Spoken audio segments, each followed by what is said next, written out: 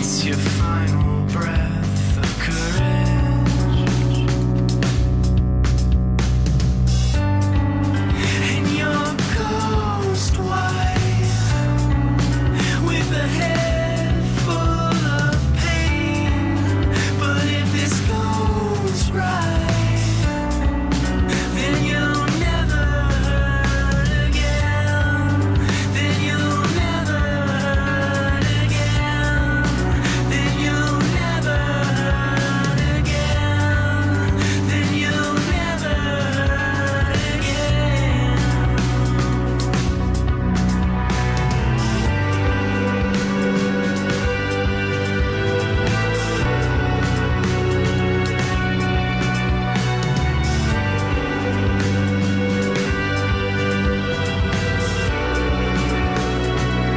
I know you've got it in you.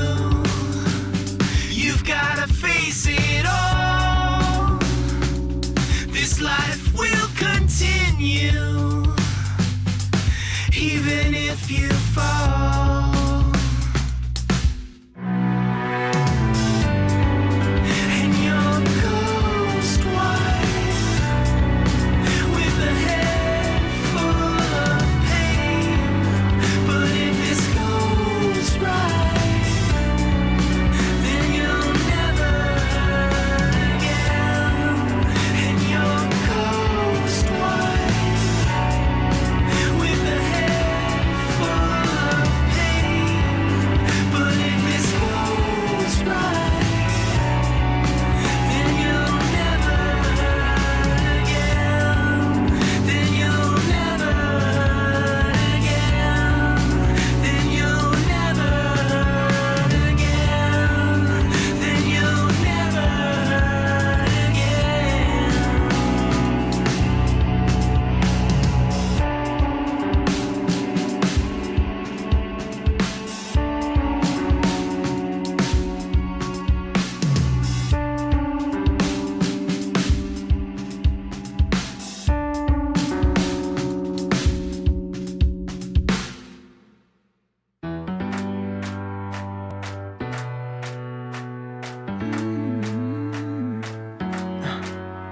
Am I wasting time?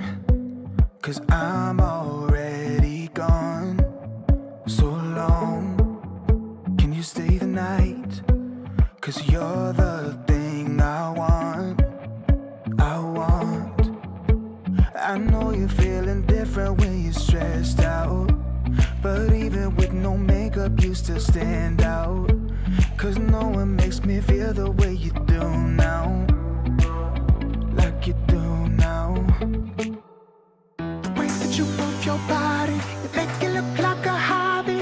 Every time that you touch me, it's electricity. Things we discovered underneath last night's covers.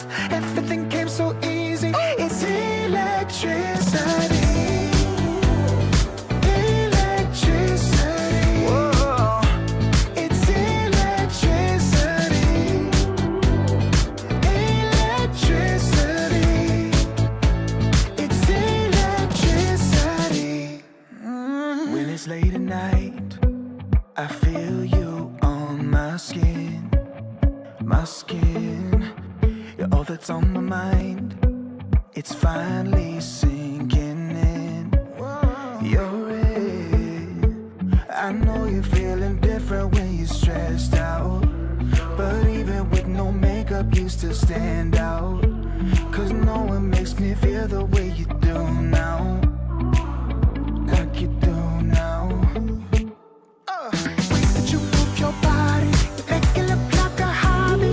Every time that you touch me, it's electricity. Things we discovered underneath last night's covers. Everything came so easy.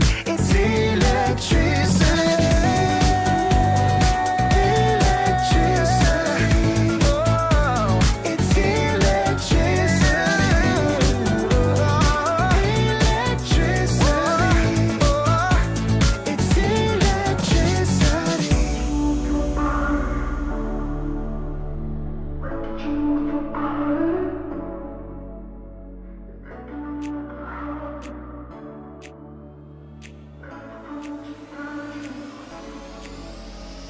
way that you move your body, you make it look like a hobby. Every time that you touch me, it's electricity. Things we discovered underneath last night's covers. Everything came so easy. It's electricity.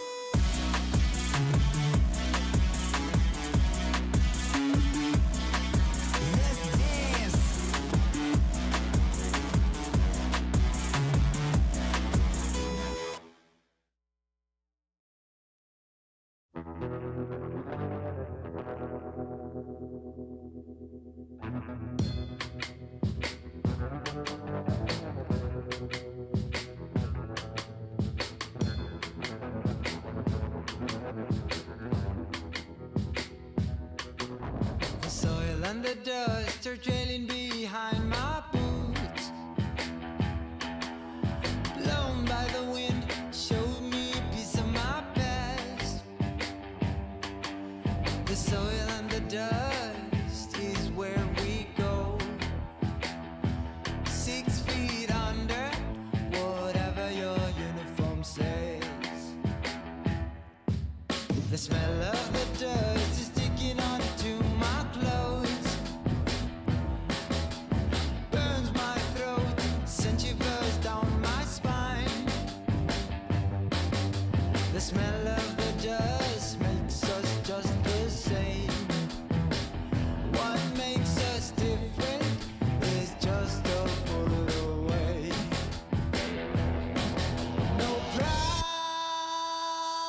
but shame.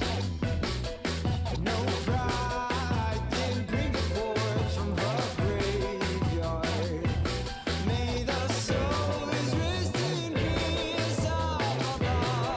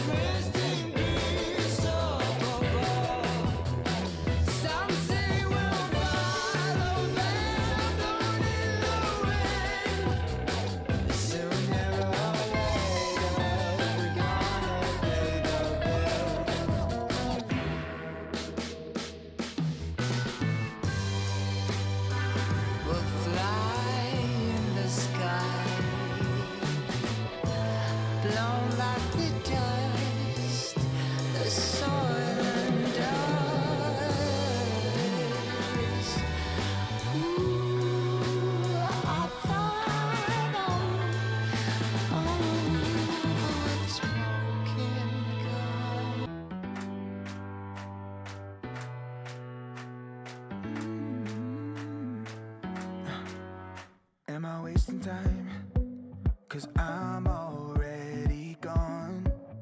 So long, can you stay the night? 'Cause you're the thing I want. I know you're feeling different when you're stressed out, but even with no makeup you still stand out. 'Cause no one makes me feel the way you do now, like you do now. The way that you move your body, you make it look like a hobby. Every time that you touch me, it's electricity. Things we discovered underneath last night's covers. Everything came so easy. It's electricity. Electricity. Whoa. It's electricity. Electricity. It's electricity. When it's late at night, I feel you on my skin. My skin, you're all that's on my mind. It's finally sinking in. You're it. I know you're feeling different when you're stressed out, but even with no makeup you still stand out. 'Cause no one makes me feel the way you do now, like you do now. The way that you move your body, you make it look like a hobby. Every time that you touch me, it's electricity. Things we discovered underneath last night's covers. Everything came so easy. It's electricity. Electricity.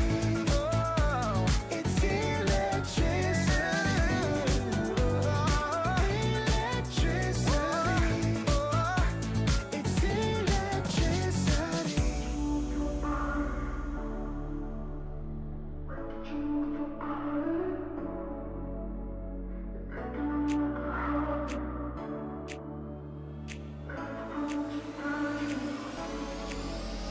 The way that you move your body, you make it look like a hobby.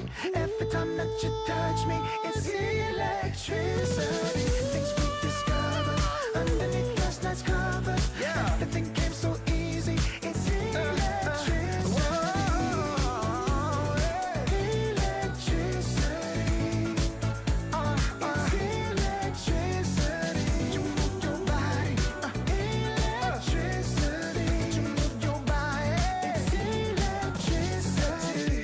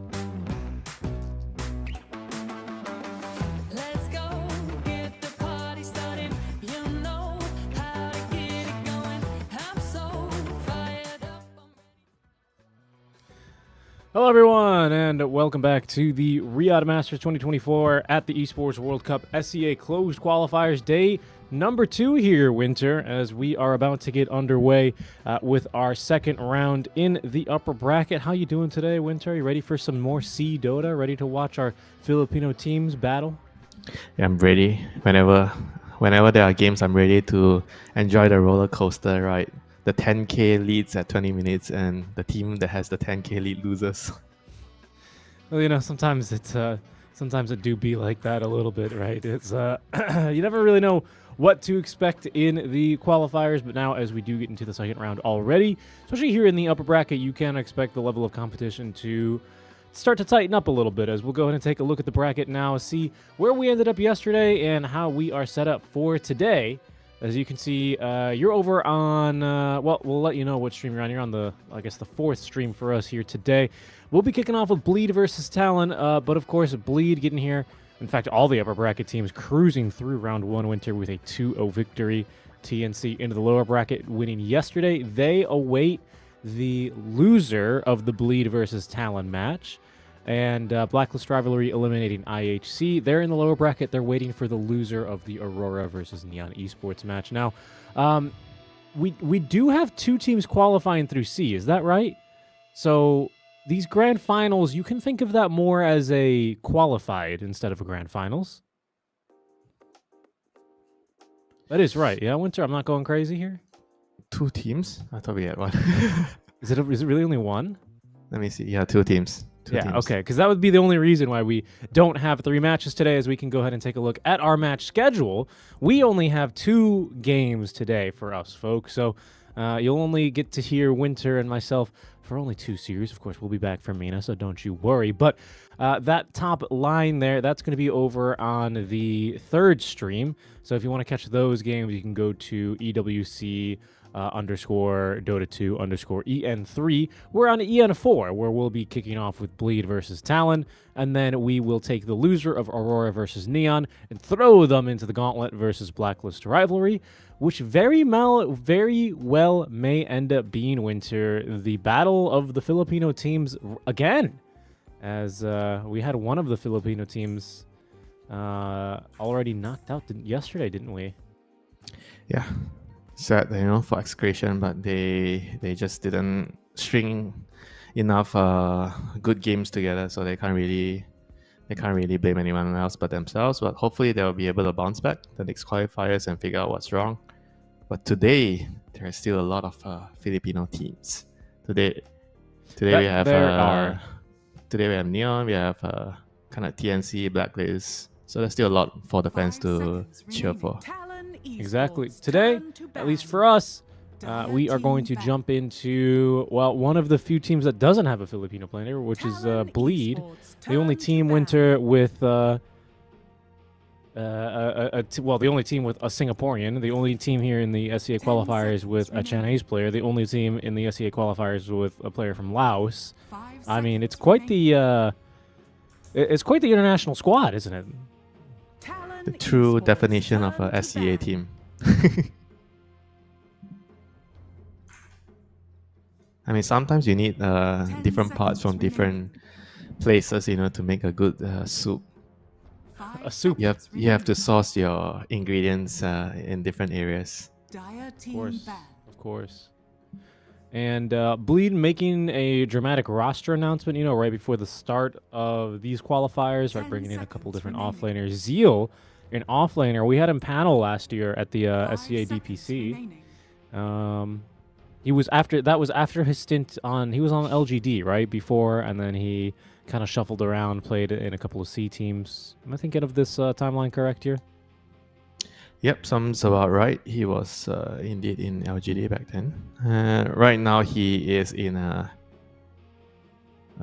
SCA team that has players from all over SCA. So this is a different type of environment for him, because usually when he plays in the SCA teams, he's always with the Singaporean bunch or the Malaysian bunch. So he's never played in an environment like this where it's so diverse. Yeah, extremely diverse. Over for Talon, right? We casted their game yesterday in round 1 of the upper bracket, so they've had time off until now to take a look a little bit more at the patch. But it'll be something familiar for them because, again, in game 1, they will be playing versus presumably a carry Tiny. This can be flexed for bleed, but yesterday Talon also played against the Tiny in game 1, and they beat it. 5 seconds remaining. Yep, it's not the unbeatable mountain, but he does run into a lot of problems with percentage-based damage. Zeus is one of them. Speaking of, yeah. Zeus, what else does percentage-based damage? We have the Phoenix, we have the Zeus, we have the Arctic Burn, You we have have Infernal Blade. Venomancer. Yeah, Venom has a Noxious Plague. Mm-hmm. That's pretty much it, right? 10 seconds. Am I missing anyone else? For percentage-based damage? 5 seconds. Yeah, I think you got most of them. Underlord, right, on the Firestorm. Oh yeah, Underlord. That's a big Okay. one. I mean, Yeah, I let think me- that should be pretty much it, right? I don't think there's anything else. I believe so. Unless one of the facets changed something that my brain isn't automatically registering. Mm. I think that's the most of them. Yeah, I mean Spirit Siphon used to be one, but they changed it. That's right, yeah. That used to be pretty crazy back in those days. Yeah, I think we've got the important ones anyway. I guess Enigma, right? Oh yeah, Enigma. That's a Always big one. forget Enigma. But anyway, now, I mean, we could go all day. I'm sure we could find one or two or someone with a talent or something like that. But either way, I mean, the Zeus is going to be one of the more popular options. No surprise to still see him contested in the first phase. Still 10 seconds somewhat remaining. surprised, I have to say, Winter, that he's not in the first ban Talon phase. Esports turn Mhm. I mean, back. if you ask me to allow a hero through if I'm bleed, maybe I would have not banned the Phoenix. You know, I think the Coddle and the TA ban are fine, but yeah, I don't know. I'm just still surprised. We're day 2 of these qualifiers and people are not banning Zeus first phase. 10 seconds remaining. What is a fair trade-off for Zeus? I kind of feel like 5 I'm not seconds really even remaining. willing to trade anything for Zeus. I just don't want the enemy to have Zeus. Like all Wait, the strong heroes right now, DK. I think Storm is pretty strong too with the mana regen. Right. Innate, The Galvanized. TA is strong, but I would not trade any of those heroes for Zeus.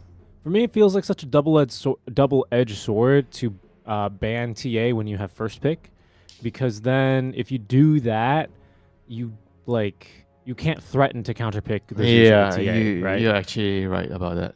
Because TA does kind of do well against Zeus in the lane. The shot is good against Zeus later when you want to Mhm. catch him before he has You blink Banta. on top of him, right? You Talon can. Yeah. Esports Yeah. turn to pick.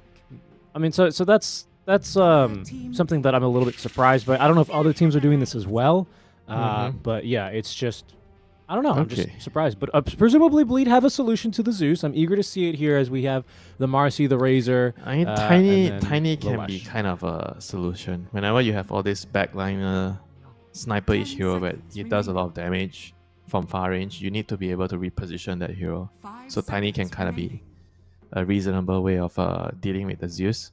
But you have to be a support Tiny. I think if you're a carry Tiny, you're not buying Dagger, then you're not catching the Zeus in most cases. Oh, okay. So the puck comes out, and that's already a hero that is going to jump these backliners, paired now with a Clockwork, plenty of jump, plenty of initiation, a bit of vision here. I'm liking what I'm Ah. seeing. The coil into the power corpse pushback. And then Yeah. 10 It's a and now setup. remaining. you can no longer force staff enemies who are 5 leashed. seconds Mhm. remaining. So that was You like have a to hidden use- change. you have to use use to defend yourself or just stand and fight. Yep. Or I guess BKB. Not if you're a support. Good Not luck. if you're a Zeus either. I think you don't usually see them build those items. But yes, the cog pushback I'll be pretty pogged if that happens. I Honestly, mean, you can easily break the leash, right? I'm thinking because you can, if you level it up at least to second point, he Talon coils, you just Esports push, turn you to kick it, the cogs over, you try to push him out of the leash, break the leash. yeah, I mean, or you hookshot in, the puck coils, and then you walk over a little bit, and then you pull them into your cogs. But because you have mega cogs now, I think you might be able to snap the coil because of the pull distance on the cogs. Yeah, Because maybe. 10 even with the seconds remaining. what is it, expanded armature, right, facet, I think you pull them in still 5 into the center. seconds So remaining. I don't know, but either way, yeah, just launch some cogs at them. Why not? Yeah, the fish man doesn't like the power cogs launch. Like a hero like Slada, he doesn't like being trapped in the cogs. He wants to be able to move around, so it's gonna be annoying for him. But the hero still has a lot of like strengths in the current meta. He's a very very strong laner. He scales. He's very tanky. I think he's just very useful in general. And I think a lot of teams, whenever they think of this hero, I think the main concern is he's very strong in the lane. And I feel like being flexible in the lanes is not really that high up in that list anymore. I think he's more exclusive to the off lane at the moment. I mean, we did see like one game, right, in our games yesterday, mid Slada. Didn't really work out very well. Dire team pick. Oh, Undying, okay. Undying Dark Wheel, so it's like I consider Undying a little bit of a Phoenix replacement in the team fights. Like Right. the Tombstone is like the egg, and combos well with the Dark Wheel. Really strong against the the Tiny. 10 seconds. Yeah, and then you've got remaining. cores with like pretty casual stuns and lockdowns. Yeah, so I feel like I don't want Tiny to be called if you see seconds Undying. He's Mhm. gonna punch you and slow you down so much you get kited. You can definitely still change it up and try and go for some ranged hero, flex the Tiny to a 4. Trying to think of anti-slaughter heroes, especially because like the most famous one of the Troll. last patch, Drow, is just dead right now. Troll's an Troll's option. good. Yeah, Troll's good against Slada. You can kill Tombstone. He's reasonable. I guess in the game he's reasonable. It works well with in the lane with Clock. If they want to put Clockwork as position 5, Clockwork Troll is strong. I want to see Yeah, what other than- Emo's been playing. Other than Troll, maybe Morphling, because you can turn into the Undying, steal Tombstone. Holy moly, Emo's been 53 matches in the last 8 days. God damn, Emo. 51% win rate. Been playing a lot of Storm, a lot of TA, a little bit of Lina, which is surprising because in the recent Fissure 2 tournament, no one picked Lina once, unpicked hero. To be honest, yeah, I mean, the puck is his. So I guess I should be looking for Jackie heroes instead. Just was curious what Emo was playing as well. Yeah, Ursa is a popular carry right now, but I don't think he fits well here. Wind Ranger at your service. Okay, so it's gonna be I think most likely a Wind Ranger carry with Clockwork. so. They want Wind Ranger against the Slada lane, so you get to deal with Slada and you get to beat the Slada. Because power shot spam against melee heroes are very very hard to dodge whenever they go 10 last hit. seconds remaining. Power shot, and yeah, Wind Ranger is a very very 5 good hero in the lane seconds for that. remaining. And Stardust kind of sucks, you know, if you lose your lane. Esports The hero turn to just... ban. I mean, you can kind of go back to stack Ancients and use your Crush. I've seen some players in losing matchups, they just get a Soaring, and you just stack and you just Crush. Yeah, that's been very powerful actually. Just maxing Crush even over the bash if the lane is really that difficult, and then Yeah. just getting stacks as you say, buying the shard early on, and then you farm like a Oh, yeah, madman. yeah. The shot is very good. Turn to Mhm. ban. With that specific build. So that is a way of recovering back into the game. But that, of course, means that it's going to slightly limit your carry pick, right? Because if you have the Zeus and a Slardar just vacuuming all the map and all the farm, I mean, what's your carry pick going to be here for I mean, Talon? Slada is not exactly going to take up 10 that much. seconds I remaining. think he needs some farm, but not like what's a 5 very greedy seconds offlane. remaining. Not like a Darkseer type, you know, or Doom, you know, that eats up a lot more. Zeal's saving last pick for himself. Do you think he's going to pick himself like a Naga Siren? Is he going to go? Has he gone to the jab school of drafting from the offlane? Nope, he's not a Naga player, but he's a Darkseer player, I tell you that. It's true, he Dark- is. 4 Darkseer matches. Darkseer doesn't feel that great here. I think he needs like a frontline hero for sure. Like, he needs to be like some team fight frontline hero. What about a Mars? How do you feel about a Yeah. Mars? Mars good. Mars is definitely something that would fit the bill. You 10 trap the Zeus, he seconds can't jump remaining. out. Right. I like That's why I was thinking about it. Other than that, he 5 plays seconds remaining. Primal. He plays the Timber a lot in the pubs, like you say, the Darkseer, the Centaur. But Centaur and Primal both banned out. So, Dire And, team pick. as is the Centaur. Talon And the Esports turn Timber's in the to pool. Okay, so he'll go with the Timber then. So 6 matches in the last 8 days, 50% win rate. And he'll go into for the Timber Saw. Seems like a very good game for the Eternal Shroud for sure. Yeah, but it means that they are playing such a very high tempo game, you know. They can't really afford to slow 10 down because their seconds scaling is remaining. not that great. in the late game, you have a Wind Ranger carry, you have Timber, Puck. 5 seconds. Everybody's remaining. kind of just wants to keep on fighting. I mean, Timber's great against the Undying and the Slada with your Rolling Death. Choose your hero. But Talon responds with a not so greedy carry. Like you said, you know, you want them to have like a carry that can run around to help, because you feel like the Zeus and the Slada is gonna vacuum a lot of the farm, and Weaver's gonna kind of help them deal with it. The bugs are very good against the Puck because Phase Shift doesn't really remove it, so you always have it on you. Strong in the lane with Undying. Imagine you have bugs on you and you have the Undying zombies on you. Yeah, losing all your HP as well from Decay. Mm-hmm. And then Undying instantly respawns in his fountain. What's the cooldown for that? It's like 480 seconds. ah, Pretty long. So I think it's fairly balanced. I think what you, he has gone for 10 the seconds rip remaining. facet. So you gave that's you the give soul. strength. Yeah, it's the soul rip 5 one, where I think you seconds give a remaining. percentage of your strength on each soul rip or something like that. I believe. Right. Let's see. Curious So to see. it how is this- it is by the way, it's a tiny carry still. At the end of the day.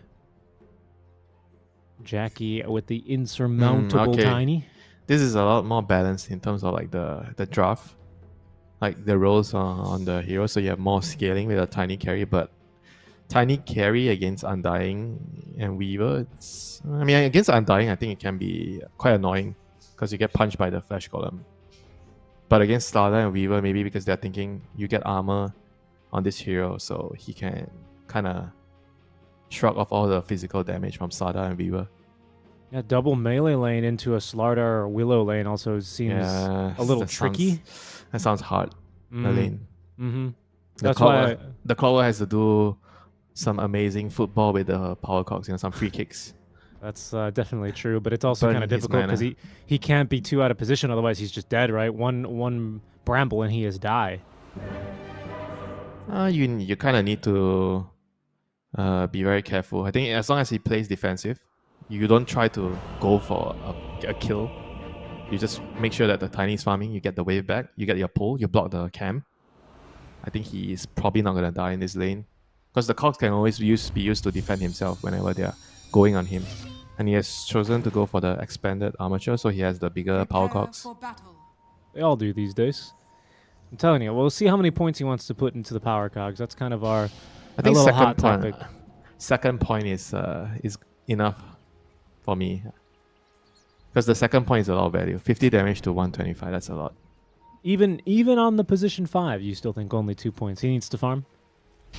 Push out waves. Yeah, pushing out waves is a pretty important aspect of the game, even if you are 5, right? Because you need to take farm on the map.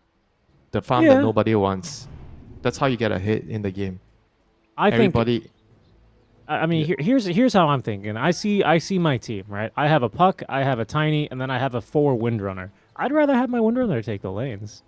Or Yeah, take but that farm. he's not gonna be able to take everything. There's gonna be something left over. You know, there's gonna be scraps somewhere. Somebody's gonna leave something behind, and I'm gonna be Winter ready. wants to farm it efficiently. Well, it's about getting as much as you can out of the map. Of course. It's not So- about being greedy. It's about being efficient. Well, what do you do, SC? I want to see what your build is and if he's going to change it up.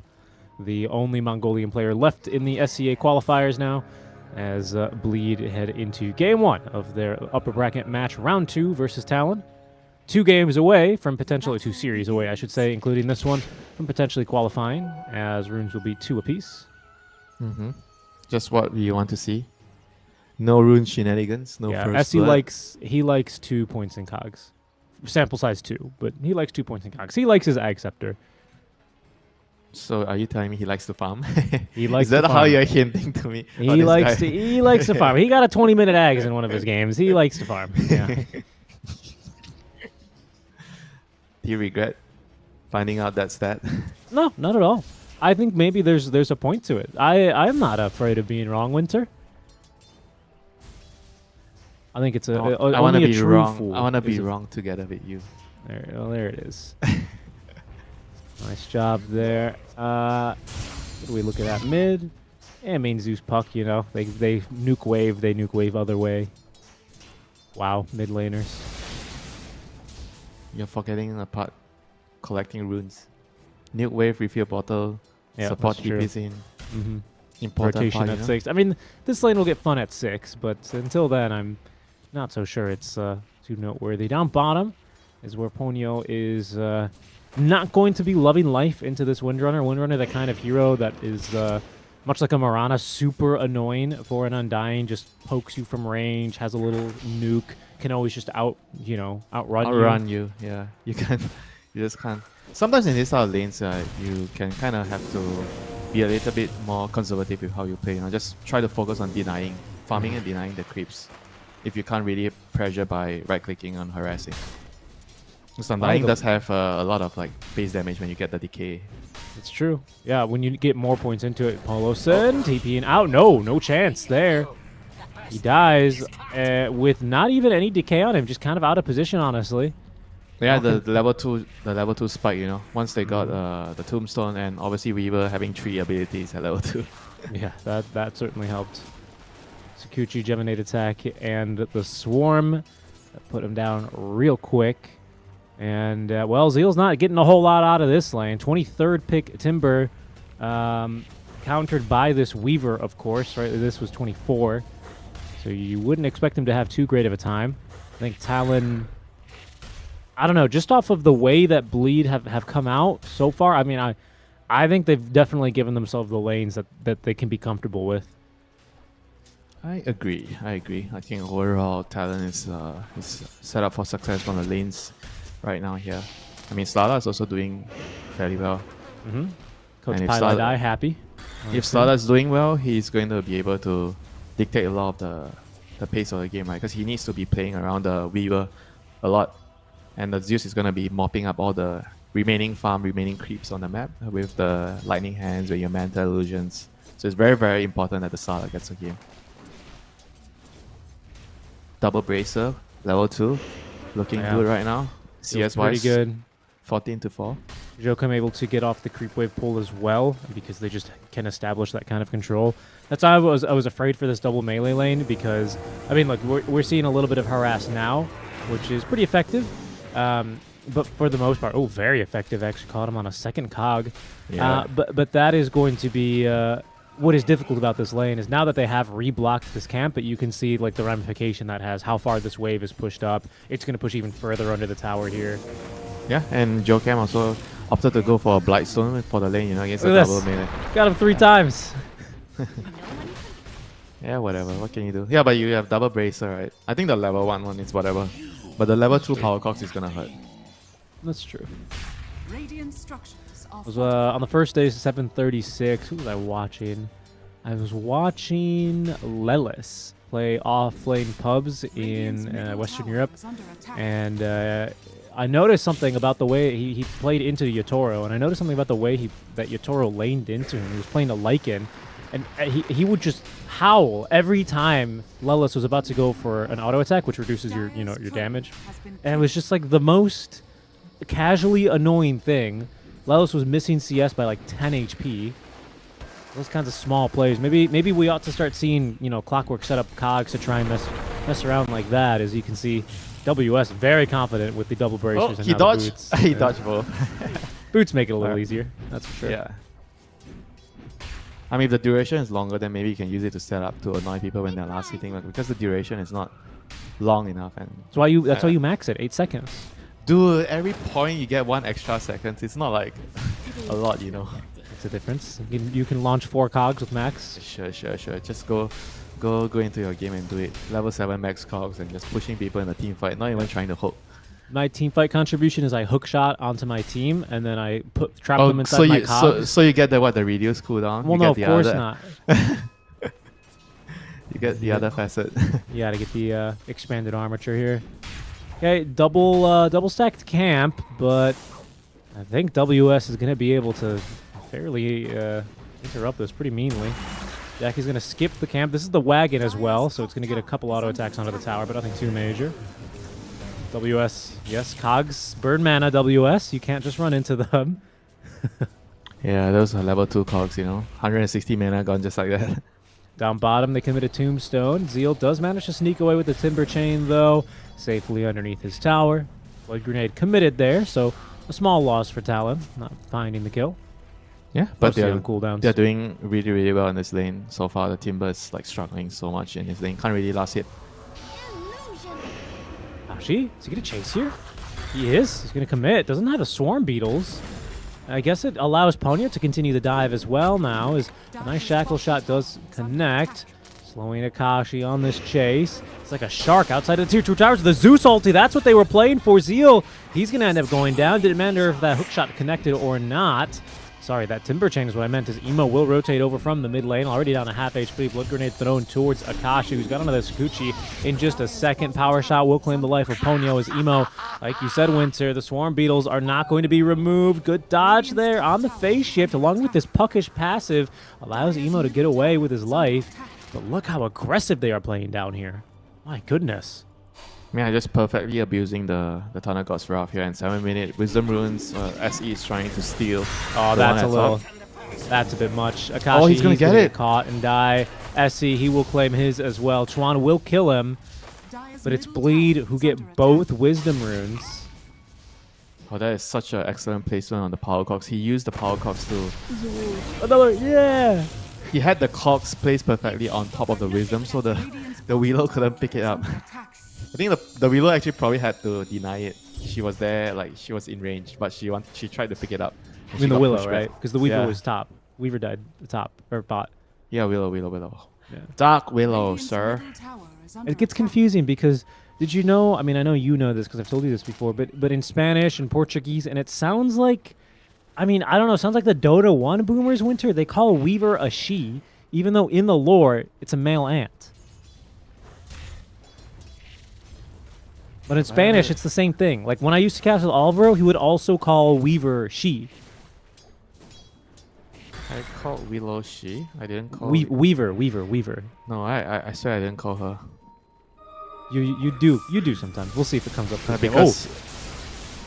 Because of the bugs, he's launching his babies, right? Oh, that's what you said last time. Maybe he's like a seahorse, you know? Yeah. The father carries the swarm. Big stack stolen here. Chuan will be very happy with that. That Arcane Rune made that very easy. Nice bump This is why you have to follow your mid laner. Because it allows them to play just like that, aggressive and WS. He's alone here. This is a result of the Zeus moving to the bot side. Yeah, well now he's top lane here with the Arcane Rune, still looking to fight. They will lose WS. Cog pushback is going to stop Chuan from chasing any further as Emo in the river, just barely escaping with his life. There's those expanded brambles that almost caught him from Joachim. Good trade-off, I guess. Radiant's middle tower is under attack. Is the stack worth more than the kill on the Slada? That's what I'm thinking. They got like a triple. It was a triple stack. Hard to say. It kind of denies away a lot of XP from the supports that were stacking it. Yeah, you're right, but also I think it gives Jackie a little bit more time to play up top lane before the Corrosive Haze is online. I mean, now it is. So I don't know how much more time. It was like another 30 seconds, but I think this lane gets really hard for him now that Corrosive Haze is ready to go. Yeah, I mean, right now, Bleed, they are struggling with the rune control, right? Because the 3 versus 3, the Zeus plus Undying Willow, they are a lot stronger at the moment. The Puck, Wind Ranger, and the Clockwork, they're not as strong. They're not so durable when they're fighting for the runes. And guess what? Akashi's here to fight as well. 4 heroes for the runes. I see, just launching over those those cogs, but That was a nice move. real actions for Akashi. Secures the rune for Chuan.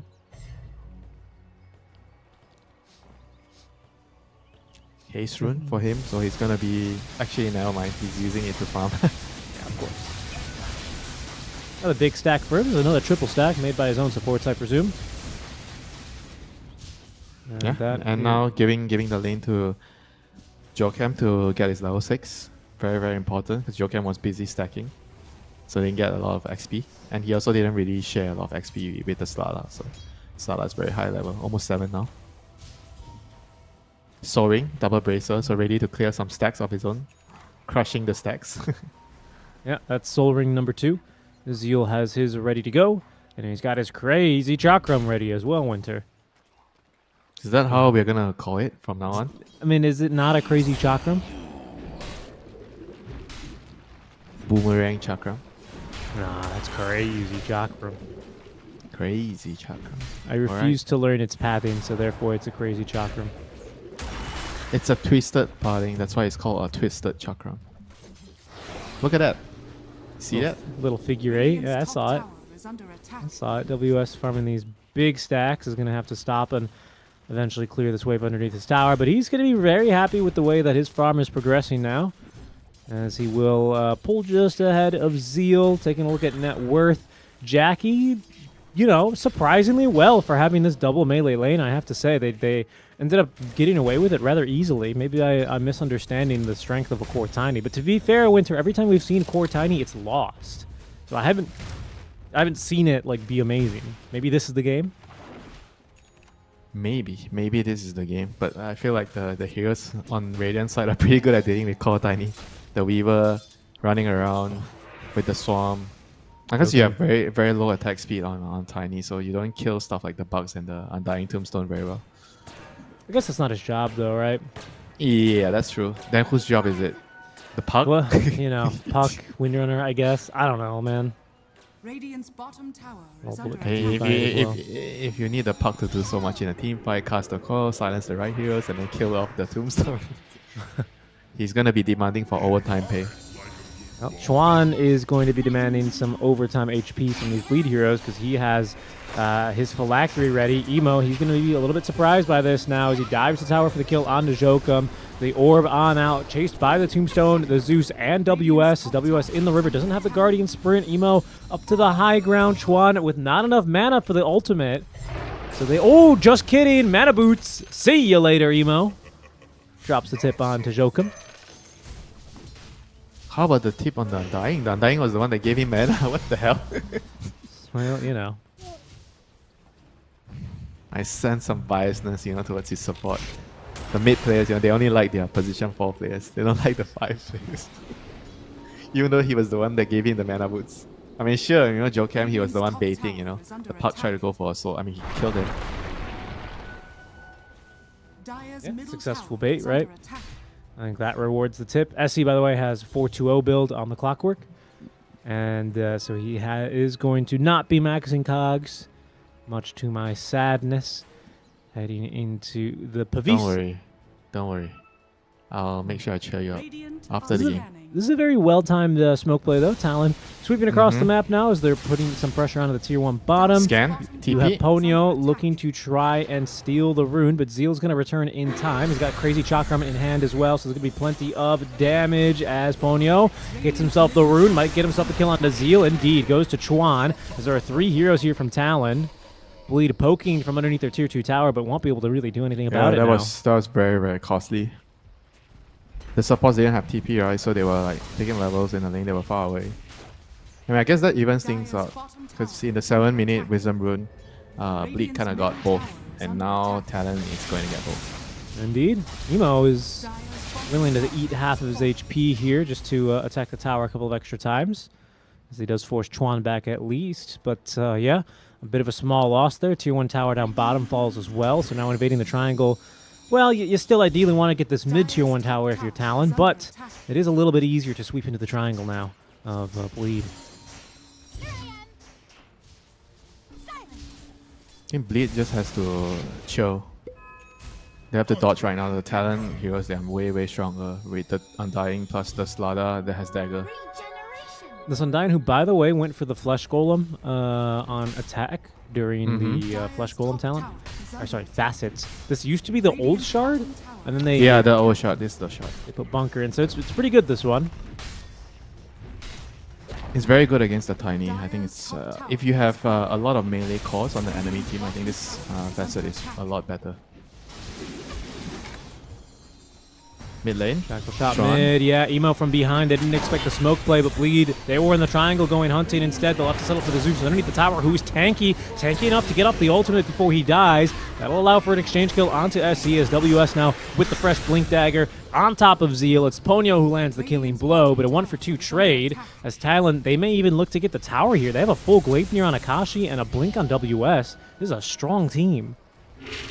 Yeah, very, very strong timing indeed. 60-minute rune, they're trying to secure it. Emo Dire's middle tower is under attack. doesn't choose spawn to stop. commit. Yeah, goes top. That would have been Slaughter quite wants the rune. deadly. He needs blink, and I mean he took a death earlier. He just can't afford to take another one and slow this blink anymore. Nope, he can't. He can't afford.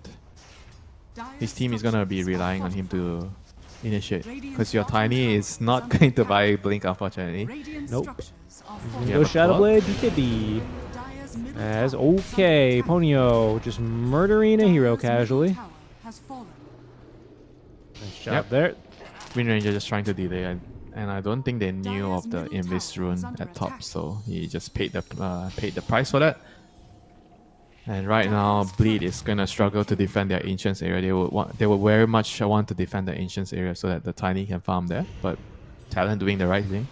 When you're in control, you have to make sure that you're taking away the most precious resource away from the enemy carry. They are Ancients.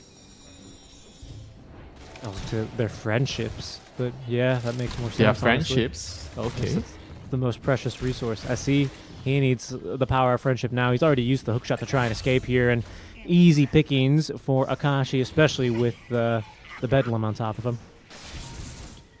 I was kind of waiting for you to say something about, okay, see what happens when you try to farm as Clockwork?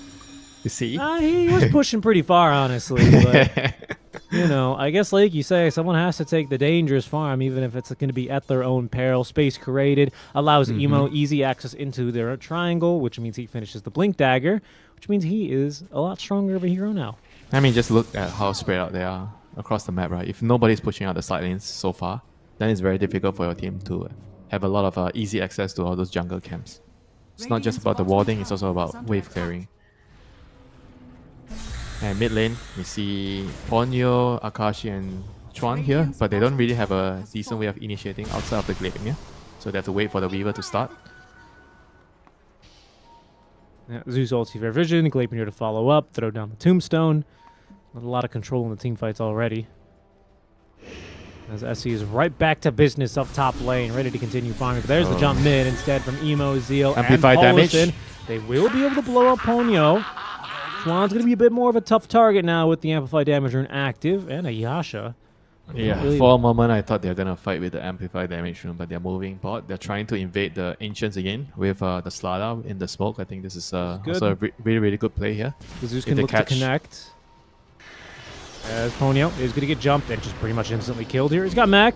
Bit tanky now, trying to run, but yeah. Emo, At WS Holy, doesn't skip egg day. Emo. he just disappeared.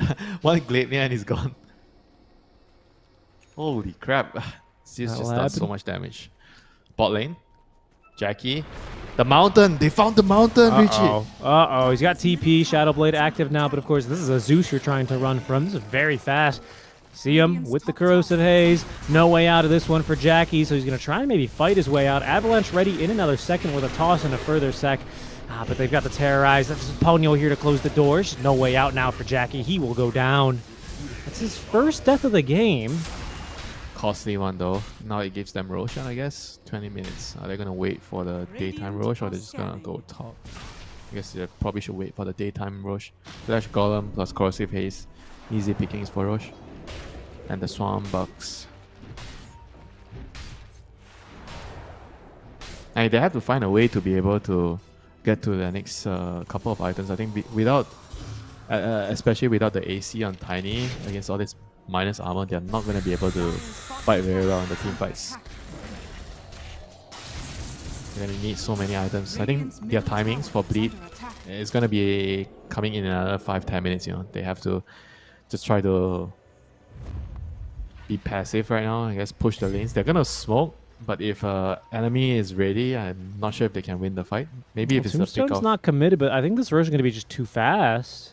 Yeah. It's a Slaughter, Weaver. Undying to tank it as well with the Flesh Golem. This is just way too fast. They're They can still far fight, too yeah. slow. I can still fight with Tombstone. Yeah, but now they don't really have the advantage. Oh yes, Talon can still fight, absolutely. In fact, I think they're going to be happy to fight Emo. He's just going to run on in. Akashi almost deleting him again that quickly. He is holding onto this Aegis as Emo. I think he avoided the Thunder God's Wrath there, able to at least eliminate the Swarm Beetle. But Ponyo mean, He's not dead. Paulson caught behind. Jackie is in deep and killed with 5 enemies surrounding him. All right, Mixed that's- signals maybe on Bleed. I don't know. It was like Emo really wanted to fight, and then people kind of got dragged on in and couldn't get out. Yeah, but that's what I felt. Their lineup is not strong right now. They can't fight without a lot more items. I think they need BKB on Tiny. They need AC. Timber needs a couple more items. Maybe the Shivas. I don't know, man. I feel like Radiant lineup, when I look at their lineup compared to the Dire lineup, Radiant lineup is just way stronger right now. And you should be dodging if you're Bleeds here heroes. You have to try to push out the map, go for pickoffs. You have a very good wave clear on all your heroes. Park, Timbers, or Tiny, Wind Ranger. Clockwork. Yeah, Clockwork too. You gotta make sure I don't forget the Clockwork. Dire's middle tower Yes, they have to just play and drag out the game. Mac will make this a bit more of a committed chase now, but WS, of course, will jump in to secure that one. Waves being pushed top in return. Yeah, I mean, so my question for you is when do Bleed, when are they ready to fight? Are they waiting for 10 a particular... minutes. Oh, 10 minutes, 30 minutes. AC, BKB, Tiny. Like I said, Shivas on Timber. Then you need Travels and whatever the Puck's gonna build later. Radiant's top tower is under attack. They need a lot of items, basically. But when it comes to very, very late game, if they can split the map and force them to go back and defend, that's when their lineup will shine, right? They can catch heroes with the core, the hook shot, the Tiny with the Shadow Toss, Blade. yeah. Yeah. So they need to force the game into that type of state. But right now, the game is not in that type of state. So Bleed has to try to huddle down and make sure that they keep pushing out the waves, keep shuffling out, try to place wards, I think, in deep areas if they can, to scout out heroes dealing with the waves and go for pickoffs. Yeah, it's a good way to stop yourself from getting dewarded by a Zeus as well. The deep wards tend to last a bit longer. Yeah, because they don't expect you to ward there. Mm-hmm. I see, killed off. Zeus ulti there, committed for that pickoff.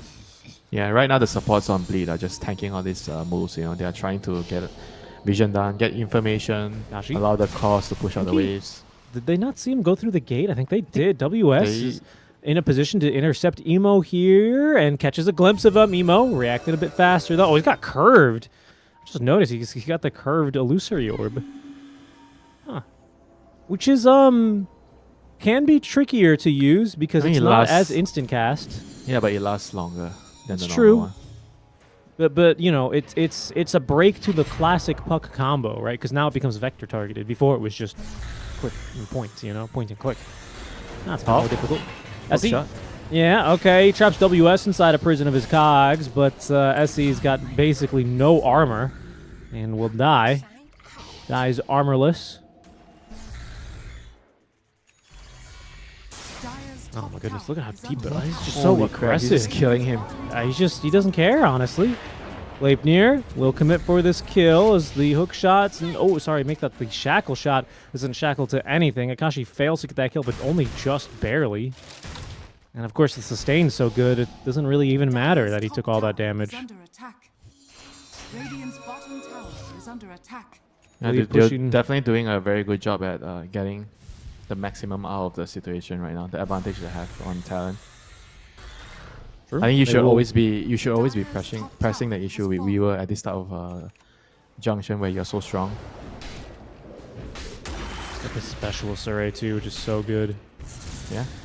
He has the Yeah. shot as well, so he clears creeps very, very quickly. And we'll refocus onto this mid tower now after demolishing the tier 2 top. You can just see everyone just kind of needing to get the items online for Bleed. They can't really play Dota right now. They've got to play the catch-up game as Paulison is going to be caught again, trying to lead them on a wild goose chase, but the shackle shot is avoided, and he is going to be killed, mech or not. Yeah, that was really nicely done by WS. Just waited for the shackle to come out before he daggered. Just waiting and waiting, and just dodges it and lands the stun at the same time. But again, you know, for Bleed, all this dash doesn't really matter as much for them. The supports are supposed to play the dangerous area, give the core the safe farm. And they've been doing a great job of that so far. Jackie, only 2 deaths as there is the Aegis being reclaimed in the middle of the Tormentor take. I don't even think we've seen Akashi use a single time-lapse this game. Am I crazy? He's just been really aggressive. I mean, sure, this is a hero that, you know, at level 2 has 3 spells, but he hasn't even used his 4 spell all game. I'm pretty sure he did. Use it at the rush, the bottom rush. Maybe. I don't think so. He wasn't even tanking it. We'll see. Use ulti for vision. Seems like Zeal's going to be the target now. As, his TP instantly canceled. No way out of this one for him. Crazy Chakra or not. Can we find more? Doesn't seem likely as SC TP's away. Jackie is dangerously close. Chuan is going to clear these creeps off the bottom tier 2. Maybe pushing another wave. No, not yet. But you do have an Undying on his tail. Ooh, Ponyo. Oh, catches a glimpse of him now.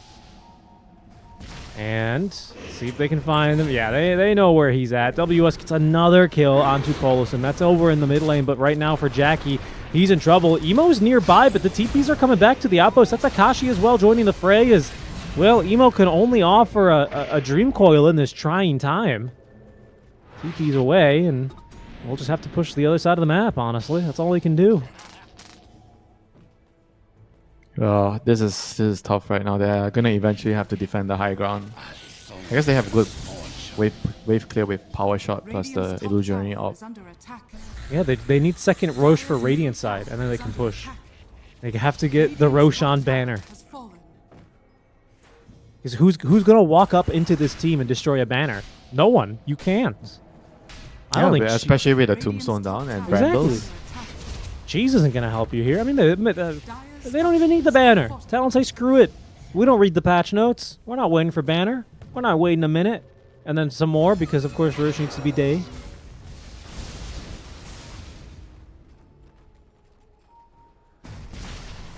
Do you think it'll be too OP if you get to choose instead of like when you kill Roche, you get to choose what you want instead of it being day and night? I think you should only get to choose if you solve like a little Roshan riddle, you know? He like when you kill him, it like turns into like oh hold on, Akashi. Akashi is just gonna 1v5. He's just gonna 1v5. Yep. Kills him in the duration of the hook shot. We'll kill him while he was stunned. Emo, he might be next as well. As okay, there is going to be the time lapse used. Can they actually take him down though? Becomes the question. As they do have him with the silence, terrorize, connecting onto 3 heroes. They didn't catch Zeal, but WS is there to cover Akashi as the rest of Bleed being forced away from this fight. Jackie, terrorized, stunned, killed, has nothing he can do here as Emo really trying to pick up that kill onto the Weaver. Does manage to blink back up to the high ground safely.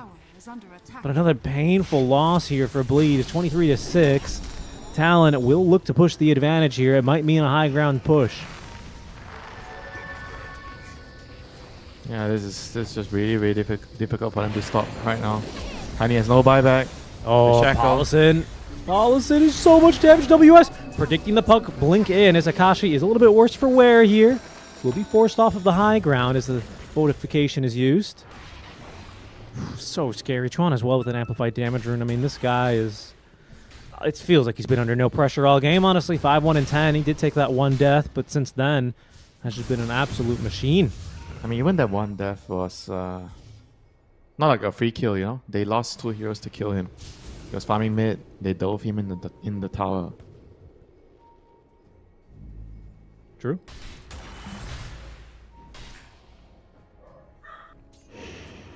Life is difficult now. Emo.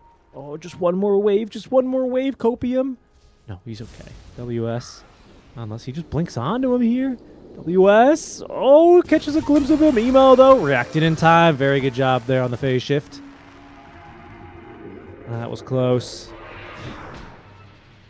They can't afford any more mistakes right now.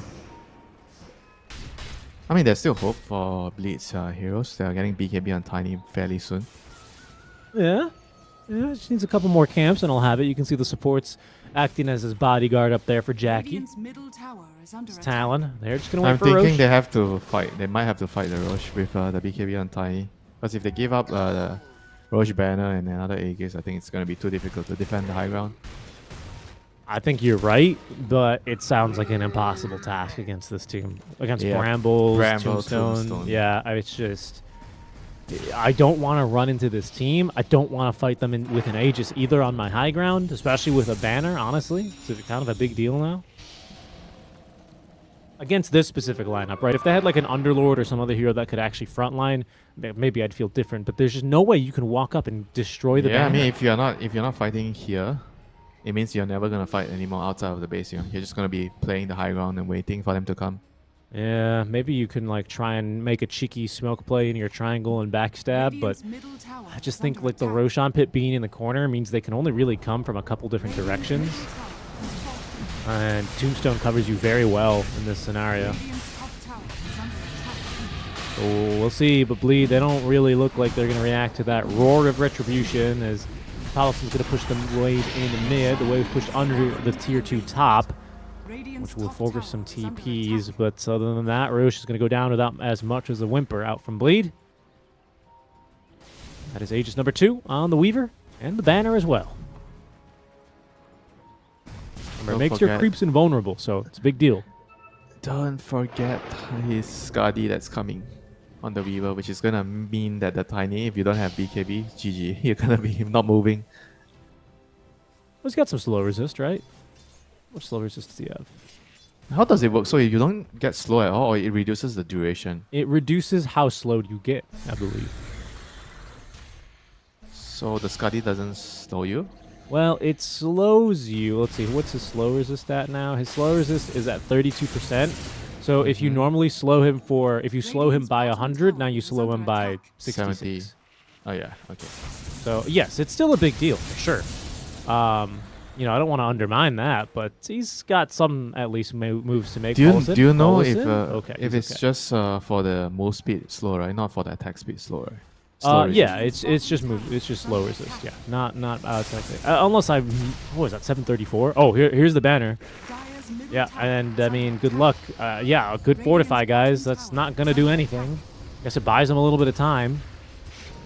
But I don't really know what the goal of that one was because, of course, they.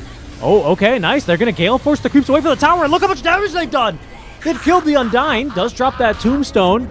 He's respawned instantly back and running into the fight. Bleed trying their best to initiate now as the Gale Force catching Talon off guard of all things. They just got that shard as well. What a play from them. They'll lose the tower, but they will hold against the Aegis. Wow. I mean, Talon is not retreating. They're Not back. done. Emo is just dead. He does not have buyback. Now the Gale Force wins, but that might just be the invitation Talon we're looking for to get into the high ground now. Emo, he died for the banner as Bleed doing their best now to hold. That was such a nice play to bait with the banner there. They know that the Dire team is gonna come out and try to kill the banner, and they smoked and they waited. Onyo, again, he's still alive because of that ceaseless dirge. He respawned in the fountain, but TP'd back to the outpost that they've captured in the Dire Triangle. As here goes Jackie, just casually tossing in the stun. Avalanche now as well, but Ponyo is just far too tanky, and Jackie dying to the Chuan auto attacks and just the Zeus abilities. Another Gale Force here as Akashi activates the BKB. SE is going to whiff wide there on the hook shot as they get the kill onto Paulus, and I think it was the Swarm Beetles. SE, he might be a flying clockwork, but he's a dead flying clockwork now. WS jumps into the Tombstone. That is going to be the mid lane of Barracks done and dusted. 3 heroes dead on Bleed, and none of them with buyback. Dire's What do you even do here? We've got a BKB on Tiny, but this is literally a 2 versus 5. Jackie, he likes those odds. He's going in. Almost gets a kill on the Jokum as Zeal chases the kill on WS, who escapes on 40 HP. That leaves Zeal high and dry. Trapped by the Brambles. He goes down. Also does not have buyback. No one has buyback on this Bleed side. This is another lane of Barracks, Winter. Dire's top Just tower too strong. is under Talon's just way too strong, you know, with the heroes right now. Bleed doesn't really have enough damage. They can't really walk in with the Tiny easily. Nemo. Okay, they force him back with the Gale Force wins. The double Force Staff out. They've only caught the Undying really with the Gale Force wins, and they just can't chase to do the Brambles. So that is going to be Talon getting away. What did it cost him? It cost him the Aegis, the banner, and the 480-second cooldown on this Undying innate ability. So yeah, they are pretty happy with that, how that turned out. And it's just too hard to kill through the sustain from the Greaves and the Soul Rip, you know. Like, so many times they were close to killing the Weaver or the Slada, and the Undying just kept everybody alive. It's doing a really good job. I didn't even need the bunker, you know. Nope. Absolutely not. And I've got He's a- not even getting to right click in the team fights, you know. So I feel like the facet is not really Oh, for very Ponyo? useful. Yeah, for in the Yeah, team I fights. think in a closer game, maybe it makes a bit of a difference. You know, if he actually has to be in the fights with the flesh golem Yeah, but I active. would argue if the game is closer, then how are you supposed to be in the middle of the team fight when the game is harder? Well, 'Cause usually the team they initiate on you, right, as an Undying, like in a close game, and then you get like 1,000 HP from your ultimate, and then you deal 30% damage by stealing next to them or amp damage. I don't know. I feel like it's like obviously an Undying sieging high ground is just never going to be good, right? Because he's not mobile. It's not his job. the thing with this facet is you want to use it to. It's not even for hitting the buildings or anyone else. It just wants to kite the melee cost. Yeah. I mean, what I'm saying, if it's a contested game, and you're telling me that if you choose this facet, you want to run into the middle of the team fight to right click whatever No, melee carry. I don't think Undying runs into anything. I think ideally, if it, in a close game, Undying joins a fight, he puts his tombstone down, ideally somewhere, decent, right? Like not a stupid tombstone, and then the enemies have to run in to kill it, and then he's there defending it with Flesh Golem active, right? And then okay, you got tombstone, but now I've got 2 zombies on your core, right? Okay, I think- then if you put it that way, then it makes sense. Right, I that's more of how my understanding of Undying is, because he's not like Slarter. He doesn't like blink and build Echo Saber to get 2 zombies on top. Like I agree, he's not that guy. But I do think there's a world where this facet makes sense, and it helps you Roche as well. And if you're gonna play core Undying, this used to be part of the build, right? Stack zombies on top of Roche to tank infinitely, and I think it's He's buying Dagonex, so he's gonna hit people. Well, that'd be fun. Now he wants to become that guy. Nah, I guess he just wants to dagger and save with the tombstone. Yeah, with the bunker, of course. I mean, what's this other one? The Rotting Mitts. It's ripped. Casting Solar on ally increases their strength by a percentage of Undying strength. So you give them a 10% strength gain of your own by for 10 seconds on each Soul Rip. I mean, which is nice, for 6 support seconds. Yeah. So what? You're giving them. I mean, I don't know. You're giving them 7 strength. What is that like? Yeah, and you get the heal, like when you lose the strength. You're getting like 360 It's like HP. DK. It's like DK. Yeah, I mean, or 1 zombie on auto attack. Like, yeah, I get it. I understand the point. I think this game, I still like it because of the melee cores that are prone to being kited. The like tiny especially. Yeah, like the tiny especially. I think it makes your matchup slightly easier against Clockwork. Not ideal in any manner. Even against Zeal, potentially, I don't know. I get your point, though. I get your point. And especially in long team fights, I would definitely want to have Ripped, right? Because then you have, I don't know, more strength stolen, right? Giving 10% of that on over is not bad. Yeah, imagine if you have a Locket with that facet. Yeah, I think Locket's just a hard item to build these days, though. Oh, emo. Oh, emo. Oh, that might just be lights out here for Bleed. You know what? That wasn't hard at all. Yeah, no. One No, stun, one bash, that's it. That was rather easy. I mean, emo's going to blink that they have it warded. Unfortunately, I think they just rotated over and caught him. Just a good read from Talon, who once again will be pushing up to the high ground. Likely for the last time this game, Winter, because there is no buyback on the puck. They have 1 Fortify here, but 60 seconds to try and burn. Hook shot in, but they hit the creep wave now as SC. He is going to get bashed up by WS, but it's Jackie who's in onto Chuan. Akashi diving, has gotten the kill on Apollos, and there's a buyback there as SC also has a buyback, but it's Jackie in trouble, in alone, who could not take this fight. It's Bleed who cannot take this game, who go down in 39 minutes to Talon in game number 1. Yeah, GG. Like very, very clean game, from Talon, controlling the game from the lanes. They got off to a really good start from the lanes. They played the lanes really well. On the side lanes, Zeus kind of did Zeus things, he just farmed. But on top of that, the supports also, after doing well in the lanes, they did a good job at stacking and stealing the enemy stacks and controlling pretty much every single rune, for the Zeus in the early game. So I think Talon just had the game from the start to finish. Yeah, just a good game from the start. And like you said, Zeus doing Zeus things. I didn't see the kill scores. Let me pull them up on my side. I mean, what was he? He must have had like 12 kills or something by the end of that game. Only 5. Akashi really was just a monster. Akashi was the true beast there. Yeah, he made a lot of really important moves. Not only just like pushing out lanes, but he also came to fight for the runes. He allowed Talon to win the rune engagements, which kind of maybe would have been a little bit more uncertain if the Weaver didn't come over, but because the carry came, so it means that Blade couldn't really contest at all. So Zeus got all the runes, and it was really important for the game. And when he got Gleipnir, he was actively participating in the fights, making sure that he's killing off the supports when they're pushing out the dead lanes, especially the Clock and the Wind Ranger. So I felt like Talon, they were in full control from start to finish. Winter Tiny seems like he's very, in the games we've seen, and sample size of 2 or 3 now, he seems like he's very susceptible to especially timing-based cores. This is the second time I think we've seen him. It's not just that, it's like the overall lineup that they built. I felt like when you have Tiny, you don't want to have a greedy offlaner like Timber, so you want to have like someone that can fight early.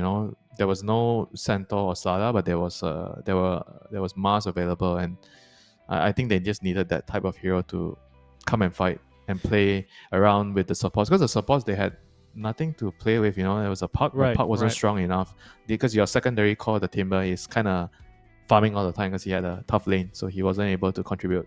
Well, what I wanted to ask you is Io Tiny used to be the classic combo back when I started playing Dota 6.84. That was still a thing when Tiny was played as a core. Why don't we see any of that today? Why don't you see like an Ogre buffing the attack speed, a Solar Crest build? It's always Tiny. He just kind of turns into a little mini AM, and we never see him in these games. You have to try. I don't know. With the new Ogre, I'm not sure if you can do that. But Tiny definitely feels like he needs like a steroid. But on top of that, I think whenever you're drafting a carry Tiny, I don't think it's weak, but the overall lineup around the carry Tiny has to be supplementing him enough space and time to get to the point of his items where he's strong enough to fight. Like his first timing will be Shadowblade Echo. He's about to come and help the team, take a couple of important fights, then buy him enough time for the AC, BKB to come out, And you need another core to help you hold on to the game when you're busy farming your items. Well, no help this time around for Jackie, as it's going to be Bleed who lose game 1. Talon up 1-0 as we do head to our first break. Stick around, guys. We will see what happens in our second game of this upper bracket match after a break.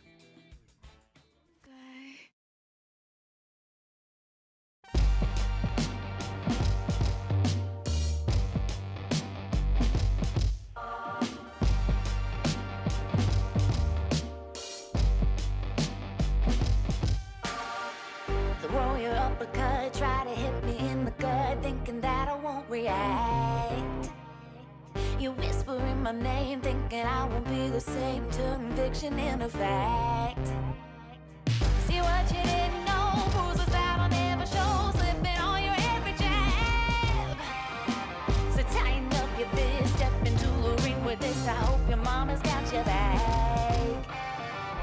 First round, you thought you would've knocked me down.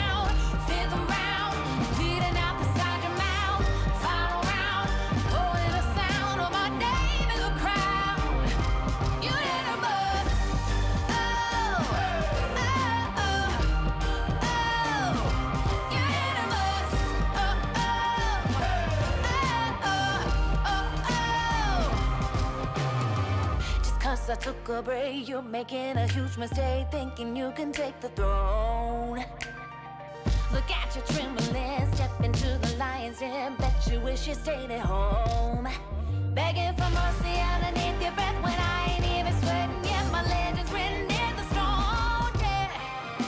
You're crying danger in defeat is now your only friend, even your mama's gotta know. First round, you thought you would've knocked me down.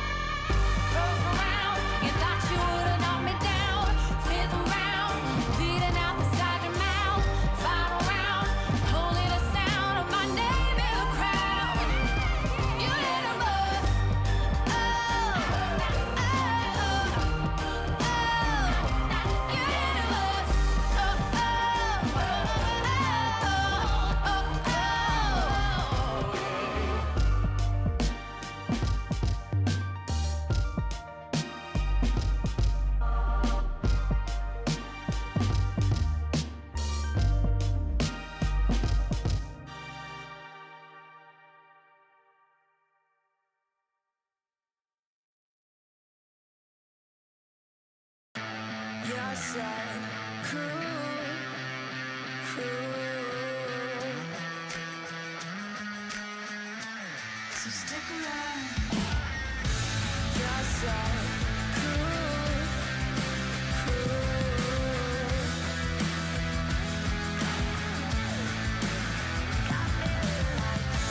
You're so cool,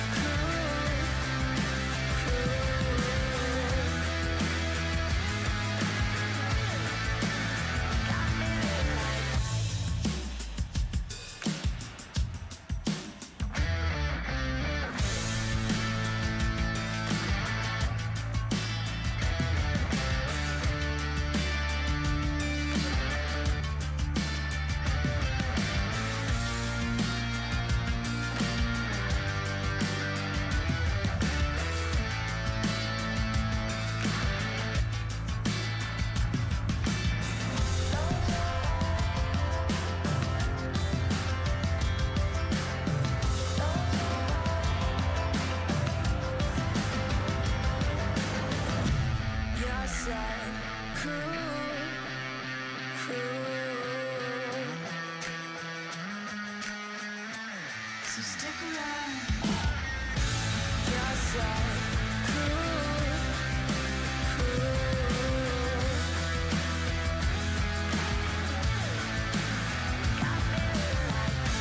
You're so cool, cool.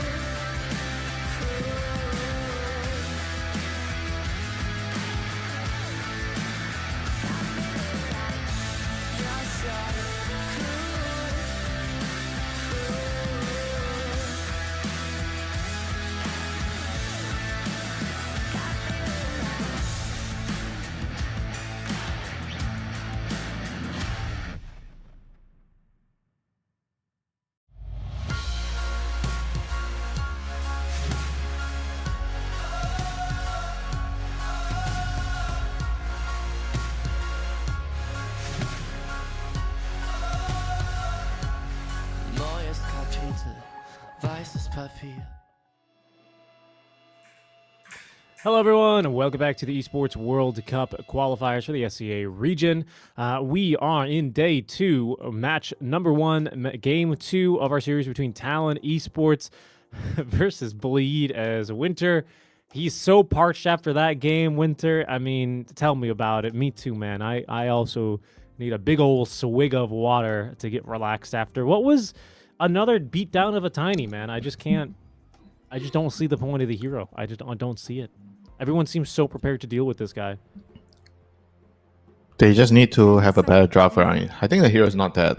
It's not bad. The hero is strong as a carry. 5 seconds remaining. You have to understand what heroes counter the tiny, and you have to try to tailor, either use your bans to remove those heroes, or you have to draft your heroes to protect against the other heroes. I think overall you need to have a lineup around him. I think picking a Timber often is not making a draft about the tiny. Radiant team ban.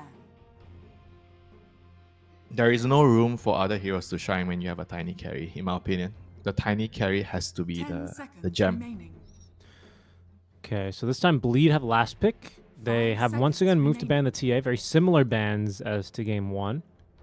But I feel like Bat Rider's been in the first phase of bans for like half a year now. Am I crazy? He's been very good for a long time. Yeah, ever since they changed the flame break, Right. I think, yeah, he's a very strong support hero.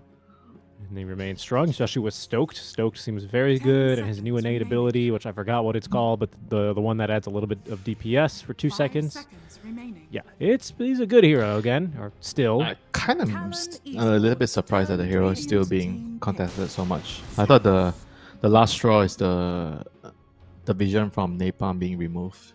That's I thought true. that actually made the hero a lot more weaker. It was a big nerf. That's a big nerf. But I don't know. I mean, he's still being first phase ban alongside the other usual characters we have at this phase. As 10 no seconds surprise, really, another first pick Zeus. You think Chuan's gonna get bored of 5 Zeus? Is he like, seconds give me my SF? Let me ask you a question, Richie. Do you get bored of winning? Yeah, What? Answer me truthfully. it's true. God I damn do it. get bored of winning.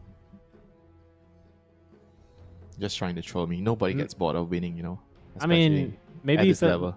maybe if it meant I would be qualified to an event of this caliber, I probably wouldn't get bored of winning. But that's probably why I'm not a Precisely. competitor. Precisely, Richie. I'm built differently. Esports turn to They're just built to Enchantress. troll me.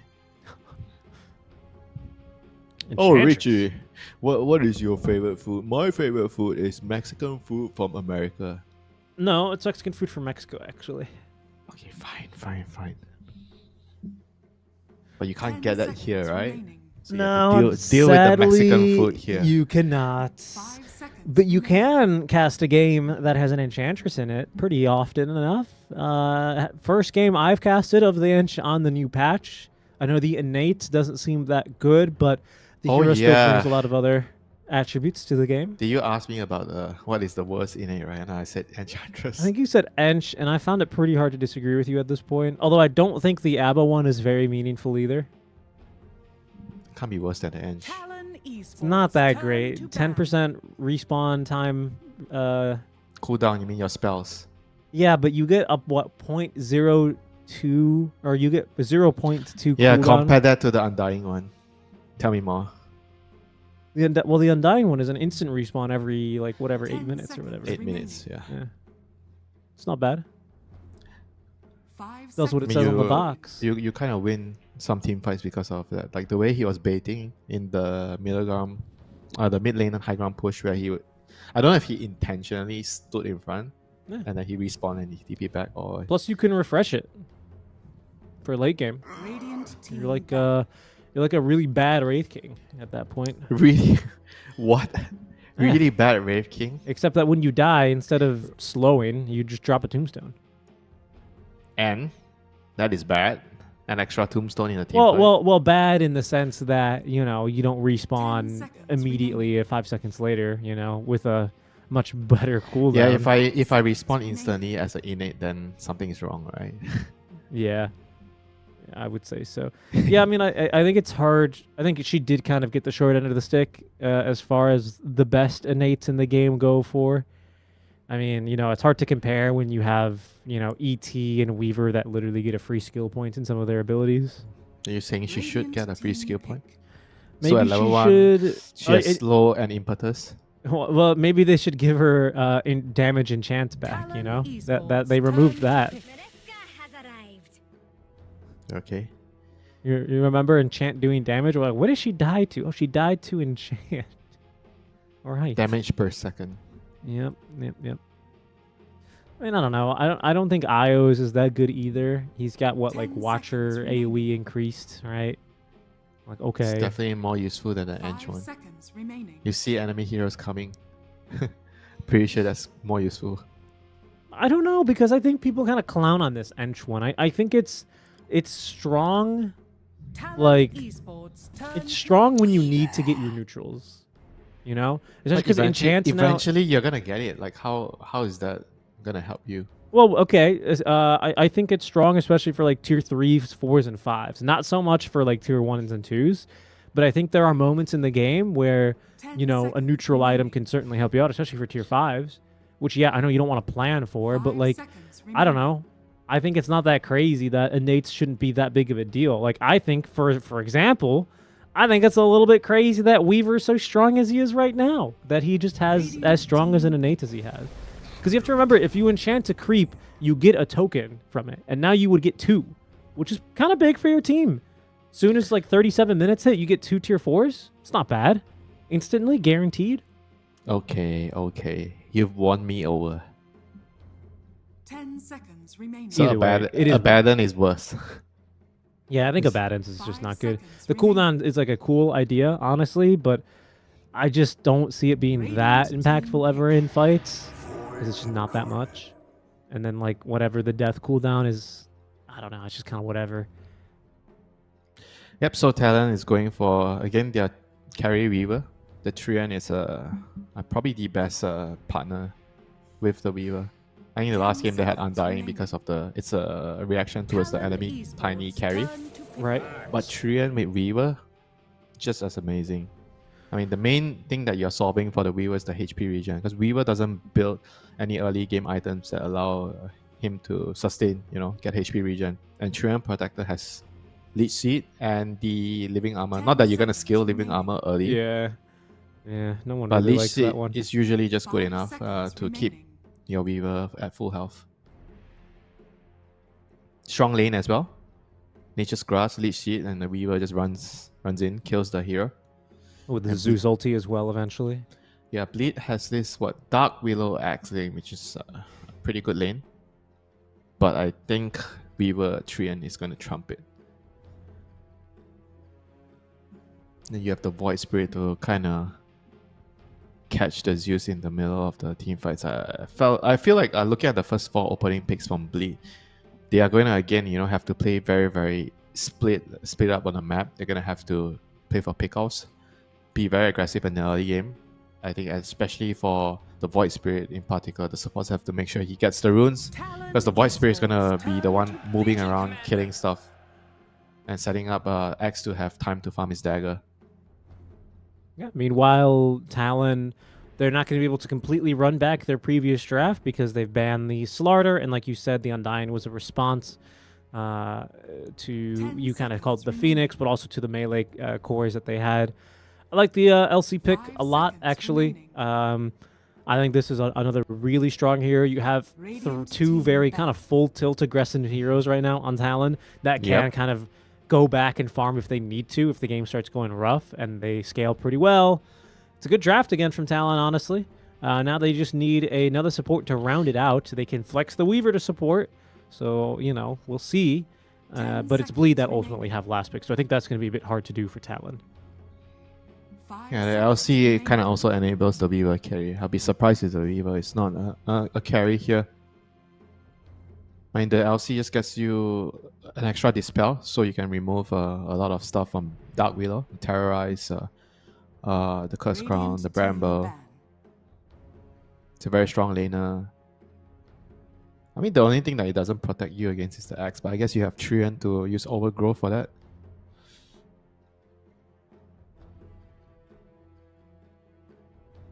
That's true. Yeah. The LC also kind of enables the Zeus for pickoffs on the map, because you have the Thunder God's Wrath, so you run around.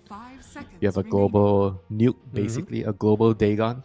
You got 3 heroes really that give vision for the LC, which she absolutely loves. The Treant with the Shard, Weaver, Sakuchi, and then Zeus ulti, or just other vision spells.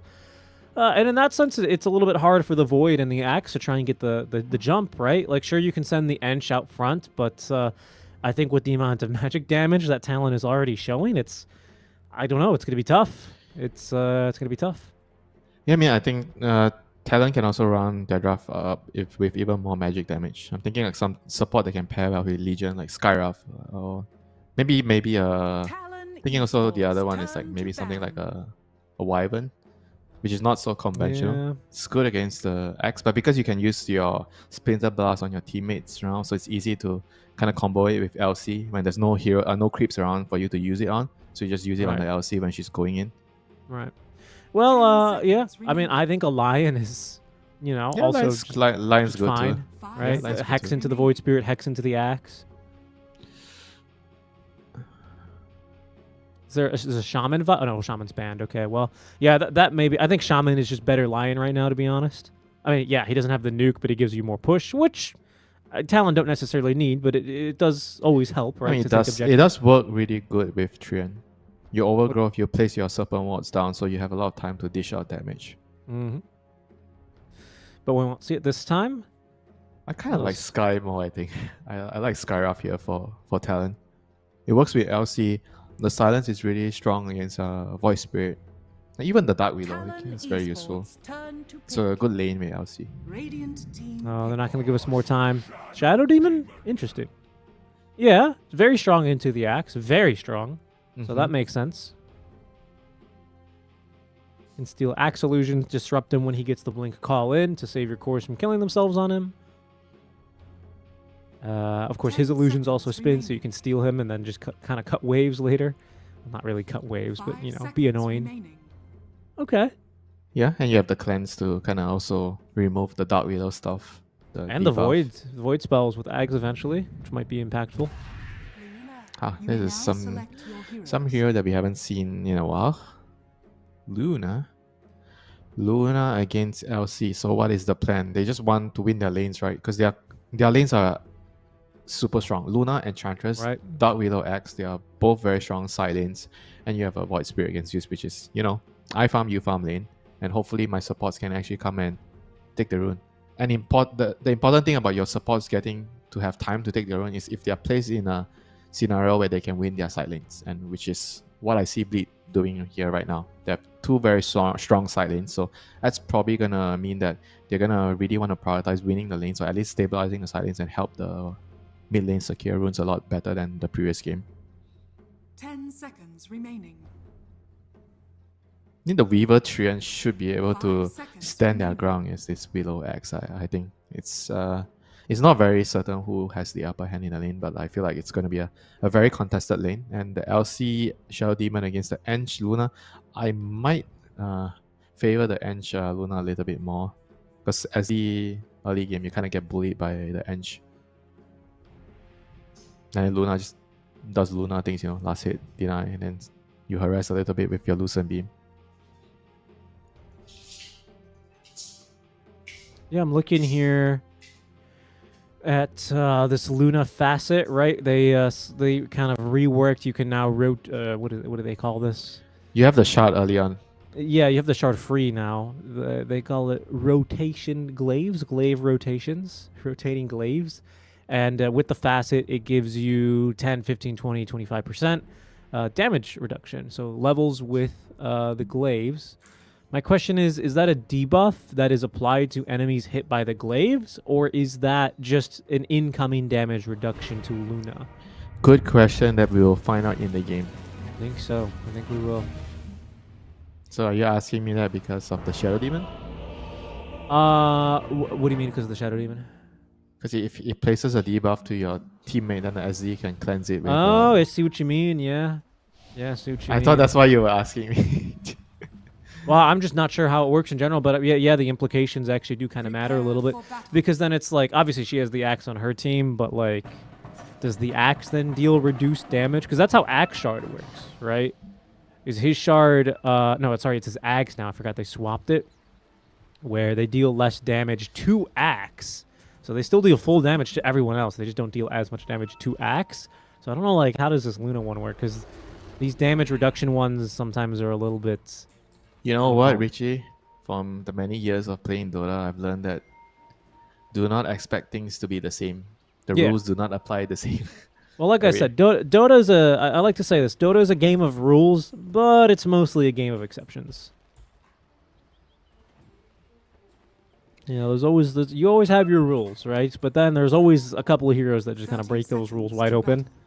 Anything you explain in Dota You always have to be like, but But Gyrocopter can sell the items yeah, back. exactly. But Gyrocopter can sell the recipes back, and he can disassemble things. Yeah, that's. very true. But Doom can actually sell the items back for 90% of the cost. BKB is really good. It makes you damage immune for basically 90% of the spells in the game, but a couple of heroes have things that just completely ignore it.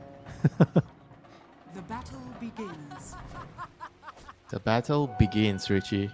Runes 2 apiece. We're not going to start off anything too crazy. Early on, Bleed, we're trying to cut the trees down for the Tree and Protector. Talon, they kind of read that move, but they weren't already there to punish the axe. And to be fair, Zeal also kind of, he read that move coming. So he didn't really get to cut down any trees. In return, he doesn't die. And then no one really fights over runes at the end of the day. I kind of miss those days when Trian was picked every game. You see like teams just bringing 4 or 5 heroes to cut the trees, because when you're playing against the Trian, they know you're coming to cut the trees, so they'll bring a lot of heroes to defend the trees, And then the team that wants to cut the trees needs to bring the whole team over. And so here we see in the lane Ponyo choosing to go for the sapling. Yeah, I like this a lot more. I mean, obviously this is by far the better facet compared to the other one. This does mean that he doesn't get the regen bonus in lane, though, from the trees, I believe, right? And that on the other facet now, or did they just remove No, that? that's the damage. What is it called? It's primal power, 5 base damage per level. I mean, I don't think I'll ever get that. I mean, the one nice thing about being able to plant the tree on the ground, it works with your guys, right? So when you have your shard, you turn invis. Right, yeah, of course. And then you can really use that to cross a lot of areas on the map, especially with your grasp. Yeah, it's good. I just can't wait to do it on the ground, plant a tree, and then my Monkey King jumps on it. Mm-hmm. And then you eat the I cut tree. it down. Yep, of course. It's a classic. I put you in this world. It's like the mother. I put you in this world. I can take you out of it, Monkey King. Here goes Akashi right at the classic level 2 power spike when you have 3 spells. Don't you think it's so unfair that some heroes can have 3 spells at level 2? I think it's just unfair for Weaver because they all work so well with each other. Like, even though this Geminate attack's only 5 damage, sure, it's not really that much. Just the fact that you get, well, it's a 5 bonus damage. I think it adds up with the swarm. And everything. Yeah, exactly. That's what I mean. It's because it all synergizes. That's a bold call from Zeal, but it'll do a little bit more damage to Ponyo, forcing him to pop a bit more of the regen. So you're saying that it should be... one of his spells should be weaker, right? If he gets like 3 spells. I mean, I know it's already weaker, the Gemini attack, but I think the other 2 spells also is way too powerful at level 1. Yeah, honestly, I'm not really sure how you fix it, to be honest. And then you get the slow on top of it because of the passive. Yeah, I just think it's too good, honestly. Like, look at Paulson. Like, what do you do here? He literally has 3 spells. He has no mana, and he's just going to die first blood. I mean, this is a strong lane, we have to say. This is a really, really strong top lane. I know we talked about Bleed drafting for strong lanes, but Tree Weaver, ooh, this lane kicks butt. Yeah, I think I retract my statement that I felt like this might be a contested lane. I'm wrong. The Weaver Trian is just winning the lane too easily. Yeah, I mean, I guess we'll see, right? Emo, at least, I mean, he gets a bottle refill very early on. Sure. As a mid laner, I get a 3-minute bottle, but that just means your side lane's not going well. Yeah, I mean, essentially. So I'm not sure. You know what? Is Vanguard that bad of an item that Zeal can't even consider on an axe this game? Seems kind of good. Who buys Vanguard? Nobody buys Vanguard anymore. I don't think I see anybody buy Vanguard anymore. That's what. SC is gonna die. But that's what I'm saying. Is it really that bad still? I know the item did not get buffed, but it seems really good for the lane. Especially this lane. I mean, even Bristlebacks are not buying Vanguard. I agree. But I'm just saying, I'm of the belief that almost every single item in Dota has a situation where, it could be viable. And maybe this is it. With this axe. I don't know. I like that you're always thinking out of the box every single game. Yeah, well, it gets me into a lot of trouble usually. I wonder if I can make this work, This game looks like a good game to try this specific thing out. I mean, does it not? Versus a Weaver, right? What better way to punish him Blade Mail. Can't argue with that. That's very true. Yeah, this boy do be squishy. But look, I mean, what is Blade Mail going to do? I guess Blade Mail would kind of stop this in its tracks because Zeal, he is died. He's got rid of the Swarm Beetle and he will live. Just Dude, barely imagine underneath he his just tower. almost died from that. Holy crap. He can't lane. Yeah, I don't know. Dire's I really don't know. structures are fortified. Maybe a Ring of Protect. No, he just wants the phase boots. Fair enough, honestly. Just get the armor from the phase boots. Is this maybe a lane where like going for 2 rings of protection over the bracer might be better? You know? Yeah, I don't think it's gonna help that much. I think it's just too hard. sucks. Weaver's just too strong in that lane right now. Yeah, I think you're Yeah. right. How about WS? Is he also doing well in his lane bot? He is not doing so well. Luna is winning the lane. So both the carries on both teams are doing really well. It's Luna and very, very powerful lane. And like I said, the SD is not the strongest support for that lane. So you kind of get bullied by the Ench. Why does Akashi... How come it says... Hold on, does he really have level 2 Geminate attack right now? He's level 4. He's got 1 point in it. Yeah, what the hell? I think it's just bugged, right? It's- It's just bugged. It's just bugged. He does have the 1 point in it. Okay, that's already the Zeus ulti, but Emo is able to escape. That's what the bottle refill adds up to. So I'm just confused. It's the UI that looks confusing, right? Because now it has 5 skill points.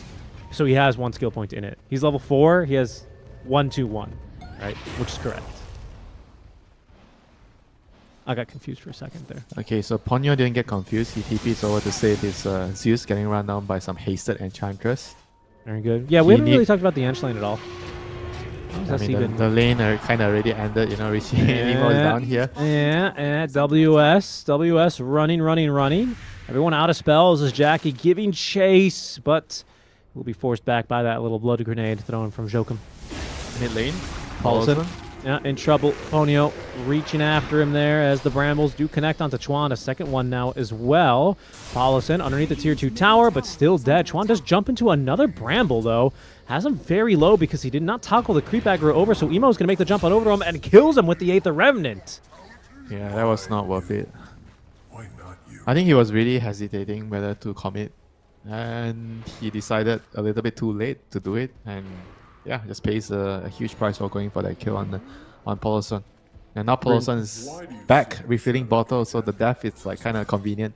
Runes for 1 apiece. By the way, we need to mention Jackie has 21 denies right now, just to kind of show how well that bot lane has gone. So this Luna pick seems to have worked out so far, but obviously Weaver is a completely different beast as he gets a kill and maybe even now looking for a second. Zeal does have call as Akashi's going to use that time lapse early on here, just to make sure he stays nice and healthy. And just to make sure Mr. Seek and Strike is not going to say that, oh, he didn't use time lapse. Yep, you know, he used it. He's just testing, you know, making sure it works. Making sure it works, you know, it's just such a SCA thing, you know.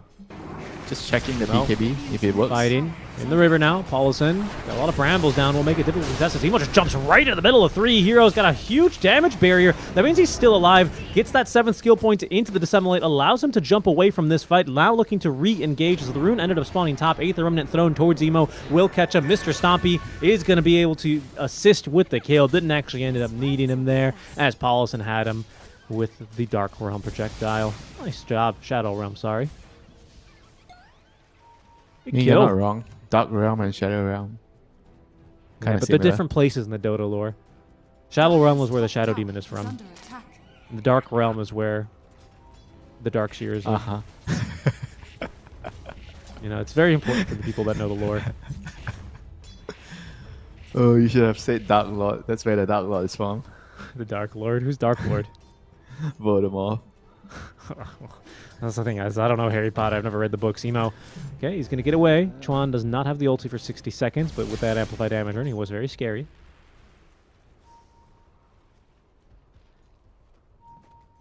I mean, so far so good for Bleed. You know, Zeus used 2 ultis, didn't really get any kill from it. Yeah, well, he's going to try bottom now. SC. Oh, no. Get out of there, little Satyr Banisher. Scanning. There he goes. Killed off. Satyr Banisher tanking the smoke gang. Nice move. And here comes Akashi with his gate ganking the enemy carry. Yeah, he does this almost every game.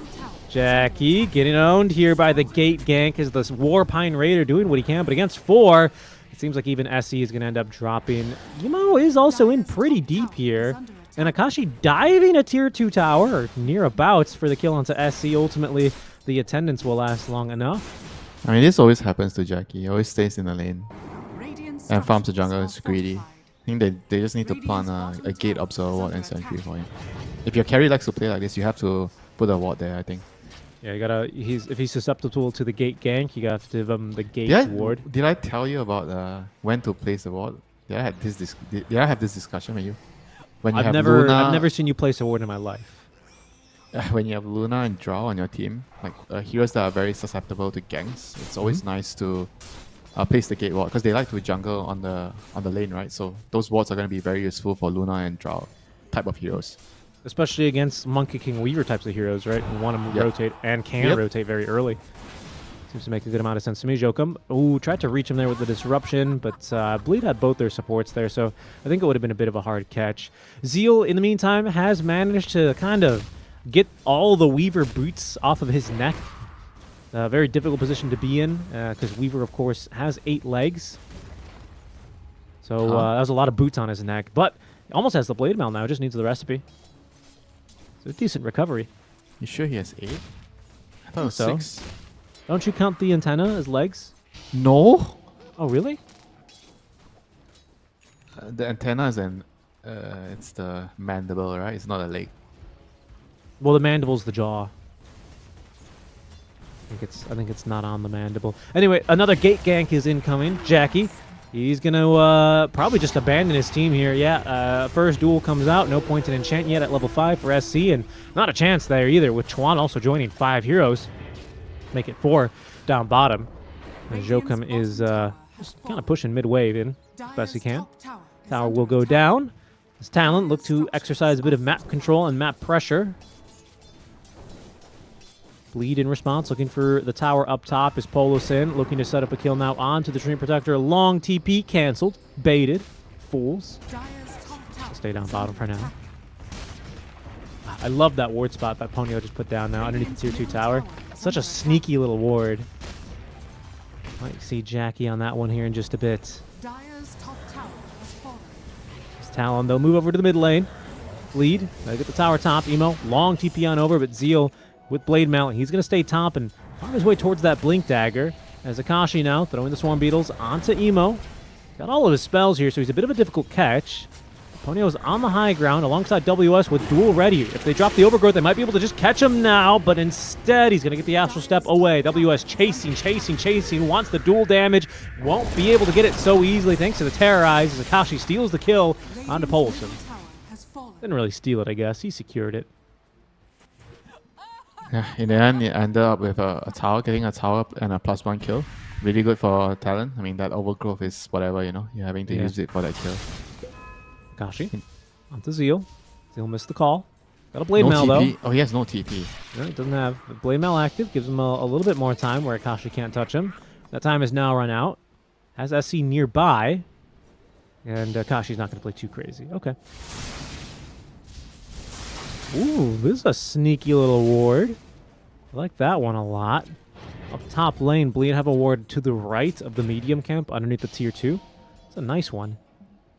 It's unlikely to be warded by, de-warded, sorry, by the Zeus.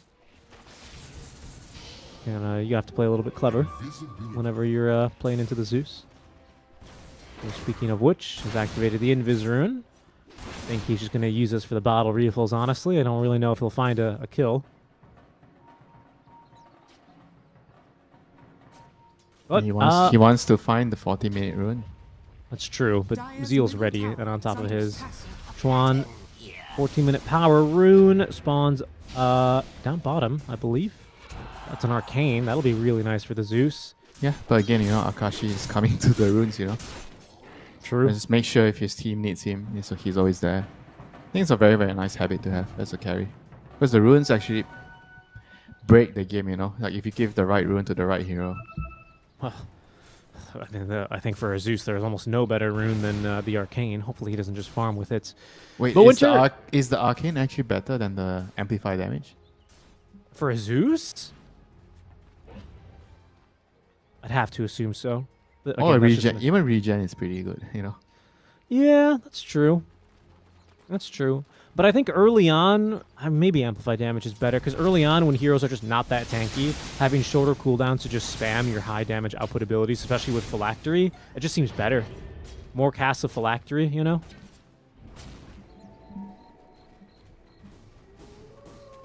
And when you're planning to move around, the TP scroll definitely useful with the Arcane rune.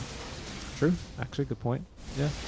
I think you can probably be a little bit more efficient with an Arcane rune, but a DD rune or an Amplify damage rune probably allows you to kill faster. Zeal, he might be in some trouble here. He's so close to the Blink Dagger as well, as he realizes he's in a bit of a tough spot. There's the Overgrowth. Swarm Beetle's applied. Chuan TP'd on through with this Arcane rune now active. He's deleted. Absolutely deleted Winter. And that will set him back not too far, but a little bit off of his Blink Dagger, which he was just about to finish farming. Yeah, that's a huge kill on the Axe. I think he got a little bit too greedy there, wanting to take the wave in front of, so near to the tower.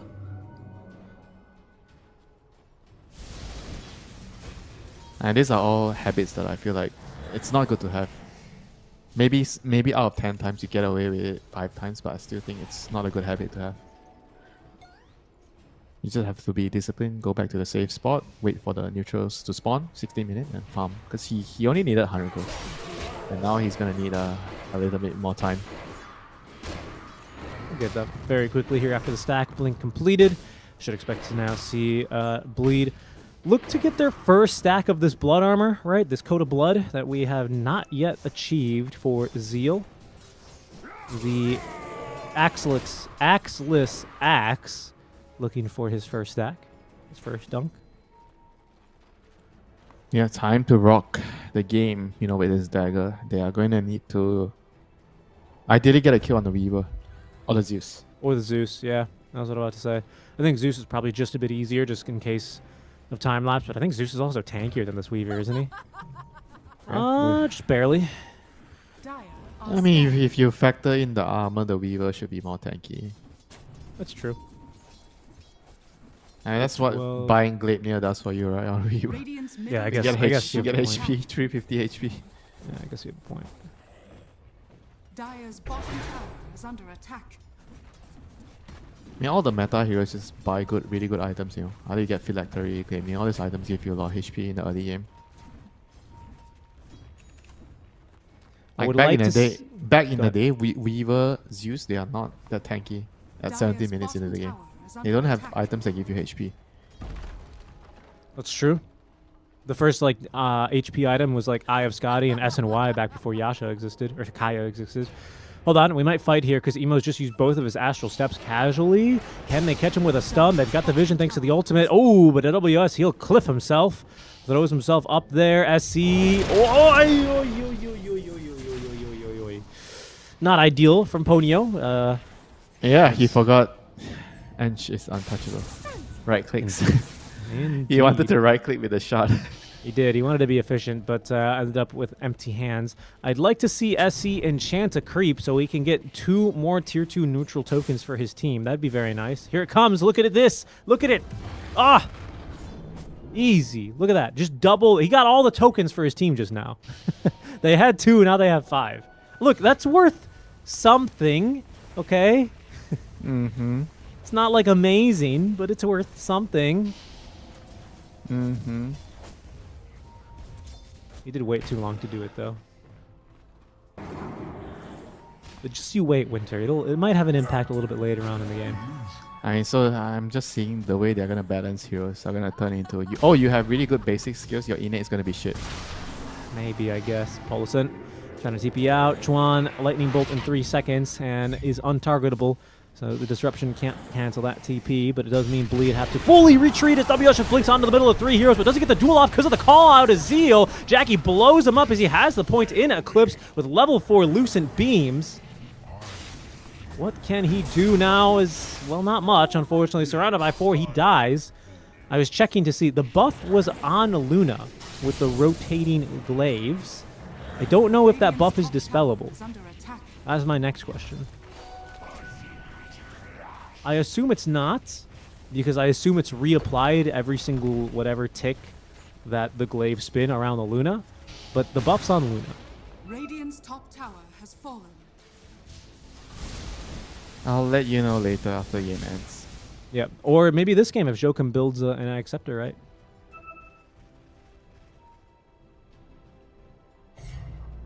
I guess he doesn't need the acceptor. I mean, you don't does need he? that. Yeah. You got me 'Cause thinking, like, huh? It's just a Acceptor dispel. under attack. But maybe it's on the break, but it can't be, right? Can you break facets? I But don't you know. can break the passive spells. You can break glaive. Because it's a passive. Oh, so then that would And work. it's tied to the WS. passive. Once again, going for the duel this time. Doesn't get it. He actually just doesn't get... I mean, he gets the kill, but he doesn't get the duel bonus damage. It's okay. He's not too upset about it. You have a Zeus and Viva. They are supposed to carry you. It's true. And Zeal did not get the kill either up top, so he didn't get his Code of Blood either. Did get a really good call to stop WS from dropping a duel, but in the end, didn't matter either. So neither one of our offlaners, infinitely scaling offlaners, are scaling too hard at the moment. WS was just the one single duel victory.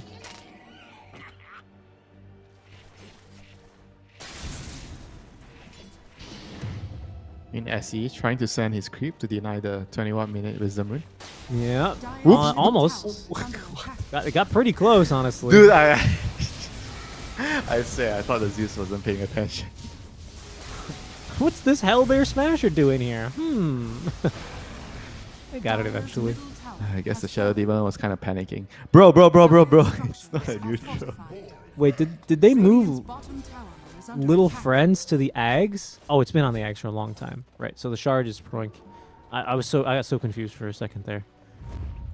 My brain breaks a little bit on the new patches, my apologies. But he's got shard now, that's what I mean to say. He's got Sproink, which with the enchant spellbound facets, pretty darn good. Top lane, we'll see if they put that to use as well. Actually, they can't even reach him in time. Ponyo caught and killed. So the smoke instead will deviate back towards the mid lane, where Chuan, he is going to show and nuke this wave. Got a Manta style this guy, though. And again, he's a hard to catch. So Bleed will continue the smoke play towards this top lane and look to cover the Luna as Jackie sieges the tier 2 tower. Yeah, and they pick up a haste rune. So if they want to fight, Zeus is going to be very, very strong. The next one. The Zeus Mobile. Zeus Mobile. That's a Dire's good one. top tower is under attack. Well, technically the Zeus mobile should be the cloud, right? Or that's the Monkey King's mobile. That's the Monkey King's mobile, yeah. I think Zeus is mobile. He's probably like an iPhone guy, I think. Is under attack. Why? Android too cool? Dire's top tower No, because for the God of because they have to eat the Athenians. Sorry, the Olympians. They have to eat a golden apple every day. That's how they're immortal. You don't know? This is mythology. This is true. obviously he you would tell use me this is mythology and you tell me this is true. This is true. Yeah, This do is- you know what is a mythology? It's a Dire's myth, middle right? tower So it can't be is true. under attack. Me being immortal. Once upon a time, I was. Once upon a time. Winter, this game, Dire's it's a bit middle slow. tower is under 16 attack. kills in 23 minutes. The first Aegis goes completely uncontested, but it is a far closer game than game 1 for Bleed. And that they can be happy for. Yeah, the Luna is definitely having a really good game. I mean, she died twice, but she is getting on her way to her items. Kanda, Lincoln's. But I think in the team fight, she's gonna have like a tough time dealing with. You have the disrupt to worry about. You have the old growth, and then you kind of have to be careful about when you get duel as well by the Legion. It's not easy, you know. It's like I would say like an anti-carry type of heroes. Shadow Demon, Trian, LC. Yeah, I agree. Axe as well, a little bit of an Dire's anti-carry, middle isn't he? tower is under attack. Same type of hero. Annoying heroes that the carry players. Can't get my BKB to deal with this. And then you have like similar mids. I mean, a bit different, right? Void Spirit's a bit more of, he's a spirit, a jumper kind of a hero. But like these annoying, squishy heroes that if caught can be a little bit difficult, but high damage output. But they don't have the Scepter yet. His ulti for the Vision is going to give them good abilities as Akashi has his Gleipnir ready. So Paulson has no way out of this one, but the LC wants more and catches the duel this time onto Zeal, trying to sneak away in the trees. Caught and killed. That is going to triple WS's duel damage there on the duel victory. 2 heroes dead. The net worth advantage now should go the way towards Talon. And as Bleed still dodging fights, Winter. Are they making the right moves? Are they still the weaker team right now? What do they need? Yeah, I think they need to finish the Axe and the Axe, yeah. So I guess they're kind of still not at their strong timing. Got it. Once they get Axe on Emo, BKB on Zeal, then they should be able to fight much better. But I don't know if the Luna is going to be allowed to do damage, right, in the team fights, because there's so many things that he has to worry about. Like, he needs the Void Spirit to kind of disrupt the fight with the Aghanims, silence the Shadow Demon. I think Shadow Demon should be his primary target in the fights. Yeah, because you want to stop him from... I mean, best case scenario, Shadow Demon uses Disruption to steal Luna illusions. Worst case scenario, Shadow Demon uses Disruption to interrupt and save a hero, right? I mean, it's just... It's really annoying. It's bad if he gets to do either one. Yeah, exactly. But, like... It's hard to say which one's better, right? But at least if he uses Disruption, you know he can save a hero. Yeah, sure. You can't argue which one's better. Then you should have just let him do any... Yeah. Either way, I get your point. But I don't know, this damage reduction, it might be really good, assuming it's not dispellable. Maybe I'll just jump into demo mode real quick and see how that works. I want to see if that buff is dispellable.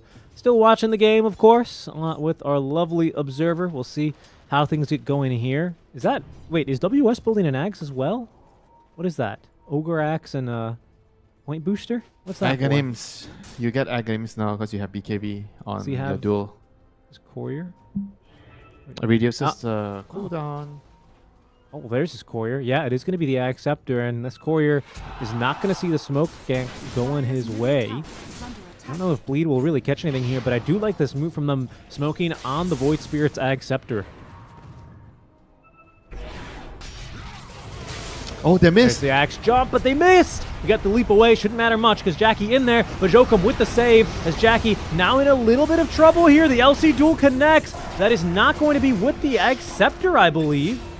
But still, they got him. WS victory. Oh, a huge overgrowth. Connects on a 3. No way out now for Emo, who's going to get caught here on the cliff. Terrorized buys him a little bit more space and time. Enough for at least a second Astral Step away. WS continuing to chase full HP and mana. He does have the Axe Scepter, actually, as he is going to be held back just slightly now. Ponyo still giving chase. I don't think they can really catch much. Zeal, he's already cutting that bottom wave and has TP'd away, so at least the tower impact, the structure impact is going to be minimal. But they are still chasing after Emo. Has TP. He has his Axe Scepter now. I think he's going to be safe and sound. I don't believe they can catch him. That was so clutch by Talon, the double force stuff, almost saving Tron on the Zeus there. But Poloson found him with the Shadow Realm, and they traded the Luna for it. So at the end of the day, it was okay for them. And Emo, Ooh, sneaky on the Joker. He made them work and find him, but he hit and he stayed and he used the Observer Ward there to get a kill onto the Shadow Demon. Very nice. Okay, so I've just tested it now. Even with Ags, you cannot break or dispel the Luna facet. So seems like it's just 25% damage reduction if you get it off. Not bad. You tested it out with break? Mm-hmm. Okay. Yeah. With Shadow Demon. So as long as he already cast it, so it'll always be there because it's a spell. So you have to dispel it then. Oh, no, well, you can't dispel it. Oh, you can't dispel it too? Nope, you can't dispel it. I tried it with Shadow Demon Eggs, which dispels and breaks, right? It constantly applies. Okay, so there is no counterplay for that. You can break the glaives bouncing, but it seems like you cannot break once the ability is active. It's going to stay out. So now the Luna is actually not as weak as I thought she's going to be in the team fight. So as long as you get your glaives out, I guess all this dual overgrowth shouldn't really worry you too much. And I think especially once you have like a Satanic, once you disassemble this Mask of Madness, they caught the Truth Protector again. Just a minor kill here. As Bleed once again continue expanding their net worth lead here. The But yeah, as long as you probably have like Satanic and stuff later on, I think you feel pretty safe and sound as Jackie.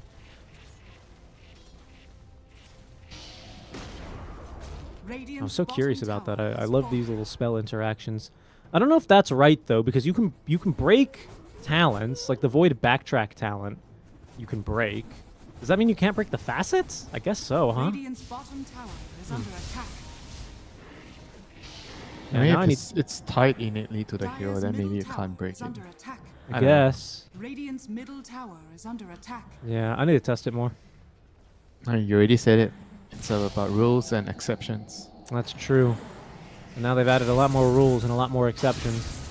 Some hero. Rule 1. Every hero gets an innate. Exceptions. Some of them are really bad. SE? Yeah. Have fun collecting your neutralize tokens.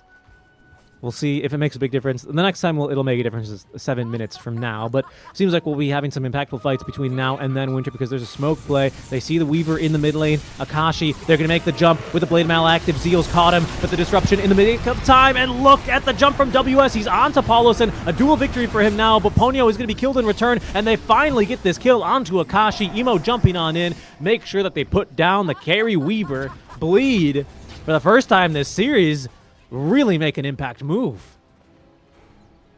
Yeah, he got caught by, I think it was the silence from the Void Spirit there.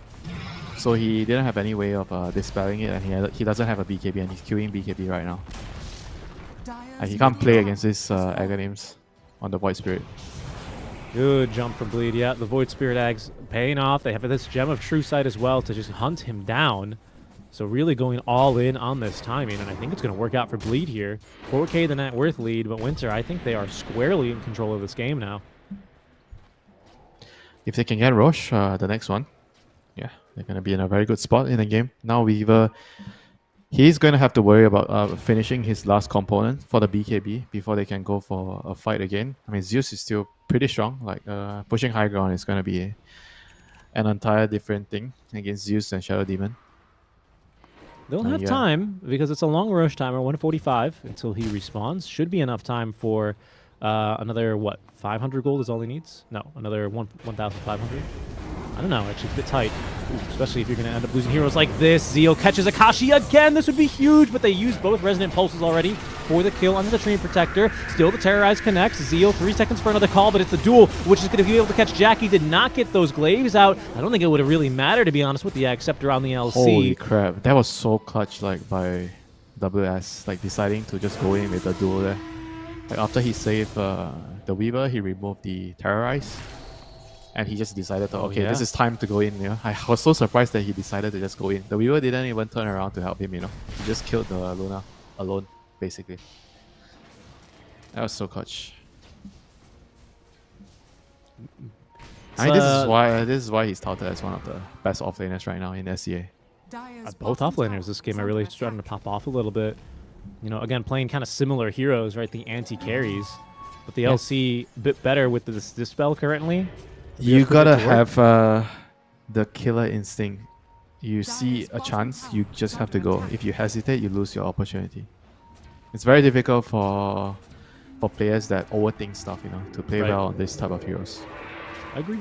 I do think Talon's draft is better in this regard. I think it gives you more time to make those decisions because you have things like a Shadow Demon Disruption to buy you more time. You have a Zeus who is just a global hero, right? So he's always going to the root, you know, the train is always giving you compared to Bleed's draft. Like I think this is where Talon's shine. So I think Zeal has it more difficult, but you're absolutely right. Sometimes you just have to make the move. Roshan respawning as both teams move towards the Roche pit here. It's a backstab move from Talon as they are TPing Jackie in. Gets an immediate blink on out as WS goes on in. There's going to be the duel though. This time onto SC. It's a long duration duel, but Ponyo, he's going to end up going down. Akashi, where is he in this fight? Still not running around now, chasing down Polison as Zeal. He's dying through the BKB, gets off another call, but it's not going to make a difference. Emo now fighting versus Akashi as Jackie as well joining, trying to take him down. They're on his tail here, hot on the chase as Akashi able to get a double kill. This one onto Polison before Jackie puts him into the dirt. Juan had a TP out of that fight. Then it's Bleed, who come off better and will be able to claim the bounty of Roche. Yeah, I think it was not very good for, you know, I praised him, and at this time he tries to initiate onto the edge. You know, I don't think he can actually afford to do that to get the duel on edge. he has to reserve it to kill the Luna.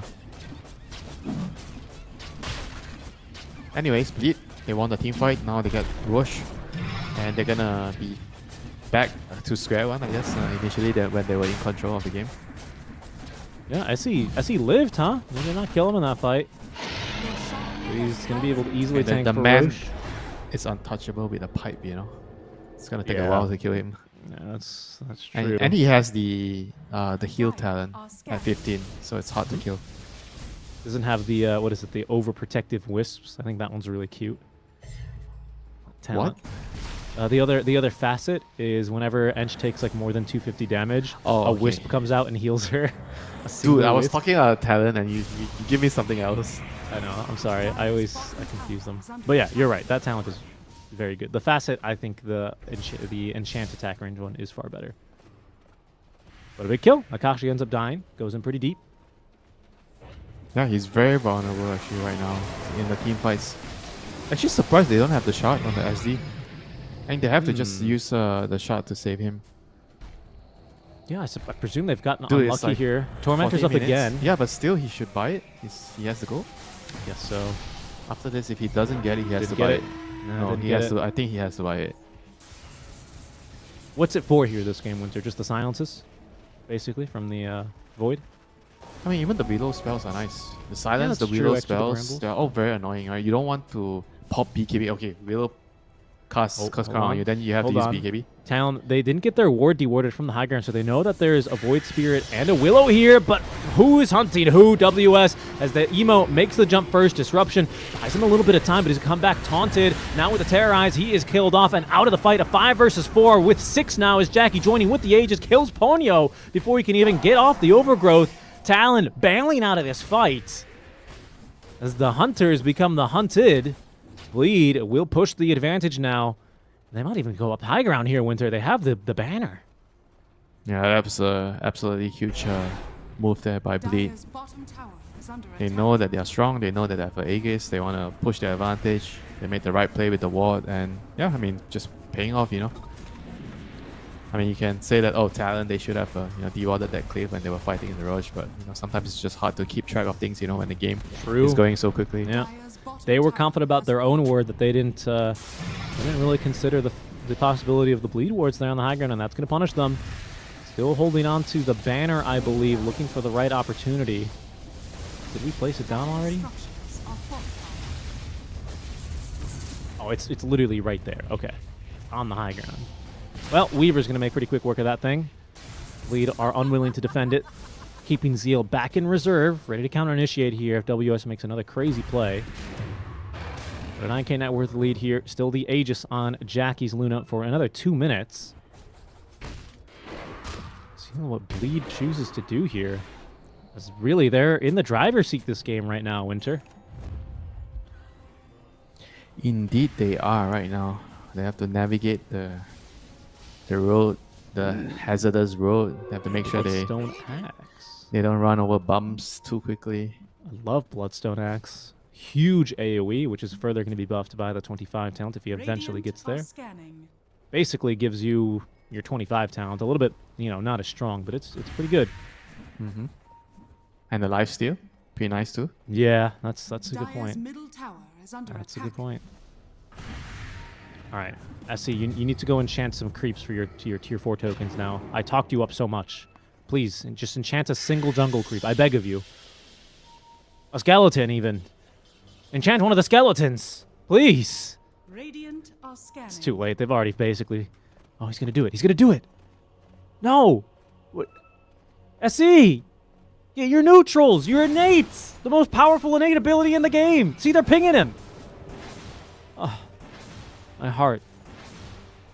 To see support players not use the most broken innate abilities in the game, Winter. Now it doesn't matter. Now his team's already got 4 of them. He just wants to shuffle the lane. He's doing the Yeah, right I know. thing. See WS? WS was hunting him. But he's not going to be able to find him as he's TP'd back to the outpost. Bot and mid waves both shoving in.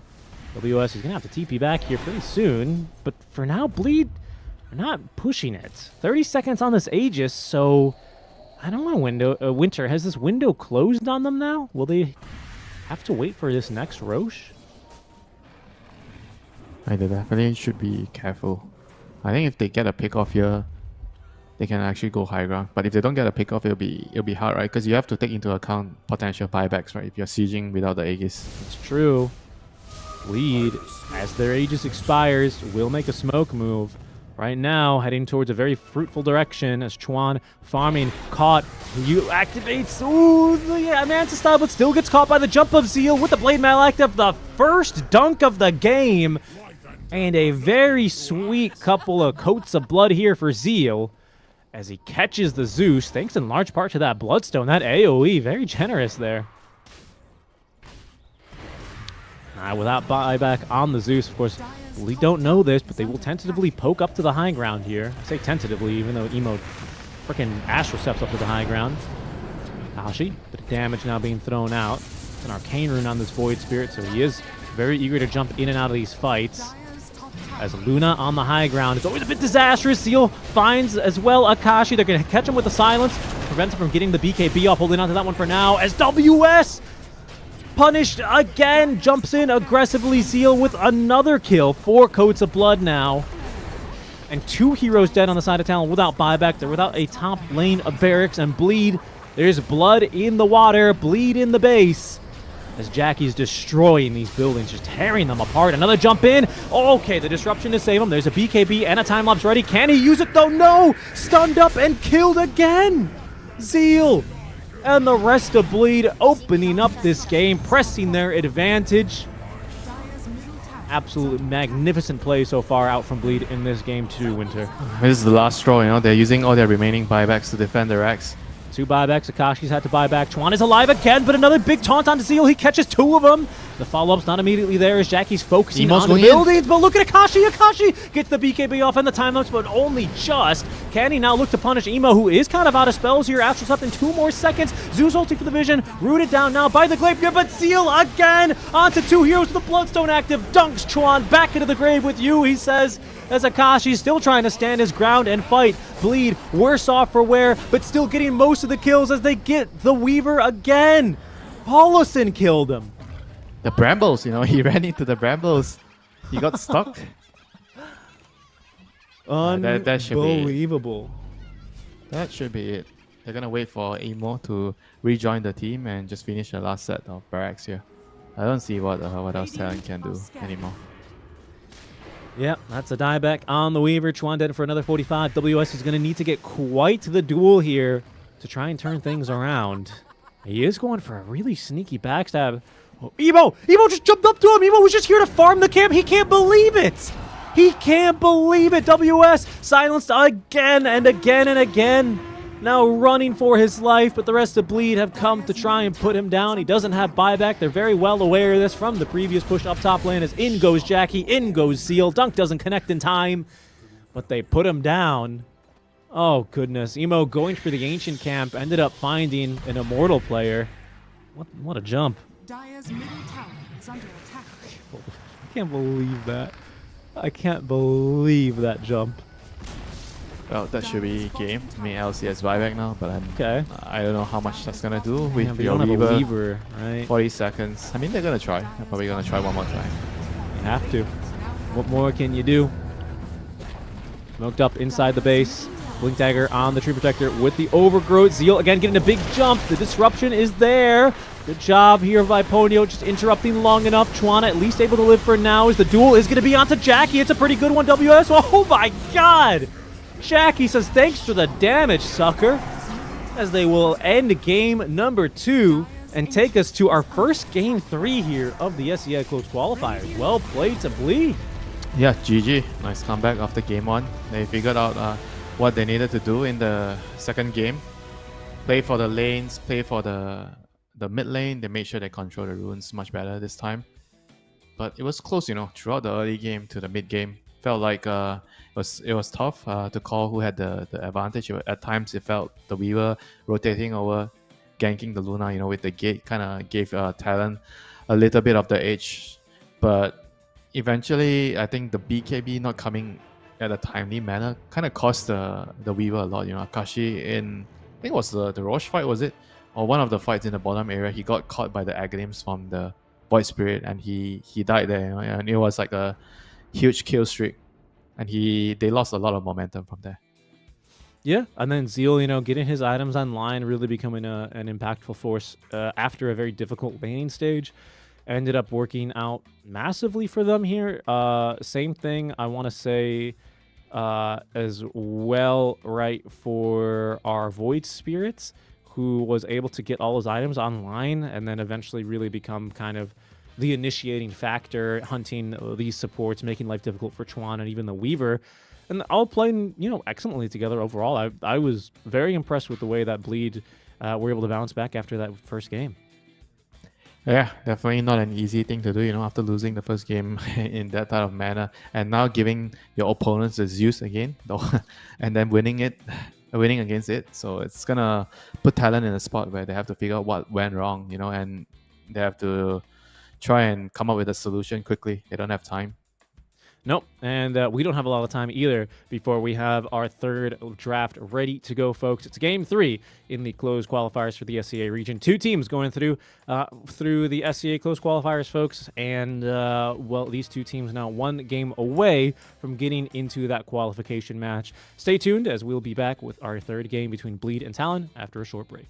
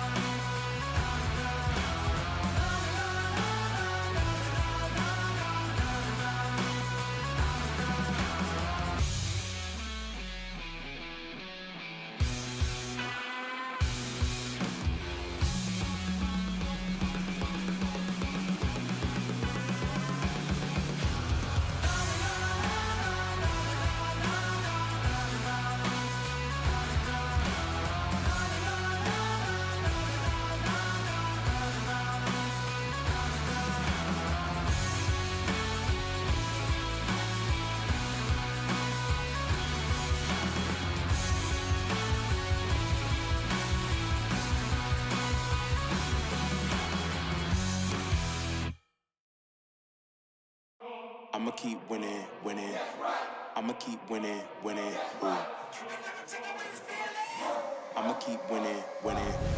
You can try to save yourself, but you only gon' play yourself.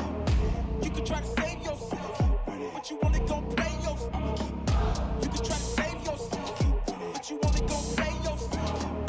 You can try to save yourself, but you only gon' play yourself. Yeah, you gon' need 100 men, 100 scopes, 100 cans, just for you to watch what I'm doing under the sun again. God-given gift, MCs doing the running man. If you want me to get it poppin', may cost 100 pence. Yeah, what I supply is always in the man. The throne is mine, take that. It ain't a high five, got the upper hand. I'm too real, can't fake that. Who you know putting fear in them like this? You a vampire, still suck when you bite this. Lord forgive me for my sins, I'm feeling righteous. But they been asking me to show me I might just. They didn't think I could do it, I had to demonstrate how the flow is so heavenly, keeping demons straight. Who they fooling? I showed them the jig is up again. When I asked them who is the best, they get this to stuttering. Tell them I'ma keep winning, winning. I'ma keep winning, winning. Ooh. I'ma keep winning, winning. You can try to save yourself, but you only gon' play yourself. You can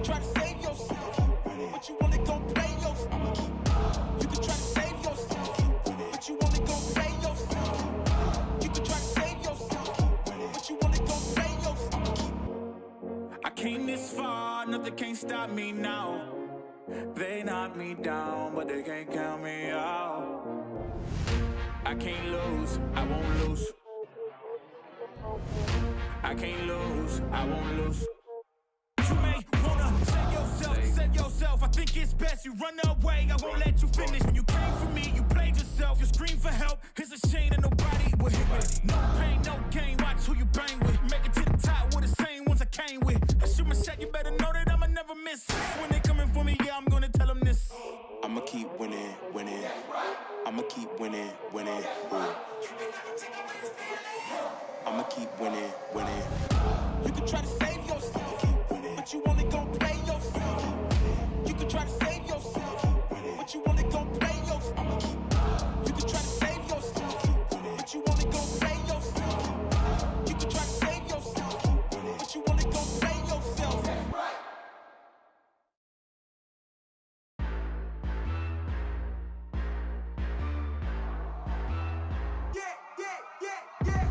I'm the main event, ain't no back and forth, let's get it. Heartless energy, yeah, better get lost, don't get with it. Ain't nobody in front of me, ain't nobody in front of me, ain't nobody in front of me, ain't nobody in front of me.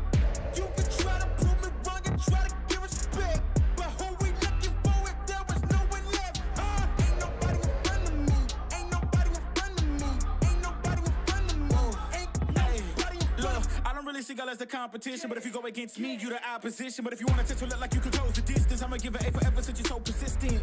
With you, I'm just practicing, cause I'm back to back, let's get back to winning. As a matter of fact, I'm not that forgiving, cause you did this to yourself, that's a bad decision. I don't see no one in front of me, you is a ghost, you ain't got a soul. Whoa, always say that they gon' come for me, knowing they won't, they doing the most. Whoa, chasing my, gotta get already, not selling my, you on the, y'all moving, ready to, whoa. I'm the main event, ain't no back and forth, let's get it. Heartless energy, yeah, better get lost, don't get with it. Ain't nobody in front of me, ain't nobody in front of me, ain't nobody in front of me, ain't nobody in front of me. You can try to prove me wrong and try to give respect, but who we looking for if there was no one left? Ain't nobody in front of me, ain't nobody in front of me, ain't nobody in front of me, ain't nobody in front of me. This my game won't stop, no, I can't fit in your box. Whoa, that's demolish shot, froze, set the scene, no plot. Hoes, whoa, please don't play me, cause when I let the beat sound, you think I'm crazy. But none of you critics gon' phase me, so when I talk like this, don't blame me. I know I'm bad with it, go against a goat, that's bad business. All of y'all are jokes so sad with it. To me, you just a ghost, don't get mad with me. Just, it's a my, gotta get already, not selling my, you on the, y'all moving, ready to, whoa. I'm the main event, ain't no back and forth, let's get it. Heartless energy, yeah, better get lost, don't get with it. Ain't nobody in front of me, ain't nobody in front of me, ain't nobody in front of me, ain't nobody in front of me. You can try to prove me wrong and try to give respect, but who we looking for if there was no one left? Ain't nobody in front of me, ain't nobody in front of me, ain't nobody in front of me, ain't nobody in front of me.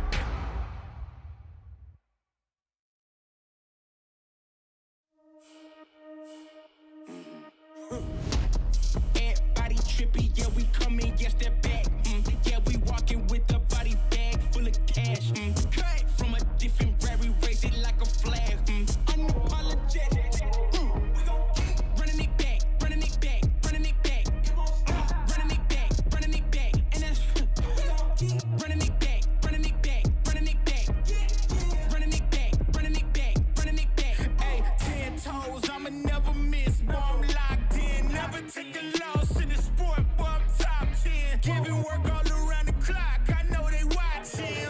Got it out of the mud, ain't had no options. Oh, yeah. Let me go ahead and change my style up.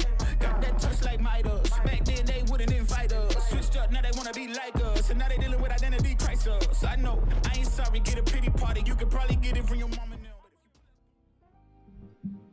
Hello, everyone, and welcome back as we have returned for our third and final game of this series here in the upper bracket between Talon and Bleed. We have quite the series, Winter. Sum it up for those that have missed the first two games, Winter.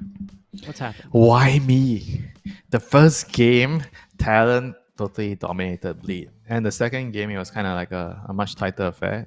Bleed they went to solve the problems that happened in the first game, which is they got stomped from the lanes and they couldn't really control the game. They lost control of the runes. And the second game, they did a much better job, helping Emo fight for the runes. They stabilized the lanes and played towards their timings a lot more better, compared to the first game. So in the last game, it's going to be obviously a titanic battle to the end. 10 seconds. A 70-minute long ass game until we have 60-minute neutral items and a ton of rapiers. See, and that's where Enchantress is at her best, right? Because she's pulling out all those neutral tokens. So I can't wait to see. Oh, just kidding. She's banned. Talent banned her. Well, we'll see. Anything you're hoping to see differently, Winter, in this draft, as we have once again not banned Zeus, but we have banned Weaver? Zeus is not the problem. Oh, you meant ban Zeus. Okay. My brain somehow interpreted that to keep picking Zeus, Just so I said Zeus is not the problem. Well, I mean, is there anything differently you want to see, basically? That's my question. I don't know. Were you unimpressed by something? Did you like something that Bleed was running? Chuan is... not in particular. I felt like the Weaver kind of maybe messed up his item sequence. I think he needed BKB earlier in the last game to deal with the Aghanim's from the Void Spirit, because that caused them so much problems, And they were kind of in a pretty good spot, I think, throughout the game. And then they lost a couple of fights, and yeah, game got hard. And the Bleed Bat Rider. Ooh, the Bleed Bat. The Bleeding Bat. Why is this hero so good still, Winter? I don't know. I thought the hero is bad. 10 seconds. I didn't want to touch the hero anymore, so maybe I should try and touch the hero again. I saw the change. Oh my god, Sticky Napalm. No more vision. I remember they did this once before in the past. And then everybody stopped playing the hero. But apparently the hero is still good with the innate. I do want to say it wasn't Emo who was doing this. It's Mallory who was still playing the Bat Rider mid in pubs. And you know how one of the facets, what's it called? It's like Pyromaniac or something, where it allows you to apply your Arsonist. Arsonist, that's the one. Allows you to apply sticky napalm to buildings, right? No one's taking that except for Mallory. When he plays it mid, he almost always takes it. And it's not amazing, but it does give you a little bit more tower push. It's like Viper Ags in that regard. Sorry, Viper Shard, where all of a sudden this aspect of the hero that was always his weakness, he does it. Wait, does it slow the turn rate of the tower? It does actually, but the tower turns pretty fast, so it's not that big of a deal.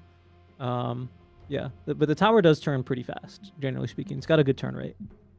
But you can notice it. Like, if there's a creep behind the tower, and then there's napalm stacks on the tower, and then it has to turn to attack a Bat Rider, like, it does... it takes a while. Anyway, it can be played mid. I don't know if it's an Emo specialty. I don't know if we'll see it into the Zeus, but it is something that is doable in general. Probably support, though. Doesn't feel like his hero. Radiant team pick. Yeah, it doesn't feel like his hero. That's what I'm trying to say. Yeah. It's mostly 4 and 5.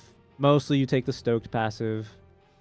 But I don't know. Yeah. Overall, my impression was this hero got buffs, honestly, because of Smoldering Resin. So I'm surprised that you read into the napalm change as big as a nerf. I thought it was overall buffs for this guy. 5 seconds remaining. I think it's a pretty big deal, like for support, not getting the vision with napalm. Was that the only change in the A patch? Let me see. Is there something else? I think there's something else. Maybe something with stoked got changed. I think it was like the now it percentage. levels, right? Yeah, they reduced the stoke percentage spell amp. I don't know. I still think it's really 5 good. seconds remaining. Okay, I'll try to play the hero again. Yeah, give it a shot. Let me know what you think. I give up too easily. Willow I was see also- enough. I see enough. I'm like, oh my god, I can't play this hero anymore. So entitled. Willow is going to be picked up again. One thing we didn't mention, but is actually a really big change, I think, to this hero. I totally forgot, and I'm just looking at my notes. Is her Terrorize AoE got increased massively at level 12 and level 18. It's huge now. And I think that is a really, really good buff for this hero. who was mostly about, it felt like about Bedlam before. But now you've got a little bit more to play for. And it does call into question, though. Willow normally a 4 is when I see it. Batrider also normally the 4. So we'll see how Bleed choose to lane these two, if they are going to be the two supports. As the Axe Bane comes out. You're from right. Maybe Talon. it's the 4 and off lane. You Could be. boink the targets into the Bramble. Could And be. Talon goes for the Bane. This is something Ponyo really likes to play. Bane specialist. He likes to play Bane. I know Bane, Treant Protector, Undying, and Phoenix. These are his 4 heroes. Talon Esports turn to pick. And Bane is definitely something that I think can be quite good at nullifying the Batrider in the game, because you can use your Nightmare to defensively, buy the target a couple of 1 second, before he gets focus on, or you can always grip the Batrider. If he doesn't have force off, he blinks in, he grabs your teammate, and you just grip the Batrider. Or sleep the Batrider. The Bane pick does kind of encourage a hero like a Void Spirit. Emo warmed up on him, will run it back. One of these heroes that not only has the AoE silence, but can just get on top of him and nuke him, right? So that is potentially problematic, but you can see why Bleed were incentivized for the pick, given that they just played this matchup mid with the Zeus, and it's looking like another equally strong game here for the Void. Yeah, they need a Luna answer right now. And Akashi has been playing mostly the very aggressive carry heroes, the Weaver, the CK type of hero that can come and fight early. Maybe like a Wraith King this time. But they have to figure out what they need here. With that draft, I kind of like if they actually get more team fight, like a more team fight based call. But they're gonna go with Lifesteal, which is a good Luna matchup. Decent against Batrider, outside of the Lasso. Decent against the Willow. Good lane, so it gives your support a lot of leeway to go fight for the runes, which I think played a pivotal role in the first and second game. Like how much rune control your mid hero is getting is going to translate into a lot more map control 10 later. seconds remaining. That it 5 is. Yeah, seconds that it is. remaining. Yep, so Talon is going to have to... They're going to finish their draft with a support. So something that can allow the Axe to kill heroes quickly would be ideal with the call. Are you still thinking of something like a Skywrath Mage? Or are you looking at these kinds of classic magic? Maybe not so much, because I think they're... I think the hero is just maybe too volatile. I mean, it's good. It fits the bill with what they need to do here. It's always good against Void Spirit. Mm-hmm. They have 23rd pick as well, so it's, ultimately it's a support, so it's not going to be they're not too concerned with it getting super hard countered, but I do like the Shaman ban. What else do you want to get rid of as like a generic 4? I mean, there's Spirit Breaker, but Dark Willow. Dark Willow kind of makes it very difficult to play Spirit Breaker. What about a Wyvern? It's okay. It's not bad. I think Wyvern's not bad. But Kind of like it really, always into a Luna. Yeah, but doesn't really provide you a lot more damage. I think Wyvern with Bane kind of... Okay, so you want not the damage best. specifically. I was going to say Grimstroke as well, but now he's banned. Just because you have good Grimstroke targets. Sorry, I think well, that's true. Hoodwing is kind of the other one available. Okay. Strong lane, you have instant... Not instant, but you have some 10 burst for seconds the Berserker's Call from Axe. With your Sharpshooter. 5 seconds remaining. I think it pairs pretty well with Bane. Yeah, but it's 'Cause another hero that Void Spirit steps on very easily. Yeah, but every support has that problem, right? Not all. Unless, Yeah, that's true, but some are worse than others. And I mean, unless you go for some frontline tanky support, like the Spirit Breaker Tusk type of hero, then you're not so vulnerable to the Void Yeah. Spirit.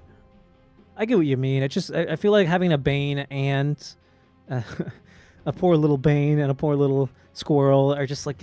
I know Bane gets tanky because of the whatever of Ichor now. The Ichor of... Brain whatever. Sap, he's tanky because of Brain Sap. Yeah, but not when he's silenced. You got a point. I mean, I guess you're right. Every hero kind of does have that problem. So it's just about positioning. I'm afraid of that the positioning overlaps a little too much with the Hoodwink and the Bane, but it just might be the move because it's a good answer for the lane. Oh, okay. This is a nice one. Oh yeah, I like Good it a lot. damage with Axe. Good synergy in the lane because you can always use your dead shot to set up the Berserker's Call. The silence, very, very nice against Void Spirit, Bat Rider, Dark Willow. 10 seconds. A lot of zoning But, control. You got a but lot of Dark grizzly- Willow is the counter to Moeta. 5 Because you Is that can so? right click her in her ghost form. Wait, Remember wait. you remember it was a thing where people play carry Dark Willow, you get Axe and you can right click the Moeta in ghost form. In ethereal form. Because of your second spell does magic damage, right? So when you buy Axe, you can right click the Moeta. That's right, but I thought if Yeah. you were ethereal, you cannot be targeted by attacks. Not, it's an exception. Was it really? Dude, it was a matchup thing back in the day, like a I couple can't of believe I months don't ago. remember this. I thought last for year. sure Morta you could just not be targeted when you were. Maybe I just need to. Your research. ethereal form, you're like Pugna D-Crab, the Dark Willow second Right. spell, the Shadow Yeah, Realm can right click you. But a Luna cannot a target. I don't know. Maybe I'm just stupid. It's probably I'm stupid, and it's a Willow thing and not an ethereal form thing. Anyway, Bleed. They're not stupid. They're all the Lycan, the Spirit Wolves. Are we gonna see Spirit Wolves? It's pretty good actually.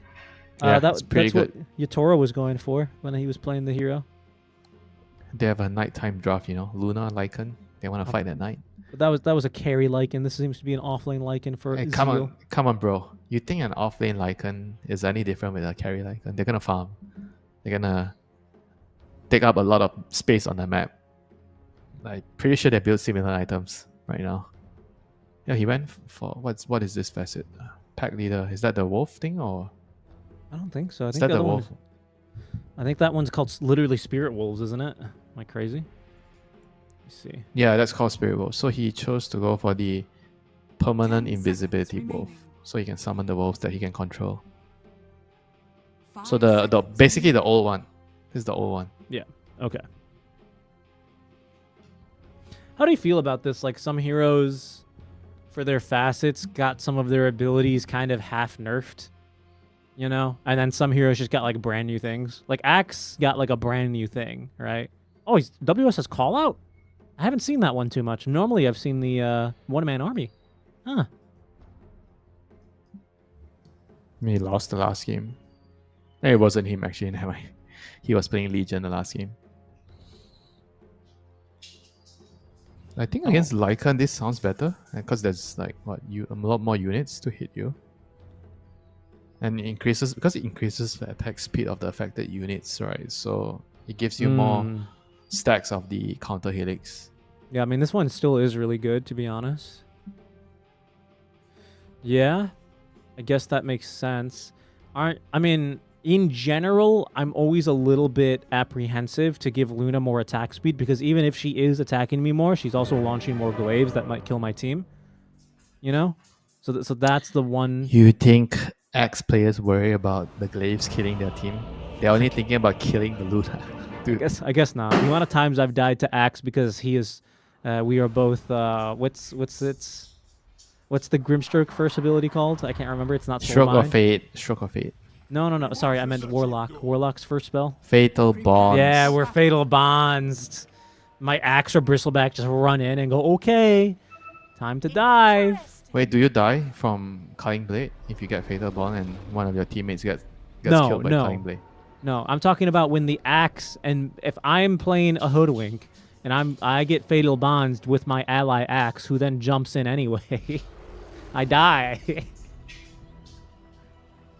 And you learn it the hard way that your cause don't care about your little It's true. life. They really don't. They really don't. Okay, Deal. interesting move here. Both teams placing the wards, smoked out, trying to not show themselves, trying to fish out any information so they can actually potentially snatch a third rune. 30 seconds to battle. What is your favorite move that a team pulls off to get 3 runes? Do you remember any moves that in particular the teams do to sneak out the extra rune? Trying to think. I think my favorite one is like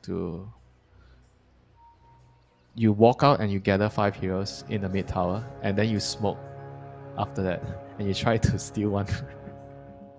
Steal an extra rune. Okay, maybe you get a kill first and then you steal an extra rune. Yeah, I'm trying to like think of specifically a moment that I've seen where people have been very clever. Have you seen? Do you remember the gate one? So when you're Radiant, right, you walk to your bottom tier 2, and then you smoke. You go to the gate and you cross top. Oh, and yeah, you enter yeah. the Dire jungle. I'm pretty sure you've seen that one. Yeah, Some of the that's true. teams did that. And Yeah. they kill the person that's camping on. So you place a high ground wall and then you kill Right, the person right. camping the Watcher. But You get to- that's been slightly nerfed. I think people have like wisened up generally to the moves. So I think like the way that the angle you would approach is basically the same angle that you approach anyway right now from Radiant side. And they added the mana cost to using the gate, so I think people are, you know. Dude, the mana cost at level 1 probably doesn't. Like if you're doing that move at level 1, you don't care, right? I mean, kind of makes a difference, right? Because if your core is then going to TP back to the lane, you show up to lane with like 0 mana. Yeah, but if you get first blood and 3 bounty runes, why you care? Just buy a mango. Because I'm core. Because core. what? I need to spam Stifling Dagger. I mean, That you- is you- the you- worst you make a point. example. Stifling daggers. 20 mana or something. Yeah, I know. Oh, Ponyo caught by the wolves in the brambles. I can take care He of was myself. playing in the bushes. Okay, so this is not going to happen if you have the other facet. Because the wolves are not going to be able to do that to you. That is true. I think it's a very good usage of the wolves there. Radiant's Good team play from Paulzon Oh. and Zio. He didn't take Sleepwalk, huh? Ponyo wants to attack his nightmare targets. Took the attack speed Ah, as a support? as a support. So what does that do for you? It helps you trade, I guess, 1v1, but it doesn't give you the repositioning, which is so valuable. So he values the trading more. Yeah, I'm wondering about this too. Blood Grenade, Paulson, he's got Shadow Realm and he has Brambles. Ponyo, I don't know if he really wants to be chasing this far. He thinks he certainly does. Brain Tap in 3 seconds. Has kind of bit off more than he could chew, but he's got Brain Tap to heal up a little bit more. Open wounds now from Akashi.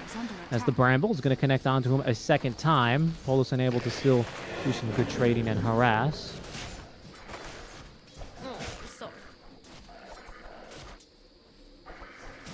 Okay. Yeah.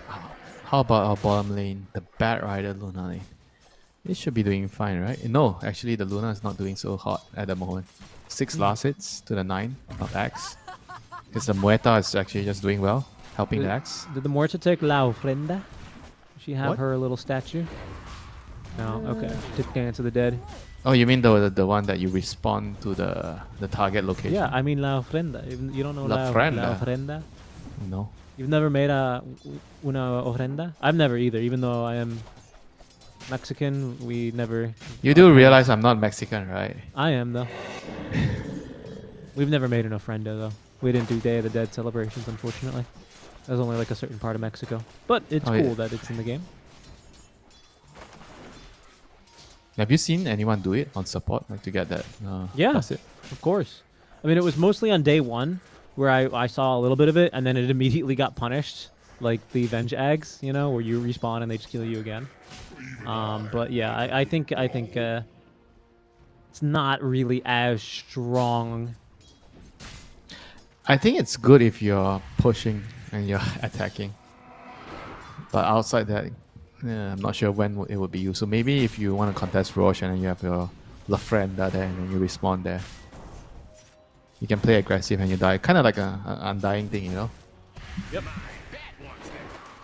That'd be a little bit upsetting if he spawned out of his tombstone, though. We just killed this guy and he comes out again. That'd be pretty Actually, fun. that would be a good idea. And then if you kill his tombstone, he's not gonna respawn. Yeah, honestly, that'd be kind of cool. That might be too strong. That's why I we're agree. not I agree, balancing yeah. the game. That's true. We're just out here having fun. This stoked facet also, of course, very still strong on Bat Rider. Makes him even more mobile, so then you get the Bat mobile. But I think other than that, no big surprises, right, on these facets. I think Akashi, if he can get these wolves down, he's going to have a lot of extra HP. He's already got 74 extra HP. Oh yeah, that's actually a good point.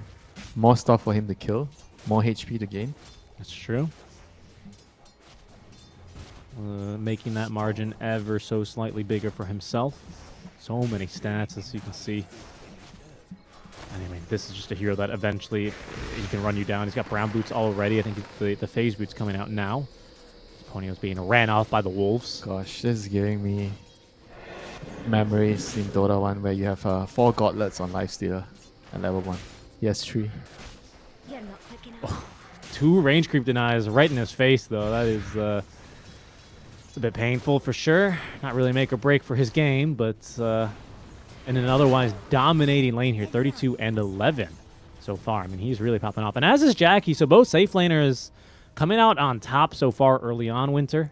As far as CS goes, we'll see how this really starts to impact things. Oh, Zeus ulti for the kill onto Paulison. Goodbye, deleted. Nothing he could really do there. Just Chuan things. Rune. Time to fight for the rune, and now you don't have your will. Ooh, and Emo still alive for now, and is A going to be able to live? Did SC feed him the Lotus, or was that his own Lotus? He couldn't have had a Lotus. There's no way he had a Lotus. Either way, I don't think Chuan was going to be able to actually kill him there. Emo bottling up the Bounty Rune will be able to return, but ultimately the Illusion Rune gets small on top, didn't it? Yeah, Shokum gets it. Yep, and Emo gets a bottle refill from Paulson, his bestie on the team. Insider information. Is that so, huh? Just like you and me, you know? You have all the insider information on this org, right? Used to play with Ice. I think he's still involved with the team. Might be watching their game right now. Do you have anything to say to Ice right now, Winter? Dire No, are scanning. unfortunately, no. Sadness. Nothing nice, you know? Nothing that could be said in public. Wow. Ponyo trapped between the wolves now on this little land bridge. Will be able to make it to safety, but is going to be rebuked from trying to steal the Wisdom Rune. So they'll go one apiece. Nothing nice to say. Yeah, I just want to thank him for all the very nice meals that he is, you know, brought me to a couple of years ago when I was at the boot camp. That's nice. There it is. See, there's the real story. I remember the best dinners that we had together. All the good dinners. It's always good when you get to interview him. Akashi looking to get aggressive now. He's up to level 6. Yeah, and has that infest always to just get back to safety. Navigates through the bramble maze effectively as Ponyo getting his heels nipped at by these wolves. Emo now showing up to play. Has one more astral step but can't quite reach. And honestly, this flag bearer creep is just a little too tanky. He still wants to play here, huh? Okay, so there's the infest. Zeal. He's got this Hell of the Iron Will, but Akashi, yeah, just going to run him down as Chuan, once again from the mid lane, able to secure the kill onto the Lycan. Emo sticking around, his patience rewarded, at least for a kill onto Ponyo, but careful now as Chuan rotating with an amplified damage rune in the bottle, Winter. They can catch him, and they have caught him. Jokum's here. Chuan activating the rune into the calling. He goes. Emo back into the calling a second time. Chuan, does he really have the damage here? Emo, oh, does not disjoint that projectile. Of course, Astral Step does not disjoint, so he is going to die. Chuan on a killing spree, effectively a double kill for him. 3-0-0 on his 3rd game in a row in Zeus. Who could see this coming? No one. That was a really precise dead shot from Jokem. You see that? Pushing him back into the calling. You really need to be a hero specialist to play this hero well. That spell has got to be one of the hardest spells in Dota to master. I somewhat agree. I think you do have to be a hero specialist. Okay, on this hero. give me an example. Well, I What mean, the others? example I'm going to give is that I didn't know you had to toggle on Gunslinger. So when I played a game, I was like, why am I never proccing my Gunslinger? And it's because you have to turn it on. So yeah, I agree. You do have to be a special. on by default now. Yeah, well, it wasn't when I played it. I'll tell you that. Oh God. So you were the one that made the complaints, you know, Yeah. I wrote it to the balancing Dear- department. Dear Dear Mr. Ice Frog, yeah. Firstly, I believe it is not fair. I lost my game, and it was definitely not my fault. I just didn't read the ability. Jokum. Another calling here. Okay, dead shot pushing him right back on in. Continued to be silenced, but eventually has the distance for that astral step. And the time. Yeah, and the stack. Did I take it, though? I don't think, though. I don't think so. Oh, hold on. Top. Akashi. Going diving. Zeal is not going to die that easy, though. And that's Helm finished already. So Zeal is he's building up the pack. He's building the pack. Helm of the Dominator ready to go. We get Silas for shapeshift. He did just get level 6, but can't always look to join a fight. Maybe just get on top of the Zeus and run him down. Another thing that's really nice. One of these heroes that has a movement spell that is just, you can't be slowed, basically. So Chuan jumping away with the heavenly jump isn't going to necessarily save him. You got to get clever with your pathing there, jumping up or down cliffs potentially to save yourself. But once again, Winter, it's both carries coming out very nicely out of the lanes, very similar to game 1 where both offlaners kind of had a bit of a rough time into the jungle to recover. I beg to differ. Zeus is also a carry. So Talon has 2 carries coming out of the early game on top. What would you call Void Spirit? Is he more like utility? Yeah, utility. Okay. Makes damage. He has some magic. He has some physical. He is in the category of the heroes that has both types of damage. Well, there he goes mid. The Wolves gives the vision onto the Bane. And even with a level 1, sorry, make that a level 3 Brain Sap, he is not going to live through that much damage. WS is dying to a stack at the moment. No, he's fine. He's got a healing salve. Jokum is going to need to cover him here and doesn't really want to lead these bleed heroes on over to a free kill and a free stack. But I think they've scouted it already now as Jokum nowhere to go, especially with the Bedlam on top. Look how fast this Bat Rider is with the Stoked active now. That is pretty nice for him. And unfortunately, I think no one's around to steal this stack, and Essie certainly can't take it. But back over mid, Ponyo, how close is he to level 6? He's really close. Oh, he was so close. Now he has it, but he's not going to be able to reach him. He's grabbed by the Aether Remnant before he can get the grip out. Seal with some nice micro, denies the 12 minute Unlucky. Yeah. Unlucky. I think if he brain sapped the range creep, I don't think it was enough damage. It wasn't enough damage. But a good effort there from Ponyo. And good scan, by Radiant. I swear you should have a text saying who used the scan. I would actually very much love to have that. Is that because you want to flame your teammate when they misuse it? No, when we are watching the game, dude. When we are watching the game. I mean, that too, if you gotta know which guy, who is the culprit, There's always this hour-long discussions after the game. Every time somebody presses the blah, blah, blah, and you can't tell who pressed because everybody stays silent when the mid player goes on a berserk mode. WS. He's getting berserked on by Emo. And he dies in his triangle as they continue to slow his item progression. Does have the Blade Mail fully active, but again, axes these days, the Blade Mail's not really enough. You tend to see axes farm up until that Blink Dagger before they get involved. Luckily, like you said, Winter Talon, they have 2 carries online who are taking down the tier 1 tower. As Akashi will right-click through that one. Yeah, unfortunately nowadays, there's not much love for the offlane heroes. The mid laners and the carry players are the stars of the game. The offlaners, they're more like the commie chef, the commies. Yeah, they just they're the people who make the sauce, They're not the important ones. They're not the ones that cook the protein.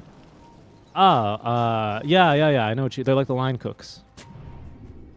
And then you have to, whenever you finish your food, you have to make sure you pass the last line of defense. Hold on. Look at this play mid. The Stompy creep? Oh, no. Okay, never mind. They're not going to make it. I thought that was going to be something else. Wisdom Rune fight. Wisdom Rune fight. It's a big fight, too. Nice Bramble set up here to try and interrupt his SC. Yeah, he's not going to be able to get out of this one. Lots of silences. The Terrorize on top. Akashi ultimately picking up the Wisdom Rune, and it's Chuan picking up the kill onto SC. That was all 5 heroes rotating from Talon. They really... Pylai Dai really was upset that they lost the Wisdom Rune last game, and they're not letting that happen again. Dire's top tower is under attack. So everything that the team improves on is because of the coach, not because of the player, not because the players just wanted to win the game. Dude, man. That's like, I swear, guys, if you guys lose another Wisdom Rune the next game, Dire's top tower. I'm going home. I'm going home. I'm leaving. Dire's top tower has fallen. No, of course not. Of Of course not. Good reactions there from Talon. I mean, they want to play around this grip, right?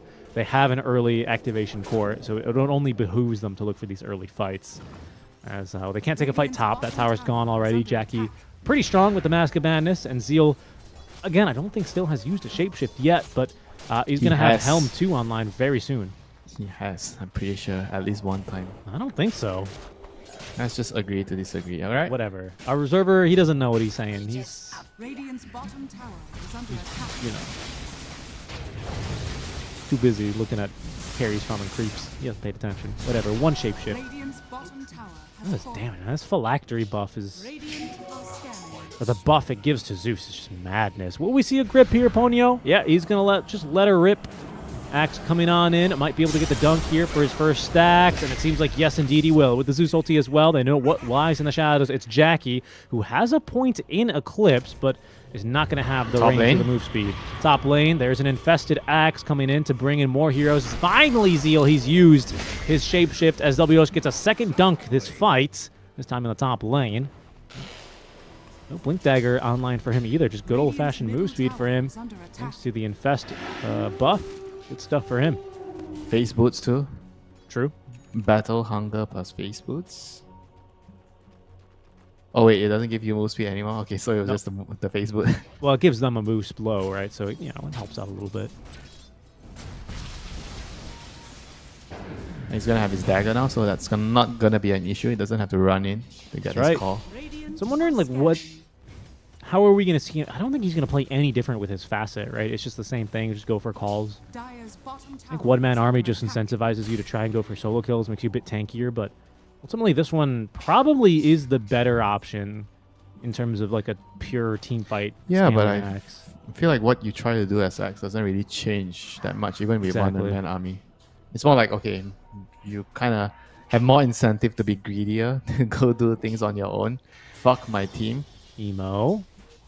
Jumping on top of a Muerta now. Silences with thanks to the Ag Scepter. Very effective as SC will be jumped, but it's WS who gets the blink reveal onto Void Spirit. The Terrorize, though, keeping Chuan and his damage, crucially, out of this fight. As Bleed able to retreat one by one. This moves me speed slow, though, on the Battle Hunger, making things difficult for Emo, who has the Invis rune to fall back on. Maybe even looking to get aggressive for a kill. He saw Chuan was very low. But is not going to be able to get much here. But a nice retreat there from Bleed. They don't lose a single hero and pick up the Muerta off of their smoke move. They smoked into the triangle, and it's a success for them. I mean, the next move is definitely going to open up Roche, you know, so it's going to be, you have to be very, very careful when you're moving. They're going to TP their heroes top. They're trying to kick Bleed out of their top jungle. I mean, they have 3 really, really nice, actually 4 really, really nice observer wards on the top area. Actually, all their vision is on the top side. That's true. And that's where they see Jackie farming. This is not a one-man army, but it's a one-man play from WS with the Blade Mail active. Jackie, oh, the dunk didn't kill him. And I think it was because of the moon glaives. The spinning glaives. Here comes the lifestealer. Oh, no, there's the infest. Yeah, he's going to get exploded. Okay, well, you know, not the ending that Jackie was hoping for, but hey, those are the glaives in action, I think. Lifesteal is like, it doesn't matter. I got this, bro. You know, with my soul ring running in, face. Yeah, no, that definitely worked because he took 206 damage from Calling Blade, which is 275 pure, so it definitely reduced. That's kind of a big deal there. Nice job. I mean, it didn't save him at the end of the day, right? But still. Coats of Blood denied as Chuan is going to be the victim of the world's shortest smoke gank. They came through the Twin Gate, and then they smoked, and then they immediately tried to kill Zeus, who is going to look to turn. Gets the quick D ward as Akashi joining this fight. No infest for 18 seconds, but has a full Desolator online. This could be a good fight for Talon. Especially if they get a pick off, it'll lead them straight into a Roche. But they've got this big old ancient black dragon now, being a little bit of a pester. Shapeshift active now as they're going to try and run Ponyo out of the fight. Emo making the jump, but they've got protection for him now as WS at least able to trade away Emo. Ponyo does die, has buyback if they want to keep the fight going. That's a second D ward here on the high ground. Oh, a nice dead shot. Nice. Jokum canceling the TP. Thought he was safe in the Shadow Realm. Think again. It seems like WS may be able to connect to the call onto him. A good Yule Scepter predicting that one from Paulison. SWS blocking Akashi will not be able to collect a second coat of blood there. Nice fight, though, from Talon, honestly. Really good stuff. WS, he has really impressed me. You said something last game where, you know, he's able to make those plays. He's got the game sense, and the way that he knew that they were, you know, gonna jump onto the Bane there, and his reaction was good stuff. Yeah, he's really quick on deciding when he should counter initiate or initiate. He's very good on initiating heroes. I was most impressed with him playing all this Mars type of hero. Axe, Legion.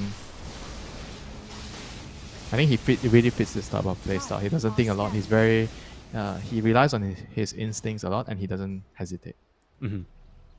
When you said he doesn't think a lot, you know, I was like, okay, fine. He doesn't. Okay, so how should I say it? He doesn't. Let me put it this this way. He just goes. He sees Ice, an opening. He sees an opening and he goes. You know. Isn't Ice an offlaner that doesn't think a lot too? Is that how you would describe him, Winter? No, he thinks too much.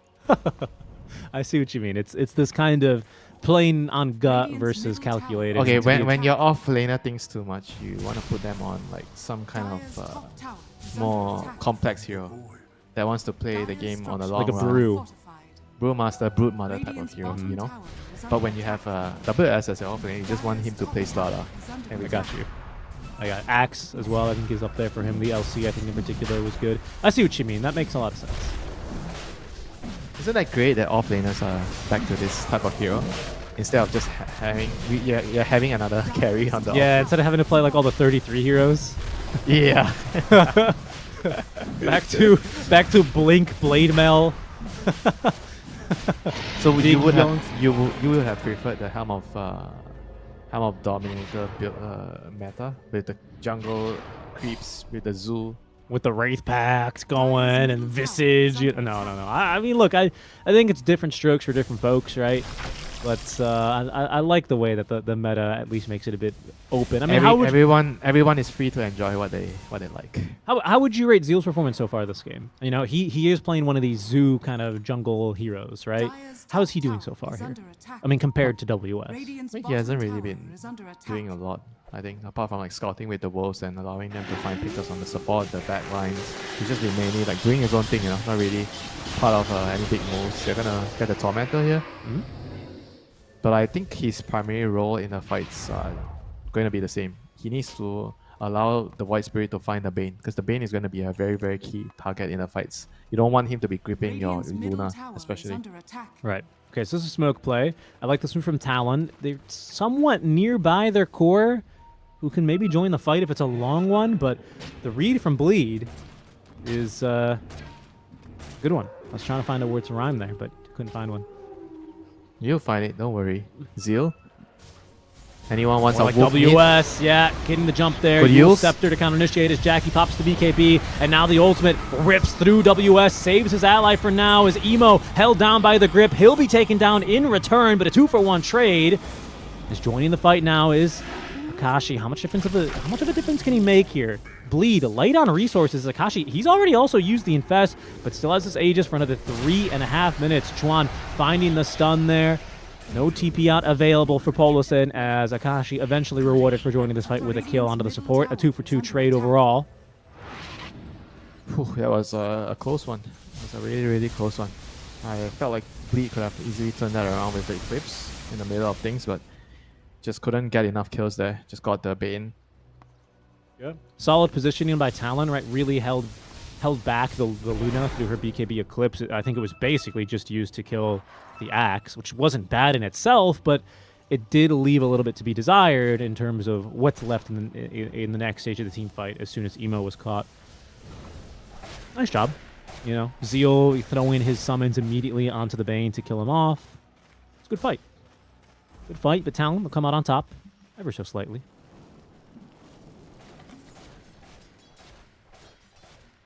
And whenever you're fighting into the Aegis and you're getting like a fair trade, you're always happy. I mean, normally you shouldn't be fighting into the Aegis, but I think Bleed kind of feel like they're still in a pretty good spot in terms of like the overall strength of their lineup. They're very good team fight with the Eclipse plus the Bramble Maze and the Terrorize. They have a lot of AoE control, right? Compared to to talent, their main control is the Axe like jumping in, and the Bane is kind of just waiting for Luna to show. Radiant's bottom tower has fallen. Yeah, I think So that's definitely like the way you draw. up Bleed, the Bleed has a fights. lot more options to open and try to be aggressive with their initiations, especially with the bat.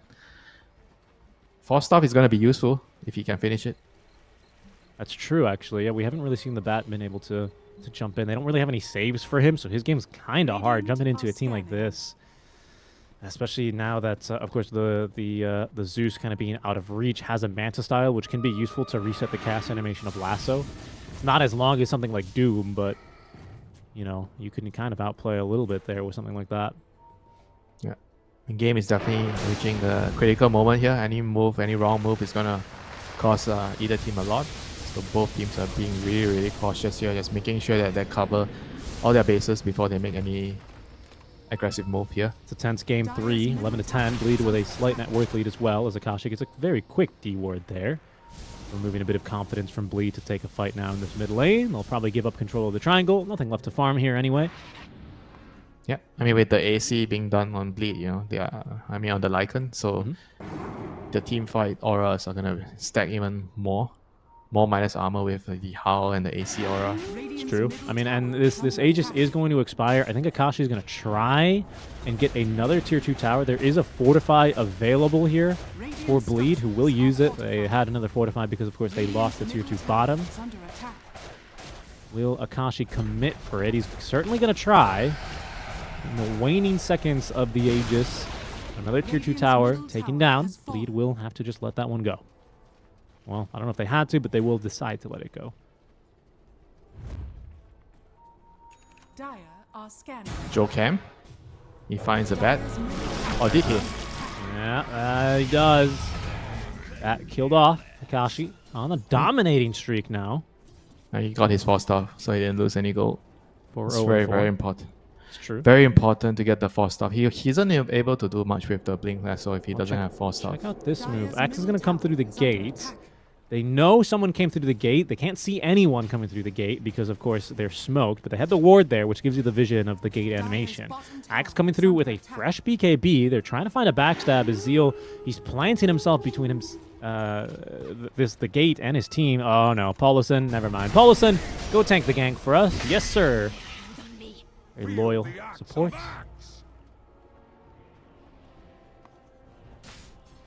Life of a support. Yeah, pretty much. No chance to get the Yules off that time. Jump, but that'll scout the BKB, so this BKB won't come as a surprise. Any other really big items that we've seen now? Nothing too big, nothing too major. Luna Conda. Conda's done, right? Conda's done. On Luna. You want your level 20 on Luna right now. Yeah. I think you also want BKB on Zeal. He's pretty close. Needs another 1,000 gold thereabouts. Another 1,600, so a bit more. I don't know if they'll wait, because Luna's really close to 20. And Yeah, that's gonna be a huge power spike with the level 20. Get the extra Moon Glaze. Asher as well for the Lifestealer. And that's going to help in the mano a mano. And just about to hit level 18 now for, you know, an infested, or upgraded infest, what I mean to say. Emo on the wrong side of the river here, caught by the call of WS. Can they nuke him down? Yeah, seems likely, especially with the control offered by Ponyo's Fiend's Grip. They get the dunk. They get 8 stacks of the Code of Blood. Did he actually walk past the Watcher? That's how they saw him? I think he walked past, maybe at the edge of the Watcher. They might have. There's no observer there, so how did they know? He might have walked past the Watcher. Seems Yeah, unfortunately likely. If that actually happened, that was a huge mistake by him. Radiant's top tower is under attack. I think you're right. I think he did walk past the Watcher. Sometimes it's glitched for observers. The Watchers, I don't know if they fix it in the most recent patch. They seem to break every now and then, especially after Roche is taken. So I can't say for sure, but I think it did look like he walked past the Watcher, yeah. Kind of a unfortunate move to have made. It's going to cost him a tier 2 tower, and the lanes will get pressured yet again. Bleed back into the high ground, ready to defend. That's Paulison. Just no knowing the supports. Emo committing heavily and picking up the kill there. Jackie from the high ground. The howitzer cannon of the Lucent beams now with the Conda online. They're going to look for more. Will not be able to cancel any TPs, seemingly. Yeah, they're happy just not to lose any more heroes apart from the Bane. And you have to buy a gem, right? I think they need a gem. Okay, they already have a gem actually on the X. As Wolf scouting them out is actually pretty annoying in the team fights. They're gonna look for more smoke. Emo is gonna bottle up that haste rune. It seems like they'll probably try and head into this triangle, Winter. Talon, ooh, gonna hit him with a quick pause. Probably a little bit of lag here for WS.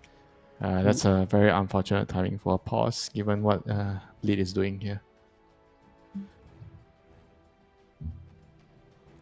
Yeah, I mean, it might work out for them. Bleed can kind of focus, draw up the game plan. I think Talon, they might be more on the back foot here, potentially. I'm not sure. It's always kind of hard to say what happens during these pauses. Hopefully it's a short one, and we can just go ahead and see how it plays out. I think most people would rather see that, but just depends here for Talon. Hopefully a fast one. Still a tense game, though, Winter.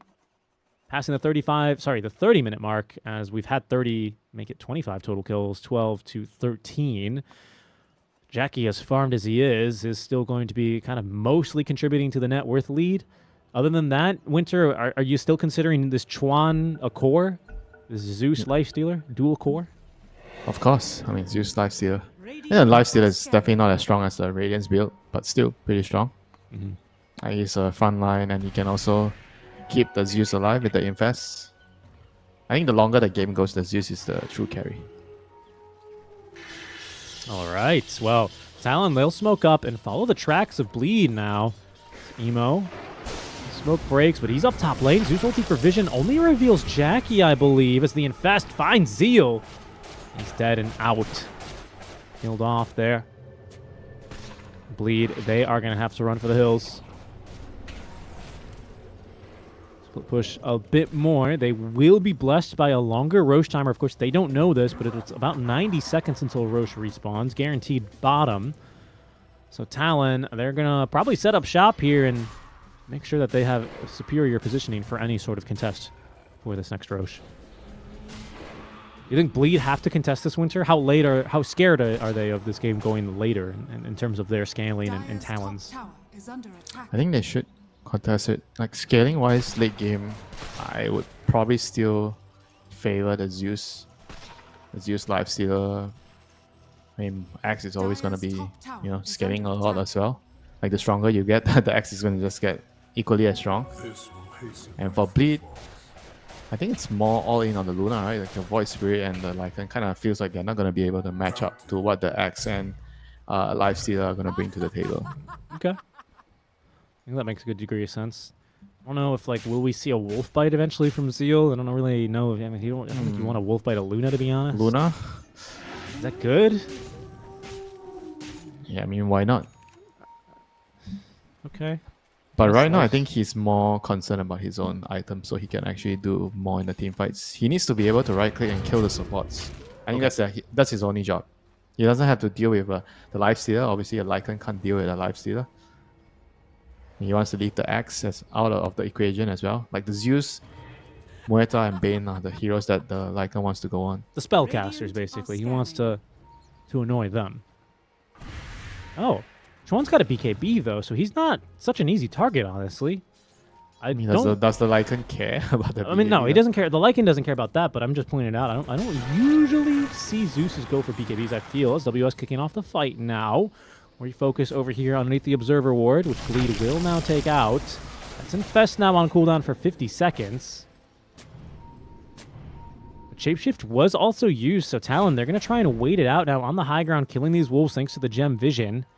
They can only see one on the low ground, and there they go, but the stun immediately follow up on WS. He's also caught Emo with the grip follow-up as well. Nothing to cancel. Oh, but they get WS down. After the double kill, though, how well is this fight going to go? Jackie trying to fight through this one. Even with all the glaives bouncing around, Chuan is too overwhelming for them. They cancel Zeal's TP with the Nightmare as he was trying to stop Ponyo, but they get absolutely owned in this fight. And I think was what was that? That was the Lotus, right? The Yeah, Lotus that was of the Lotus. Jokum, which reflected the lasso. I mean, it was also the two-man call after that. You know, he was able to react really, really quickly, saved the lifestealer. Lifestealer ran out, and yeah, after that, two heroes died, and the fight was kind of really difficult for Bleed. I mean, they were running up the high ground. I mean, Talon had high ground there. They had all the vision advantage. That's So true. It was always going to be hard for them to jump up. If you're jumping up the high ground like this and you're not blowing up the first target, and then you're going to put your whole team in a very, very bad position in the fight. Exactly. I mean, not only that, right? It's the fact that I mean, It I was a don't know how very to- risky play. It was a very risky play, and I don't feel like they were that desperate to make that risky play. That's a good point. And I also I question the reason I question the call is it's obviously bait. Like you've just scared away the axe. They're holding this cliff. You know that the axe. is Maybe near. that's why they wanted to go, because they figured they had a couple more seconds before the axe had his dagger again.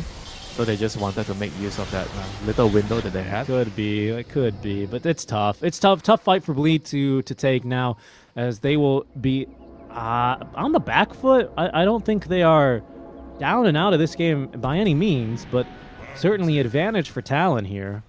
Mm-hmm. Game is still on though, but high ground is going to be a lot easier when you have Aegis, for On sure. the table, yeah, for sure. Certainly on the table, and WS he's powered up even since their last encounter. He's got this Bloodstone active, ready to go. So a bit more lifesteal. Obviously, the AOE can be game-changing here as well as SC. He needs to be a bit careful here.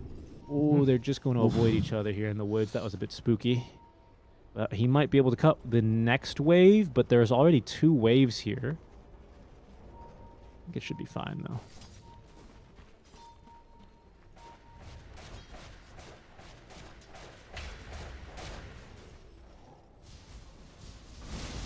It's still very tense for sure. Now bot lane's pushed all the way out by Emo. Oh, They have a deep observer ward here, so they're gonna Yeah. see Jokum. Yeah, they do. Olsen, he's got the bramble set up, but not good enough. And another dunk for WS. Chuan is still just continuing to push these mid waves. What's the goal here for Talon on this Aegis? Are they? Oh wait, hold on. I think they've seen Emo again. They're pinging him anyway. I think he's walked past towards Zeus ulti for the vision, right into the grip. Winter, no way out for Emo. Or is there? Still have vision of him. Another nightmare as they put him to sleep, and the reinforcements are not coming anytime soon for him. Another dunk for WS. These heroes have buyback, but this is one big pick off and a support dying, I suppose, but that might just be the invitation Talon we're looking for to go up high ground. Yeah, good sequence of events. You know, they TP back with the Axe infested. They got a kill onto Poloson, and after that they connected towards the base. You know, they were sweeping the map with the other 3 heroes. They used Wrath to scout out the hero, sets up the kill, and Axe connects to that kill. Just very, very nice and smooth movement from Talon as a unit. Mm-hmm. I think Bleed would love to get some tier 4s out. If they can get ninja gears, it makes them kind of split pushing the map that much safer without having to worry about the Zeus Wrath. But it's going to get difficult now with creeps. They will begin to shuttle through the mid and bottom waves as Akashi gets to work on the first tier 3 tower.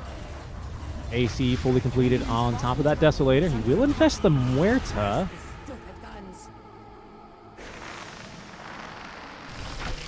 Okay, just for like a little bit. Now he's out. Radiant's middle tower is under attack. Radiant's middle tower has I mean, slowly but surely, you're going to be able to just siege with your rage every time. Definitely. I think Lifestealer is one of the better sieging carries at the moment. Duration is pretty good as well at 6 seconds. He's got that 25 talent open for him in a few levels if he decides, and that'll make things Yeah. even easier. I mean, at some point, Bleed is going to have to Make a move, right? pull the trigger. They have to just drag him into the base, even though he has Aegis, and try to force them to take a fight in your towers, your tier 4 towers. Okay, well, Jokum's the man to watch, right, with this Lotus Orb, as well as the Axe. I mean, and you also have Ponyo ready to counter-initiate with like a Grip or a Nightmare, potentially. They can't be afraid of anything right now. I think they just need to go. Like, even if he lassos the Bane, just get a quick kill. Mm-hmm. Like he just needs to do something in the team fights. So it doesn't necessarily. Oh, well, they're Going going in? in. Oh, there they go. They drag him all the way in. Never mind. Lotus was on cooldown for 3 more seconds, and he's underneath the tier 4 towers.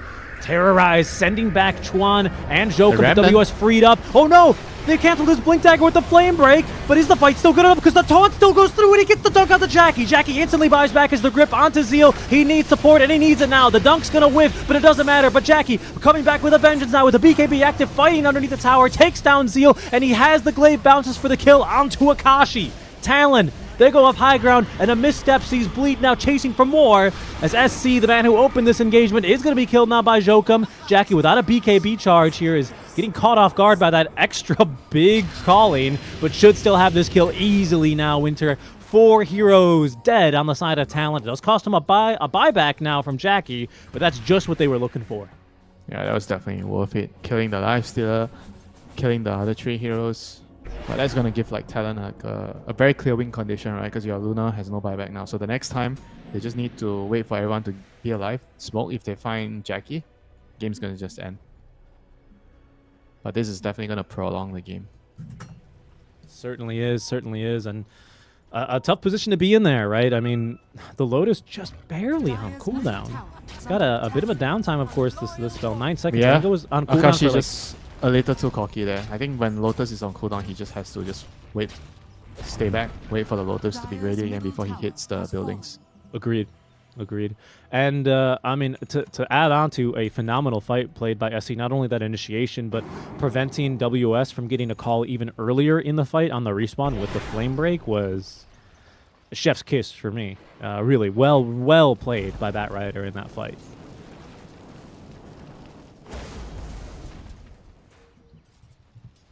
And as you say, a bit of a prolonged game. Bleed live to fight another day. They only lose a tier 3 tower, but no lasting damage to the barracks. They're still nice and clean.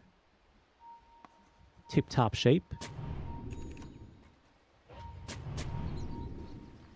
And our game continues. With tier 4s now starting to hit the field. Mindbreaker is maybe a good item here. Yeah, I think he'll like that quite a bit, won't he? I restore my connection. You have Ascetics Cap for the Void Spirit. That's a strong item for him here, as they Smoke. might try and They're set gonna a see bait. Akashi. Yeah, but they see he's got a Lotus because of this damn wolf scouting them. They know there's a wolf here, but Emo is going to make the jump in. They're going to take down the support first. Nightmare save and a 4-step up to the high ground. He's A-okay for now as the Terrorize is going to whiff onto everything, but SC, he has room now for the lasso, and Jackie tearing into him. No time for the Infest. Not a chance as Talon. They're going to lose their core, but now the counter initiation can Bleed stand this test as Jackie. He's used everything on his first life, and the life steal's not enough. He's dead for 2 minutes. That's a dieback on him. Chuan in an awkward position, but holding the high ground with the lightning hands will repel Bleed from any further action as the call just onto some creeps, isn't it? Really? Yeah, there's a Wind Waker.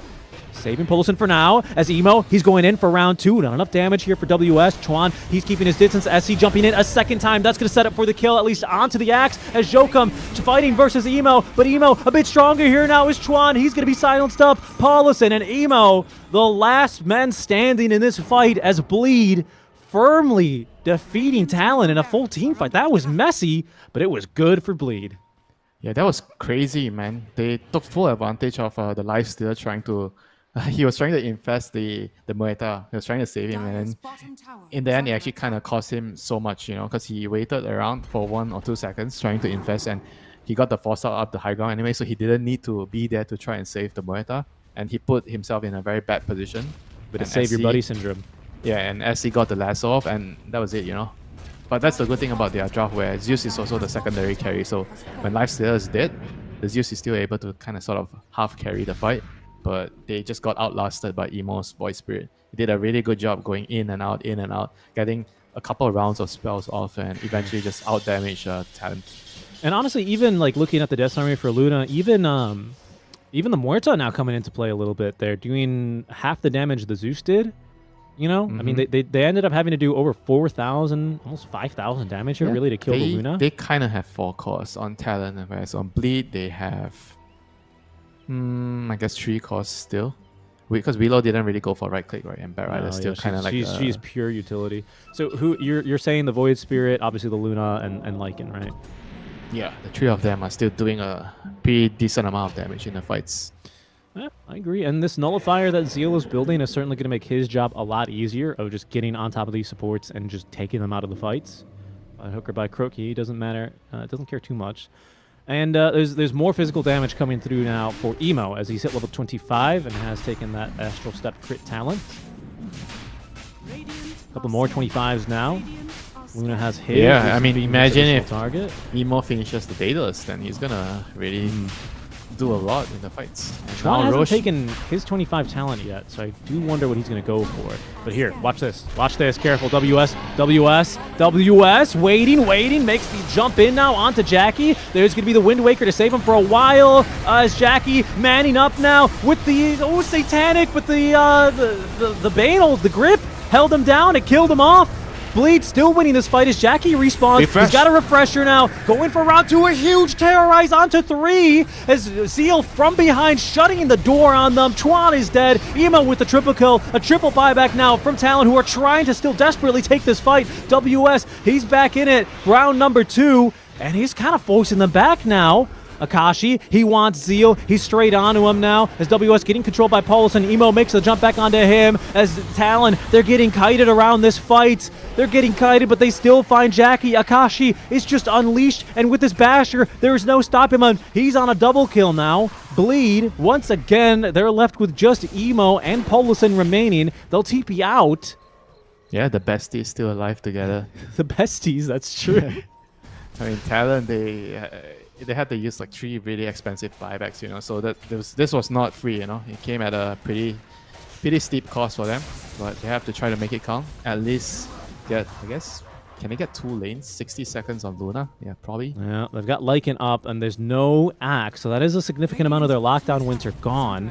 But without a BKB on the Void Spirit, he's very vulnerable to something like the Calling here as he zips in and out. Okay. Careful. No bash there from Akashi, so he's out. Leiknir is a scary. This is the last creep wave, right? Yeah, there's no creep wave. That's true. Yeah, that's true. Look at the dominated creep from Zeal. He's putting in the work. What a gamer. 33 wannabe. Yeah. A nice play though, honestly. Look at this. Taking that creep wave for a big old walk, and there's the backdoor defense kicking in. That will give the boot to Talon. He saves his own buyback. Maybe saves the day here for Bleed, who will get away with only a lost bottom lane of barracks. But Winter, that Roche fight, still not ideal for them. They lose the Luna twice. They no longer have the benefit of having taken that fight, you know, with the Aegis. I mean, I can't wait for Luna to at some point get the axe so you can put it on your wolves and send the wolf in. It's disgusting.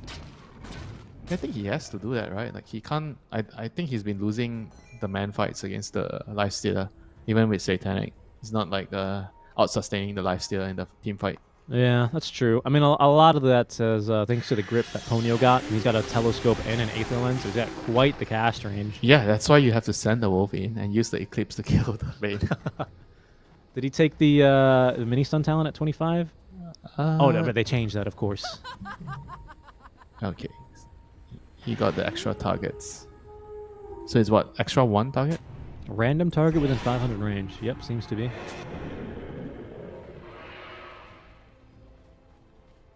And I think we've hit more 25 since then. Lifestealer has hit 25. Polison's really close as well, so we do have that 1.5 second rage duration on the line. Ponyo now with AoE Brain Sap. Finally, he can become a core 2. He's going to start farming. You know what they say? It's never too late. Oh yeah, and Chuan went for the AoE Bolt talents. With his refresher now ready to go. Doesn't leave him without buyback here.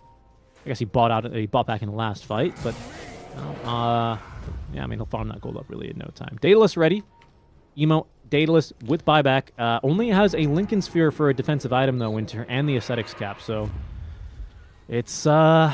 Yule's is defensive. Yeah, that's true. Yule's is defensive. You got a point there. And then they also have Pauluson's Yule's, right? Wind Waker, I guess. More apt. Yeah, the besties, you know, they need to have the same item. The same builds. They're twinning.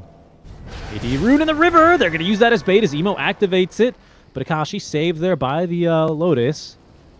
So Talon, they will not lose their core here.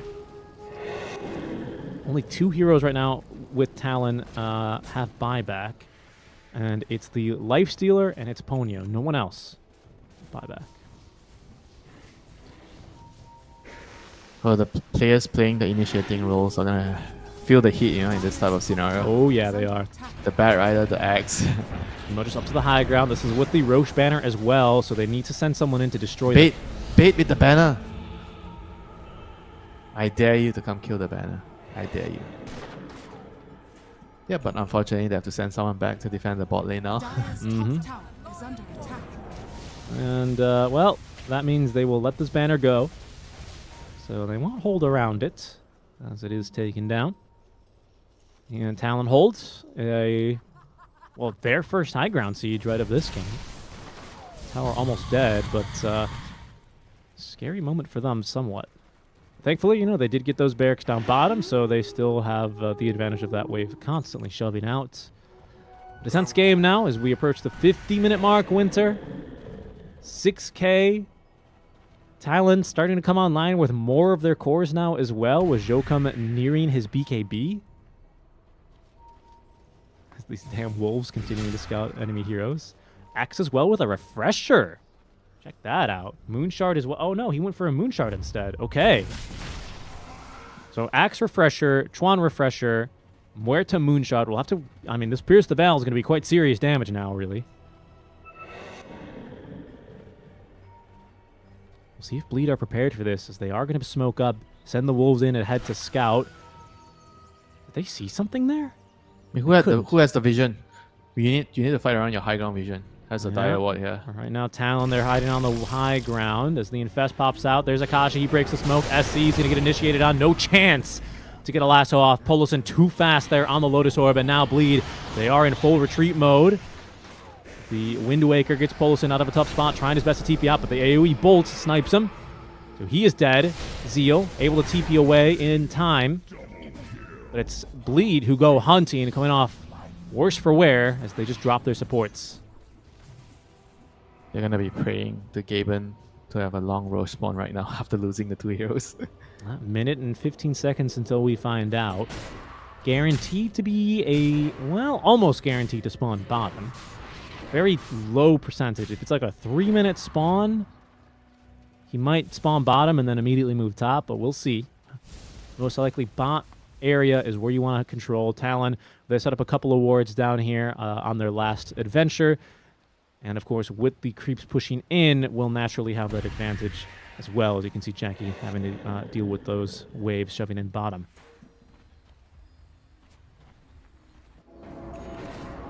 Very, very tense game, Bleed can't afford any more mistakes from here on if they want to have still a chance. They already one set of racks down. Their next mistake is going to be fatal. Yeah, I mean, Talon, they're content to just sit on the back foot here for another minute. Not only will they possibly be able to take Roche, but they're going to have buyback back, available again for their heroes, specifically Chuan, who has the money, just needs another 40 seconds. WS, a little bit more gold, and even Jokum now, he's nearing it, just 1,000 more gold necessary. As they will move bottom in anticipation of this Roche spawn.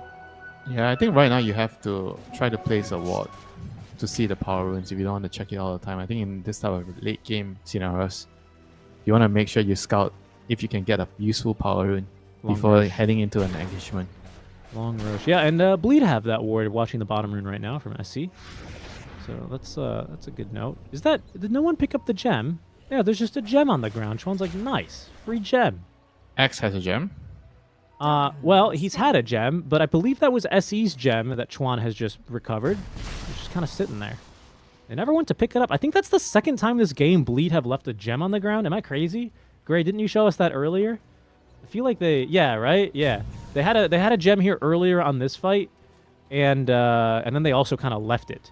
So, a bit unfortunate. Probably just assuming that Talon were going to immediately, pick it up. Not a crazy assumption, but still. All right, here we go. Teams. Round 3. Round 3. At a big Roche fight here. Buyback's ready for everyone on the side of Bleed. And it's the supports right now for Talon who are restricted by gold. Okay, there's the Infest. So on cooldown for 50 seconds now as Chuan is going to nuke the creep wave. Bleed in position. They've got their ward on the high ground here on this cliff. And Talon, they don't actually have a ward down here. They've got the cliff warded above them. Oh, Divine Rapier! Divine Rapier! But it's been scouted. It must have been scouted. Talon had a ward that saw that. So Emo, he has a Divine Rapier, and he doesn't have the buyback. Tower is under attack. Chat play. I like it. So such a dangerous move, though. They need to do something drastic mid-wave. The wolves are gonna kill the tower here. Yeah, they are. Look at the wolves go. They get the fortify out. But look, at the Ancient Black Dragon as well. Top lane is about to start forcing that wave in. Talon, they cannot believe how long this Roche timer is taking, as Chuan will TP back. He's got bots and a TP in 25 seconds. But this is now an opening for Bleed to try and at least advance their positioning as they continue to jostle over this next Roche. 15 seconds till he's up, Winter. Exactly the same time for the travels to be off cooldown. I mean, Zeus is gonna be ready to join the fights when the Roche is up. I think he's gonna have to deal with one more wave top, though. As you can see, that wave pushing back in. Zeal doing some good job on the micro as Roche has now respawned. The Wolves will scout it, so Bleed are aware of it, as are Talon now that Jokum's cleared them.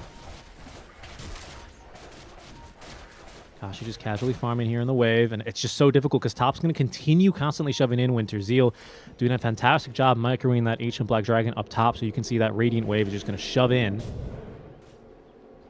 So they're going to go through the gates because Roche is going to move top. Okay. So Talon playing the waiting game, and now for Bleed, it's going to be difficult for them to actually rotate. Can they kill the Roche from here? No, They're trying? no way they They're can trying? kill the Roche. Absolutely not. They cannot. They're trying? Kill the Roche. No, it's not happening. It's not happening. It's not even close. It's not even. I'm sorry, Winter. They don't have the right draft for it. That'd be pretty cool, but it's just not happening. And Bleed. What heroes do you need to do that? Do you need like Chronosphere to do that? No, because you can't attack outside, so you need something like spell damage, basically. Spell damage. Trying to think even what would even do him in, but hard to think of now on the fly. Either way, Bleed didn't have it, Winter, and now it's Talon who are holding on to this Aegis. 5 minutes with a long duration BKB in the backpack as well for Akashi. That was also a free Ags, right? I think it went to WS, if I'm not mistaken. I don't think he had money for Ags in between now and then. So he now has this counter Helix Shard. So whenever he hits someone with Spin, that enemy does 20% less damage to Axe. So it's hero specific. Glaive. It's just a glaive. The Luna's glaive. Kinda. That's right. That's right. Although I guess it's a little bit different because this one applies a debuff, whereas the Luna is just a buff to herself. But yes, it's damage also reduction. It's, what, did dispel though? I don't know. I didn't test it, to be honest. I'm not sure. I won't say for certain. Zeus ulti for vision. I believe that was, right? Yeah, it was. Emo gets the heck out of dodge. And another Wrath in 80 seconds, or whenever he feels like it with the refresh. I like the way you put it. Whenever he feels like it. It's true. What's the move here for Bleed Winter? How do they play around now that they have basically committed on this Aegis for Emo? Never leave home. You have to stay in that's your what base. I do. Radiant are scanning.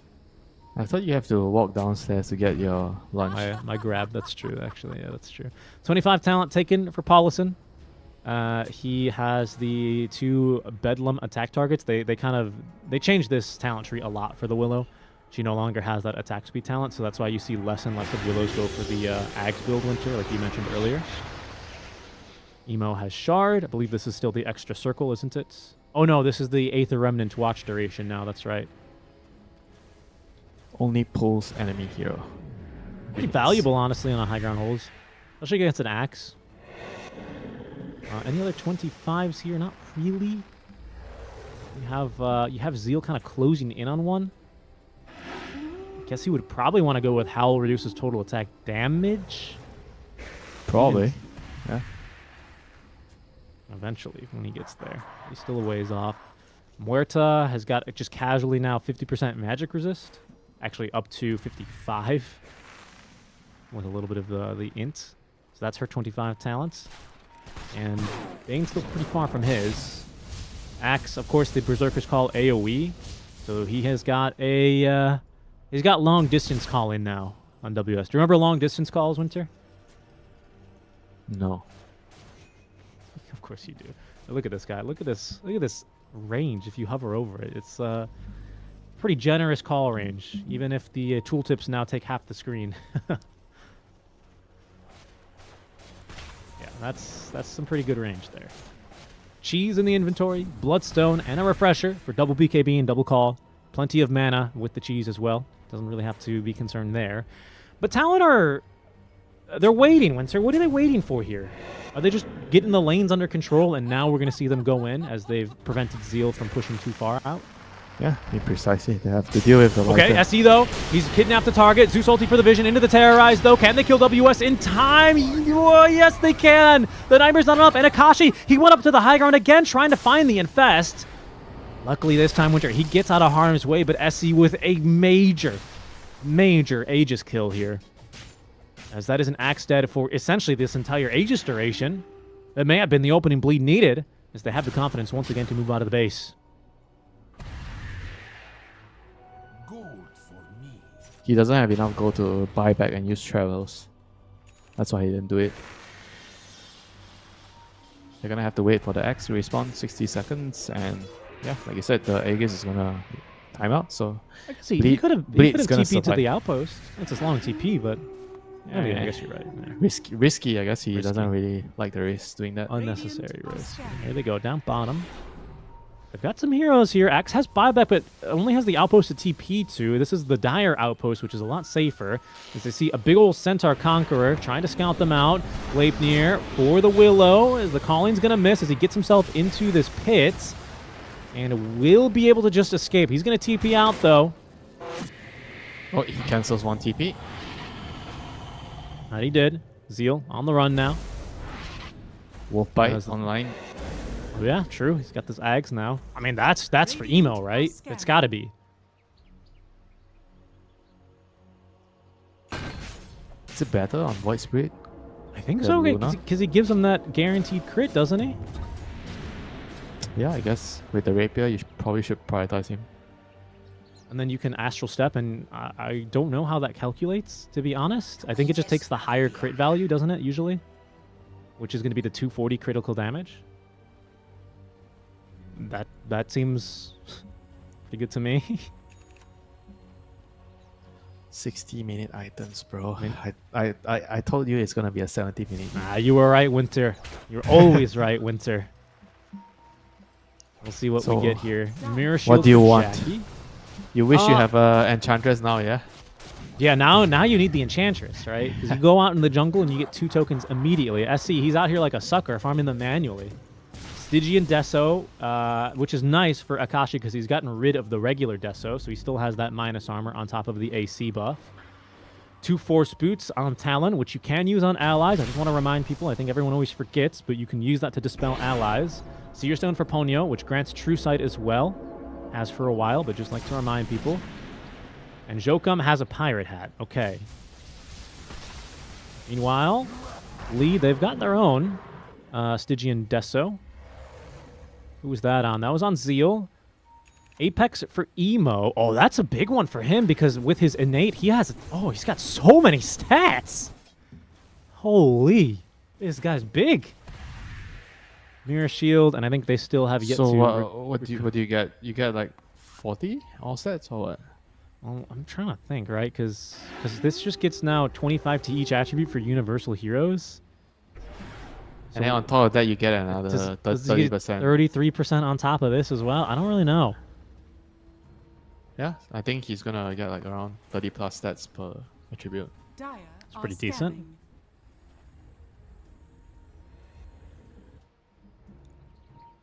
It's like the old Eye of Scotty, basically.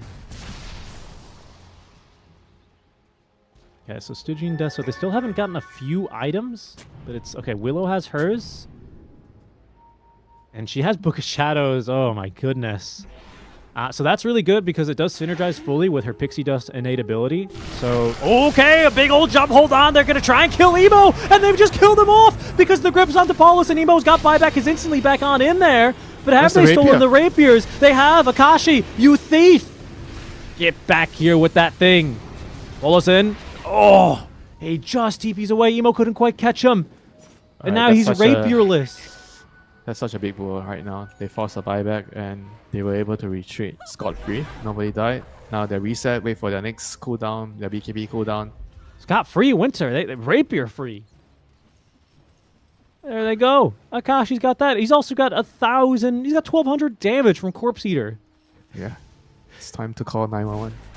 Talon just got out of jail. He did. He did. A jailbreak here for them. As they once again have to continue killing these wolves top.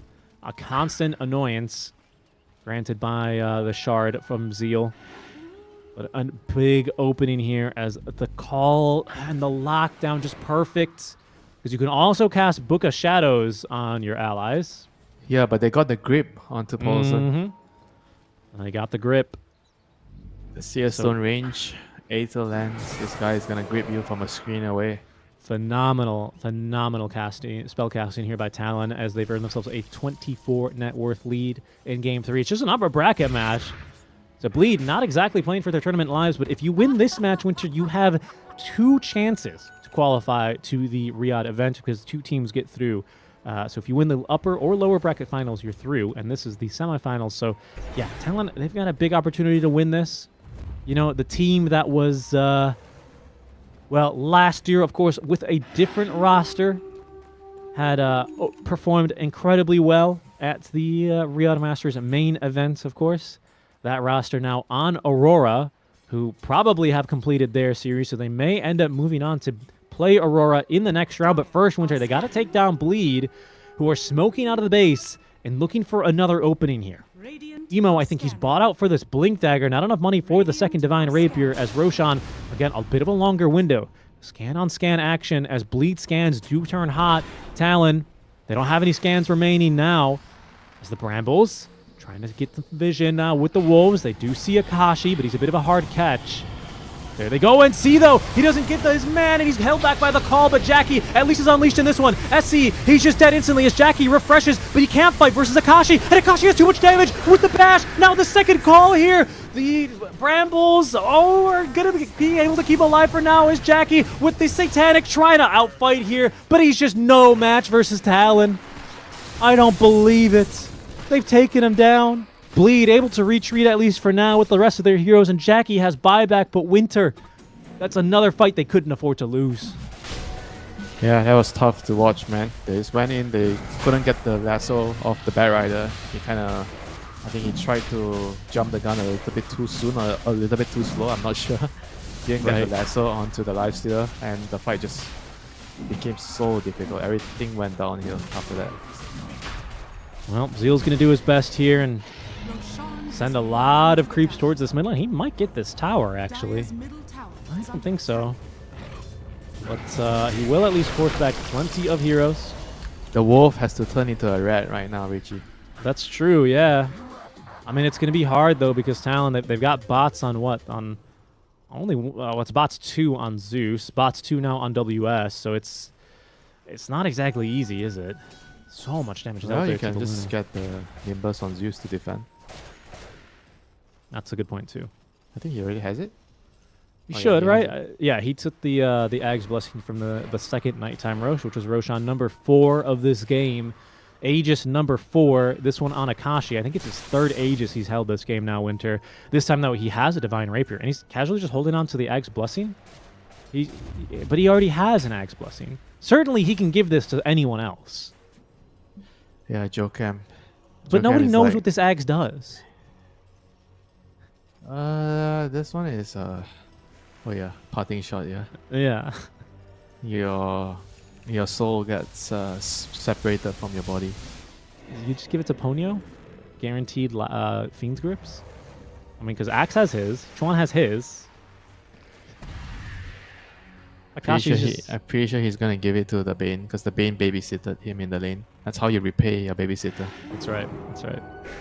So the carries, so the mid laners, they love the position 4s, but the carries love their position 5s. Is what you're saying? Everyone has their favorites. That is true.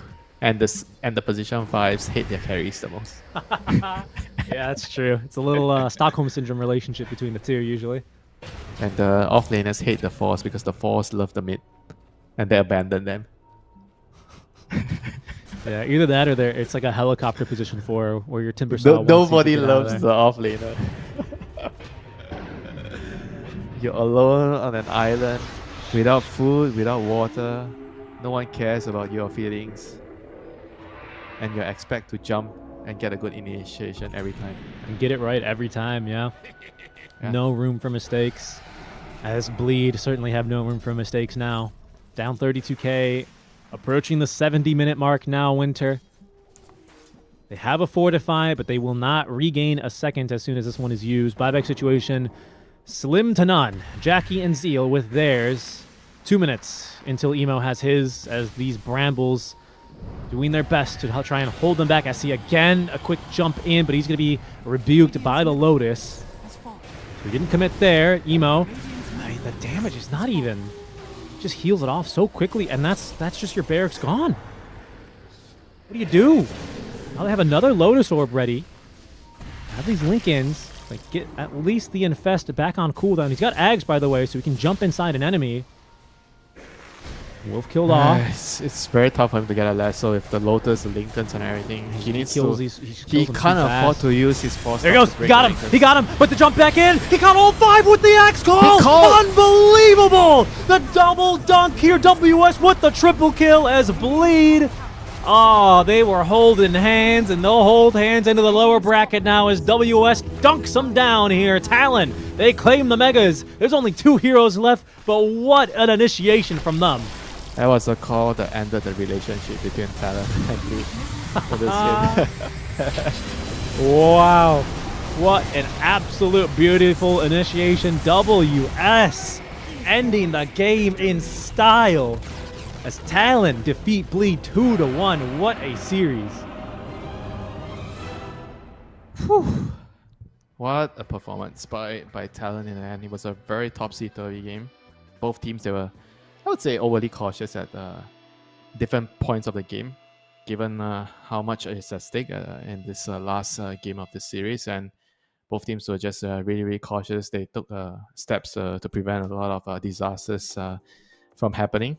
But at the end of the day, they still found the move to win the game. Like Talon, first he got the rapier off Emo's hands, and then to seal the deal, they got the big 4 or 5 man call from WS, double call, and which just ended the game, Yeah, I mean, that was big. I didn't know if it was all of them or if it was just a few of them, but we are already having to go to a break here, folks. So you guys, I mean, what a match. That is going to be Bleed versus Talon finished up, but don't you worry, because we are going to be heading into the lower bracket now, as I believe we follow not the loser of this match, but the Neon Esports versus Blacklist. So that's going to be our next match, which is already starting pretty soon. So we are going to go ahead and go for a quick break, but starting very soon, we have already Neon Esports versus Blacklist. We will catch you guys in just a bit.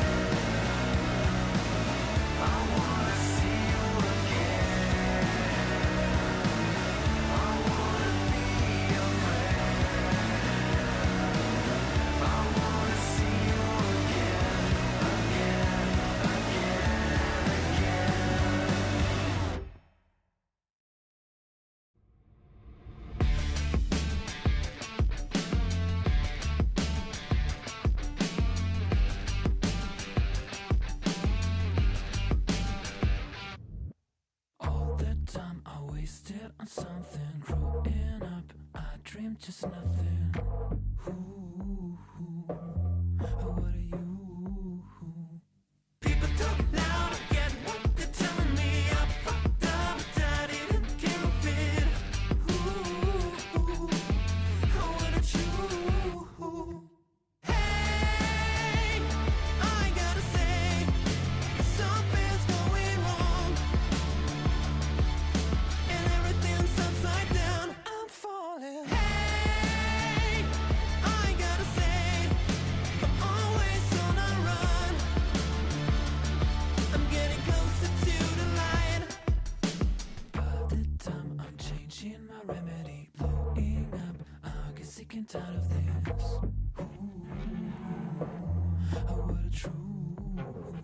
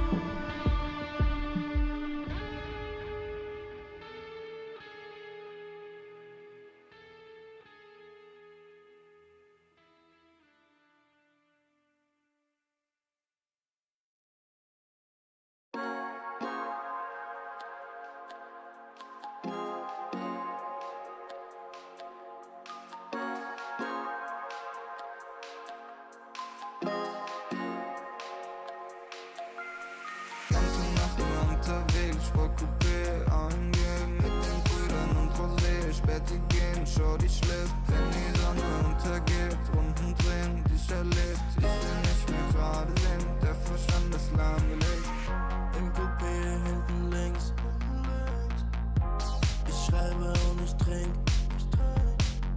Mit den Brüdern und wir chillen.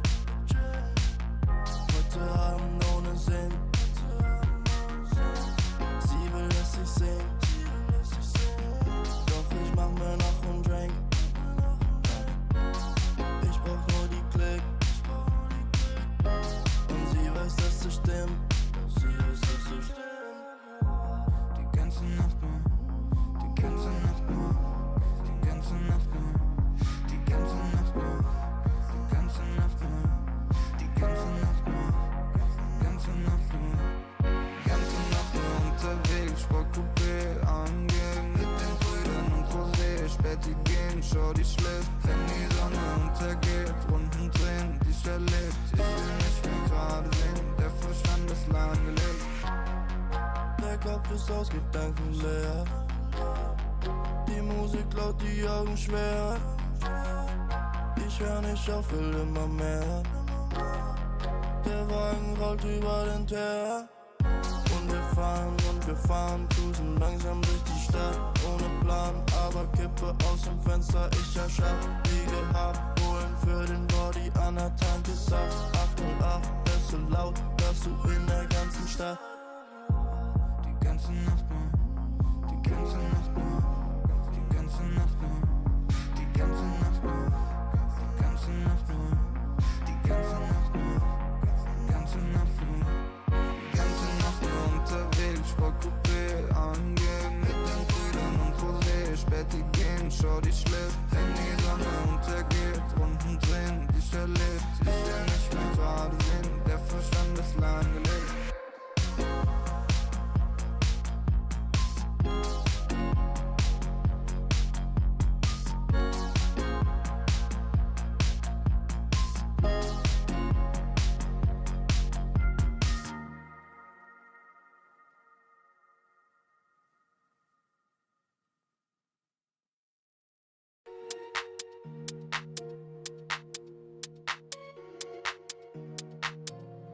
Ich sitz auf meiner Fensterbank, die Nacht zieht vorbei.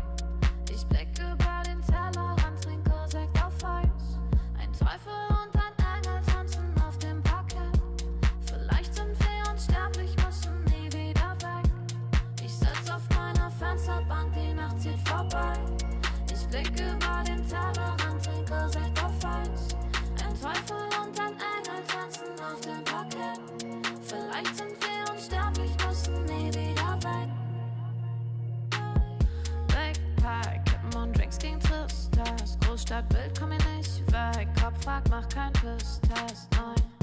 Ich will nicht auf deine Party gehen, nein. Engel und Teufel tanzen schwanzig. Von deinen Lippen tropft der Chardonnay. Ich küss ihn weg, bevor du schlafen gehst. Sitz auf meiner Fensterbank, die Nacht zieht vorbei. Ich blick über den Tellerrand, trinke Sekt auf Eis. Ein Teufel und ein Engel tanzen auf dem Parkett. Vielleicht sind wir unsterblich, müssen nie wieder weg. Ich sitz auf meiner Fensterbank, die Nacht zieht vorbei. Ich blick über den Tellerrand, trinke Sekt auf Eis. Ein Teufel und ein Engel tanzen auf dem Parkett. Vielleicht sind wir unsterblich, müssen nie wieder weg. Faded auf den Wohnzimmerdielen. Baby, sag, wieso sind wir hier? Kann sein, dass wir den Boden verlieren. Wir heben ab morgens um 4. Ich sitz auf meiner Fensterbank, die Nacht zieht vorbei. Ich blick über den Tellerrand, trinke Sekt auf Eis. Ein Teufel und ein Engel tanzen auf dem Parkett. Vielleicht sind wir unsterblich, müssen nie wieder weg. Ich sitz auf meiner Fensterbank, die Nacht zieht vorbei. Ich blick über den Tellerrand, trinke Sekt auf Eis. Ein Teufel und ein Engel tanzen auf dem Parkett. Vielleicht sind wir unsterblich, müssen nie wieder weg.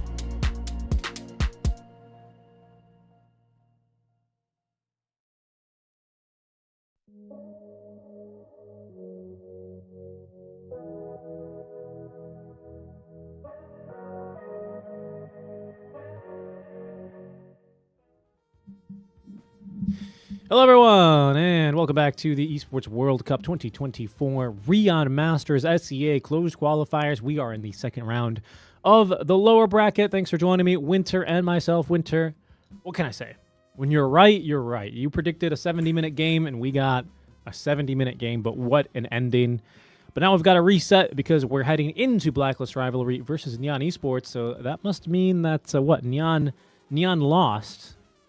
Who'd they play? Let's check the bracket because I can't keep it in my head. I'm still thinking about that amazing axe call.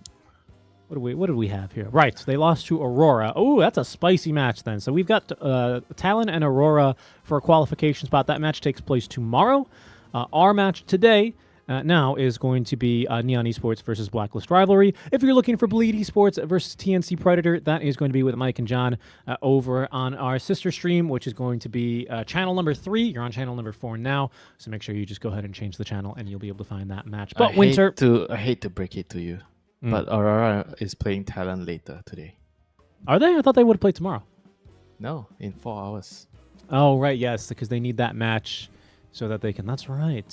Well, we'll be able to watch that one later, and that ought to be pretty exciting. For now, Winter, we are back in another Rambulan, kind of, right? Neon Esports, traditionally mostly a Filipino org, but of course playing with Bombi, CJ, and Castaway, have a little bit more international blood this time. We've gotten to cast them once, right? Didn't we? Yeah, we casted their Execration. No. We did. Yeah, we casted that game. And then we casted Blacklist, right? And we've seen Blacklist yesterday because they beat IHC Esports. So we have gotten to see both of these two teams. Now that I've given you plenty of time to remember them, Winter, who's your favorite heading in? Blacklist Rivalry. Why is that? Because they look much better yesterday. And I feel like Neon... Oh, actually, maybe Blacklist is not the favorite anymore because Neon won one game from Aurora, which is quite surprising. And we see what we can find from that game. Of course, that was but going on. I kind of feel like Blacklist should be a little bit of a favorite against Neon. They have more experience in terms of their roster. They have a lot more going on within the team when it comes to crunch moments like this, when you can't really afford to make any more mistakes. Otherwise, you're done. You're out. And I feel like they should be able to handle themselves much better than compared to Neon. And Neon just play the game, right? And they have to play a game. I don't think it's easy for them. Winter, I'm starting to see a pattern here, and that is not a coincidence for a Weaver voice line because Game 1 is when Neon beat Aurora, and you'll never guess what two heroes they had for mid and safe lane. Why, it's a Zeus and a Weaver. Is there something with this combo that you think just, gives teams an edge? Because once again, it was like our Weaver runover game where this Weaver went 19-2-10. So, I mean, just completely dumpstered a Jab's Legion. What is it? Is it just the hero? Is there something with this combo specifically? Did they just fluke a win? I don't know. Talk to me. Hero too strong in the lane. I'll give you that much. I think with the facet, with the slow on Shokochi, just can't deal with him in the lane. And Weaver is a very momentum-based carry. So whenever he gets all these small little buffs in the laning phase, it just changes his mid-game a lot more. And you get a lot more advantage going into the mid-game where you can abuse your Gemini attack, you're running around with the Gleipnir, everything just comes a little bit faster. And sometimes that 1 minute faster on your item timings is just gonna, break the whole game apart. Okay, well, I mean, if as far as who's gonna get the Zeus, usually this has come down to first pick today. Nobody. We'll see, because Neon Esports, they won the toss and they have chosen first pick. So you have Blacklist Rivalry starting game 1 of this BO3 series on the Radiant side. Radiant has a better win rate, if I'm not wrong, at the moment. Don't you just think that Zeus and Weaver are just good and you can just first pick them and win the game? Obviously, that's that too. But if you're second pick, you have 4 bans, right? True. Are you willing to trade Zeus for Weaver? Let I mean, me ask you. let's go And through these you bans. can't gamble, right? Because if you're second pick, you're banning 4 heroes, and then the first pick team bans the 7. It has the 7 ban, and then they have the overall first pick, so they can just remove one and pick the other. Like and then TA, you're screwed. and then ban Zeus. Sorry, or they ban. Or TA I'm talking about Weaver and Zeus trade. I see. Which I So think it's a little bit of an arms race. Well, our first draft has just started. We'll jump in there momentarily, just because I think it's going to really make a big difference. Again, so we see a lot of these same heroes. Okay, so Blacklist, they already take out the TA third ban. I mean, flying through the bans now. So I think now Neon they're considering the Zeus question, right? Because largely TA is the lane solution to Zeus. But bro, they have first pick. The people that need to figure how to work things out is the second pick team. So Blacklist has to figure out. If I'm Neon right now, you leave everything in the pool. Okay, so they leave the gyro. Isn't that a what hero did okay, there's the Zeus ban. All right, whatever. It was all for nothing. I mean, Blacklist, they just knew. Jean Noel's like, yeah. Come on, boys. Okay, if you pick Weaver carry, you're gonna pick Faceless White carry. Counted. Just immediately, first pick. No, but eventually. Okay. There's like a couple of good heroes against Weaver. There's Slada. Yeah. Faceless Void. I don't know so much about Bloodseeker anymore. Bloodseeker unpicked in the Fissure tournament. Bat Rider first pick. He sneaks through the banning phase. Instead, it is going to be the 2 unusual bans I see here in Winter. 3 really is we don't usually see Zeus banned. But there's the Gyro and the Weaver bans from Neon especially that stand out as slightly more unorthodox. 10 seconds. Willow ban, you mean? Or Willow ban? Yeah. It's not that crazy. Like, we've seen these heroes banned in the first phase, but not with the frequency as like a Phoenix, a TA, a Storm. Dire team ban. Okay. So Blacklist will just pick up the this Centaur. This is actually very different. I suspect this Centaur might be a position 5. Why do you say that? What information could you possibly have? Why should I reveal my information? I have an insider tipping me off. That's what we get paid for. It's John Wall's string and cup. Back to you, huh? 5 seconds remaining. Because they usually don't pick Gabby Lord's hero early. His hero is usually picked later. He has a lot of priority in this team. And the fact that they're picking Centaur overall first pick just is making me sniff that something is up.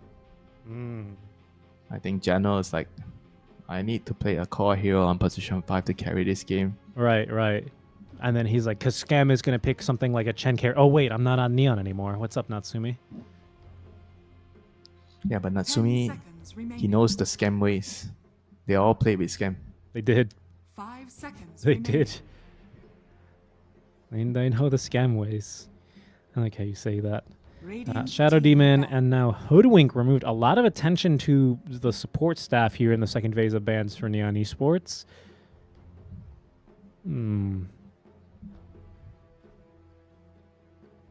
Guess Tim's is a really damn good Hoodwink player, honestly, and a Shadow Demon, obviously. He's just good. Tim's has always been a standout player for me, to be honest, which is why I'm so shocked largely by the lackluster year that Blacklist have had overall. Because I know this is kind of the whole story behind the team, but individually they're also high skilled. Now they make a roster change here. We'll see how it goes back to a full Filipino squad. Which, by the way, I have to say, sometimes that leads to communication issues, actually.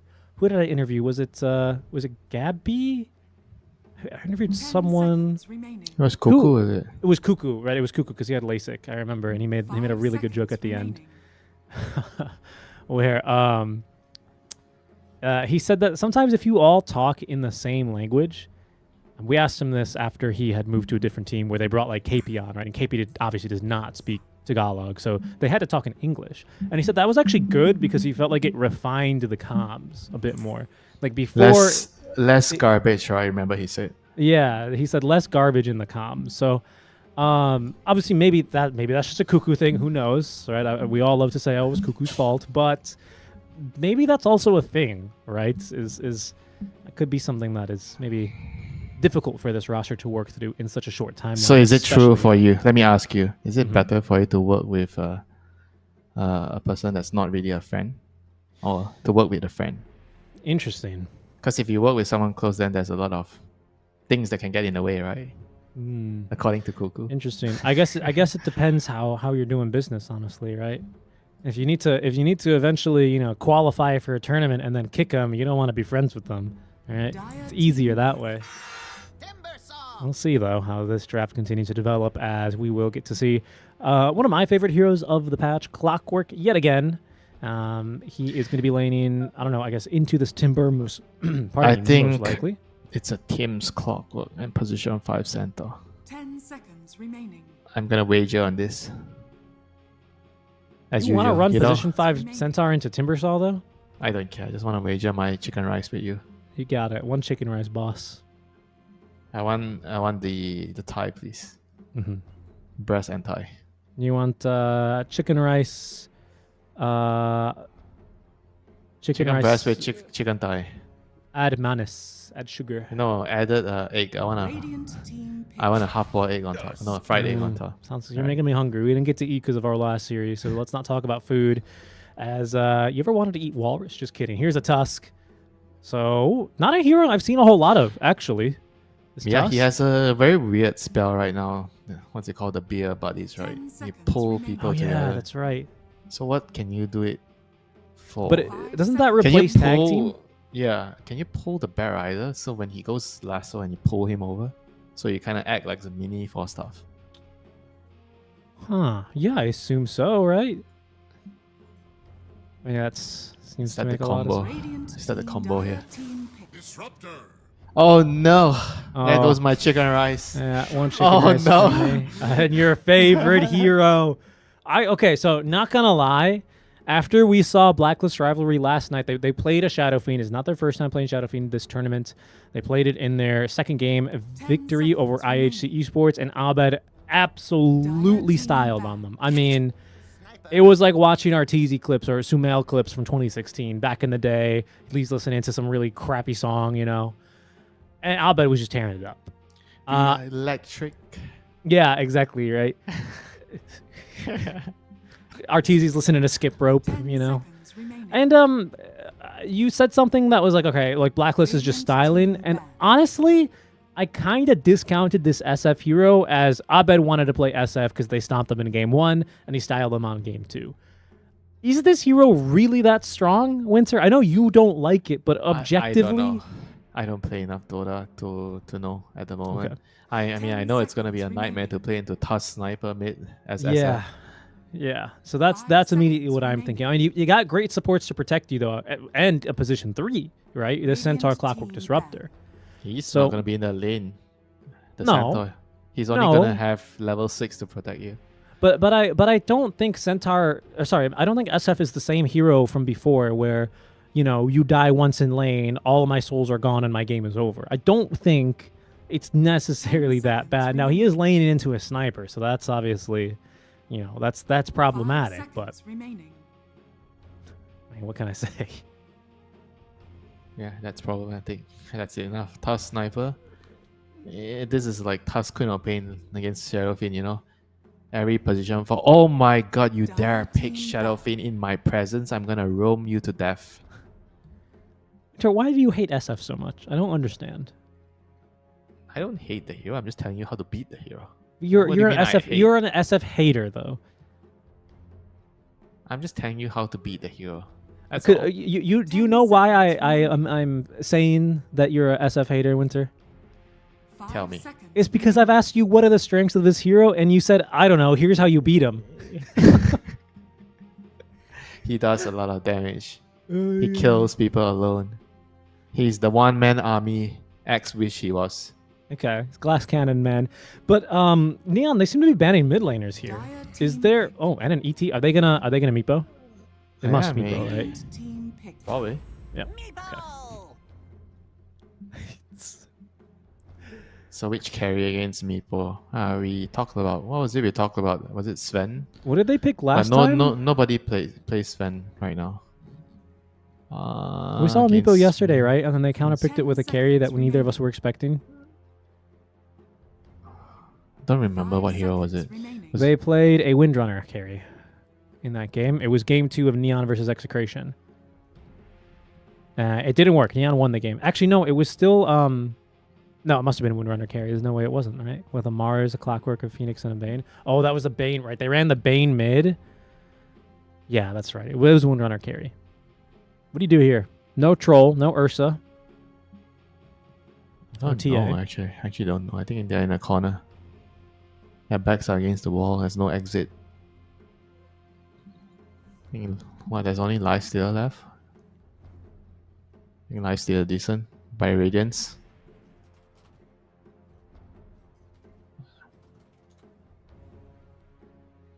I mean, if you're really funky, you try some carry Winter Wyvern.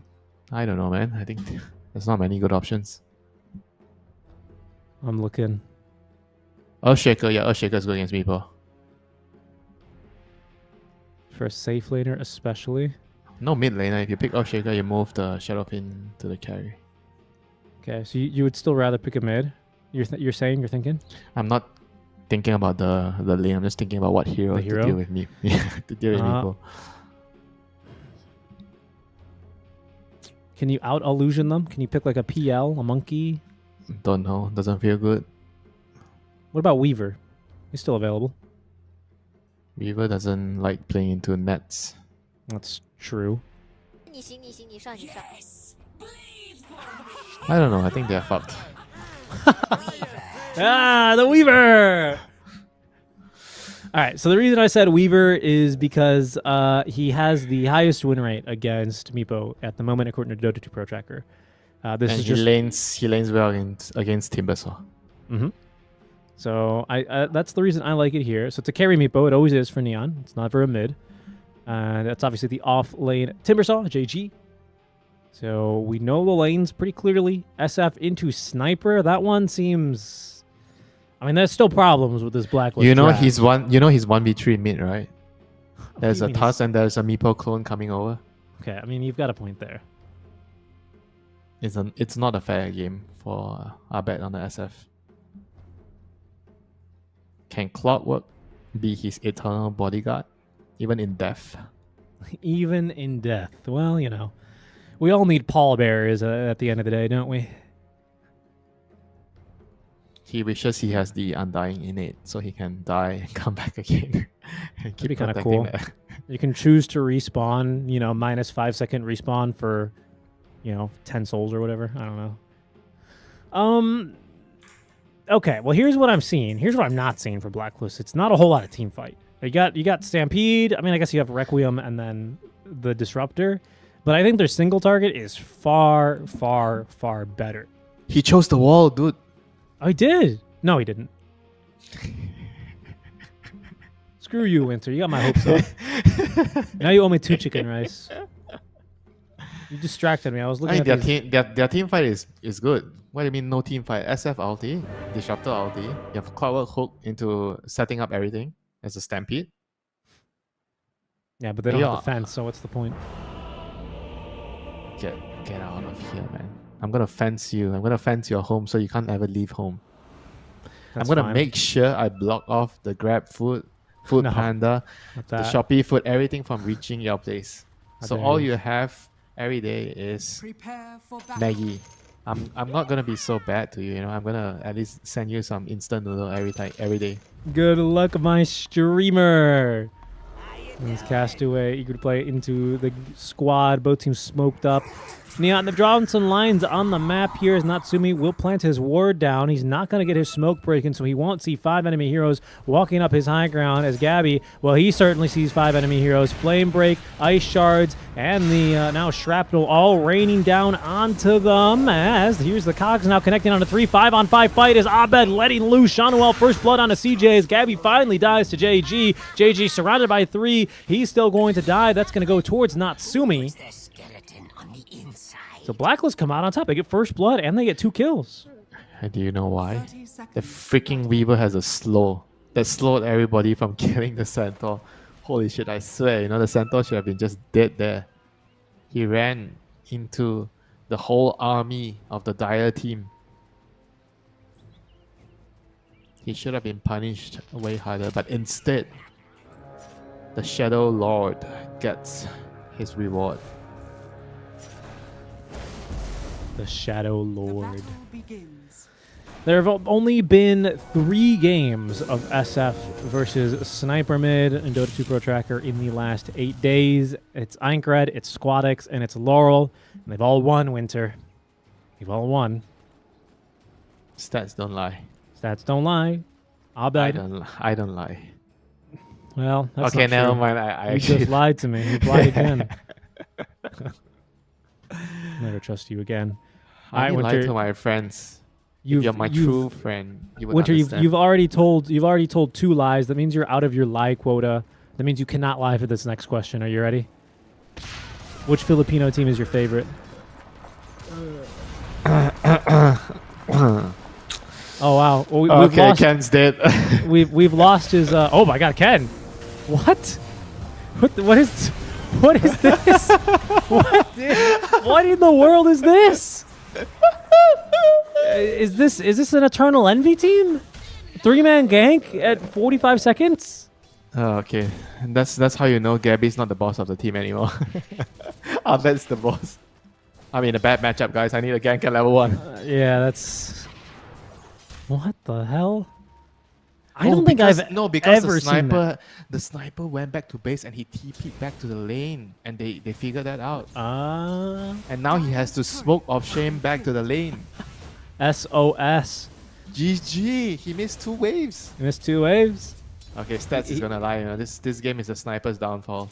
Well, I told you, SFs don't lose versus sniper. That was the stat. Oh, now he's a up. man sniper beats. No, 3 games. Aincred, Laurel, okay, and I already forgot the third. Stats Yeah. don't lie. Wow, I mean, quite the start here for Abed. He's involved in 2 kills already off of the first blood. He kills the sniper for free once. And he's going to be able to effectively... I mean, level 2 raises already. Look at this sniper, man. He's got a little keen shrapnel. He's got his little ghillie suit. That's not going to do anything here, man. He's going to have a pretty bad time. He's gonna have to pray that the Tusk is going to be here soon to help him. Yeah, well, Tusk for now. He'll come to the lane, but only for a bottle refill, which of course he doesn't have. As Gabby gets the kill top onto Castaway. Just really good spell casting here. Caught him with the glimpse. This is a disastrous start for Neon. I feel like I'm almost like 70-30 already for Blacklist Rivalry, honestly. Yeah, lanes are going really well. They swapped the supports over, so Jano is actually playing on the 4 this time, on the Disruptor, with the Centaur, and they have the Clockwork on board with the Weaver. Was it the game yesterday when they had the Disruptor with the Weaver and they kind of had a tough lane? Was it this team? And today they are not putting the Disruptor with the Weaver. Let me check. I'm pretty sure it was yesterday. With this team, of course, referring to Blacklist. Yeah, I think they had the same drop with different lanes. They played Weaver in game 1, but they had a Zeus and probably a Clockwork supporting it. So no, I don't think you're thinking of them because we didn't cast the Bleed Blacklist game, and they didn't play it then. Yeah, I'm delusional. Sorry. Yeah. Get back to the game. Back to the game as a dive underneath the tier 2 tower. Tier 1 make it for JG. Needs to get this damn beetle off of him. Of course, Natsumi, classic. He's got 2 points here in Swarm as the Cog is going to condemn Bombi. And JG, he might not be safe, but he's got the sampler build, Winter 111. So the reactive armor keeping him alive as well as that bracer. And was it Tim's that had the max power cogs build yesterday? I think it was. Yeah, I believe you're correct on. Oh, go show him your power cogs. Go. Well, I liked it. Well, actually, I didn't like it then because he was the position 4. Here, he's also still the position 4, even if he's laning as 5. Look at him shoot these cogs in. I think he'll max it again, personally speaking. Yeah, I believe you. He's a man that's gonna stay true to his own ways. Look at him go. Look at him go. Bombi dead? I have a Swarm Beetle on him. He missed the power cogs. And he has level 1 battery assault, so no. Okay, never mind. Winter lies again. Oh my god. Winter lies That again. is not a lie. That's not a lie. That's just a misjudgment. A lie miss. would mean that I already knew what is the outcome and I still didn't tell you the truth. Well, you know what is no lie is that this game is, I mean, it's disastrous for Neon. This SF mid, Abed, is bullying Ken. He has 11 denies. He has as many denies as Ken has CS. And look, he's raindrop charges, never knew her. Oh, dive your tower, easy kill. What are you going to do, Castaway? Okay, you're going to kill me? Whatever. I've already won, he says as he explodes. He doesn't explode because he didn't have Requiem, but you get the idea. Top lane, CJ. He's getting gone on as well as they will glimpse back the correct meepo for the kill. The correct meepo? Well, because it was the low HP one. Is that how you refer to the real meepo? The meepo The clones brand, are the wrong meepo. You got the Those wrong are meepo. the unholy meepos. Oh my god, Richie.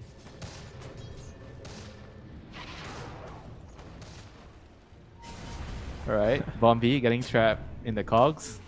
Yeah. Does he have okay, 1-2-1, so this is the correct build for Clockwork, and then this is where Winter and I disagree. Castaway. Okay, he was lurking mid. He wanted another kill onto the SF, but I think they're going to have to settle onto one for Disruptor, as Abed is simply going to be too far away to change much about that. We'll have to return to the mid lane, so they are at least recovering Ken a bit. Oh, okay. Okay, Wait. Bombi. Oh, there's a sentry. I'm like so confused. How did he get in? And Tim's is going to recover all the runes there. He didn't leave any runes for Abed. Tim's just picked up 2 bounty runes. Yeah, I mean, the SF is too far away, yeah? That's always the excuse. I guess. Yeah, you're going to lose it, bro. Yeah, but not gonna lie, you know, SF is one of the most entertaining heroes to watch. I agree. That's what I mean. I completely agree. I love watching SF, and I'm happy he's back. The builds we're seeing these days are Yules into Blink for the most part. That's what Abed showed us yesterday. That's what I'm seeing on Dota 2 Pro Tracker, and that's what he has here right now. Top lane, by the way, is also a little bit of a disaster, not going to lie. Gabby, he's going to make a play here. They have level 2 Glimpse, and they still have Vision on the Meepo. Glimpse back. Okay, really good cast here, but Gabby's already up to level 6, bro. The correct meepo is down, man. The correct Meepo, and all the fake Meepos die, too. Oh, no. I mean, this is just... if you thought Abed had a lot of denies... Sorry, yeah, and he does with 14. Gabby has 18 denies. Yeah, As Blacklist Rivalry, they are pummeling Neon right now. And after getting pummeled in the early game, Disruptor is ahead. Disruptor has more levels. Guess what? You can't run away. Radiant's bottom tower is under There is attack. no escape. It's, you know what else sucks is that Ken is finding out that level 1 Rocket Flare does just the right amount of damage to get through raindrop charges. So he's not even going to have those for the Shadow Raises whenever Abed comes back. Tim's going for the fun build of 3 points in power cogs as he's going to whiff a little bit on these, trying to interrupt the stacks. He might die for this. Fun build or useless build? The fun builds. The useless build is when you farm and you're like, don't worry, guys. I'm coming online. I'm farming jungle, guys. I have 3 points in power cogs.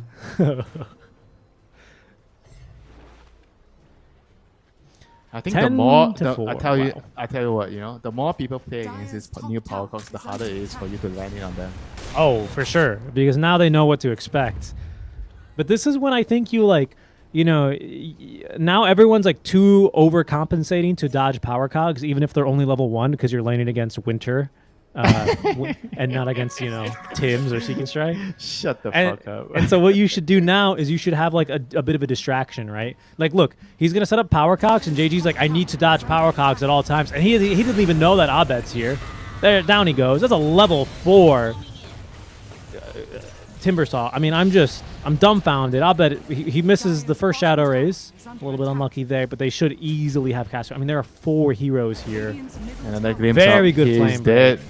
Very good flame break, but it doesn't matter. Snowball just pulls him in deeper into the cogs, where Tibbs rightfully gets the kill with level 3 cogs. Which they would not have gotten that kill if he didn't have level 3 cogs. He would have not gotten that kill. That's right. The credit for the last hit. CJ. Okay. Gabby, maybe in trouble. Ken, it's got assassinate. I mean, that's not enough damage, though. Wow, the cogs, they're so good. Oh, what's happening? He's cogging down bottom. Coggers.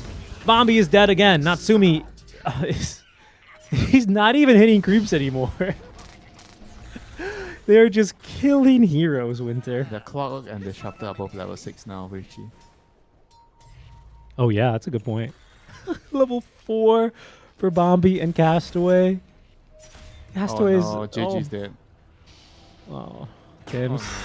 Okay, hold on. Okay, level hold 1 on. battery assault. Yeah, level 1. He's fine. He's fine. Look at these cogs. It's too much damage. He doesn't have any mana. He's dead. He didn't even need to hookshot him. You know why, Winters? Because he knew the level 4 power cogs. He was condemned the second he put them down. The trap. 14-4. The trap that will never let you escape. And it also burns your mana. Mm-hmm. Dire's bottom tower is under attack. That was... I swear, this is the most fun change in the whole patch. Power cogs. You think? They should change the name Moving Cogs. No, they're still definitely power cogs, man. No, they move. So? Dire's bottom I mean, if tower they're is truly under powered by electric, CJ? you're not supposed CJ? to touch them. Oi, the glimpse. Perfectly timed as they poof him back to his death. No way, he has another poof? They couldn't kill him? I'm shocked, actually. It's I guess on a he's pretty 6 seconds cooldown, Dire's bro. top tower is under attack. I guess he's pretty tanky. Just can't. I mean, this game has absolutely...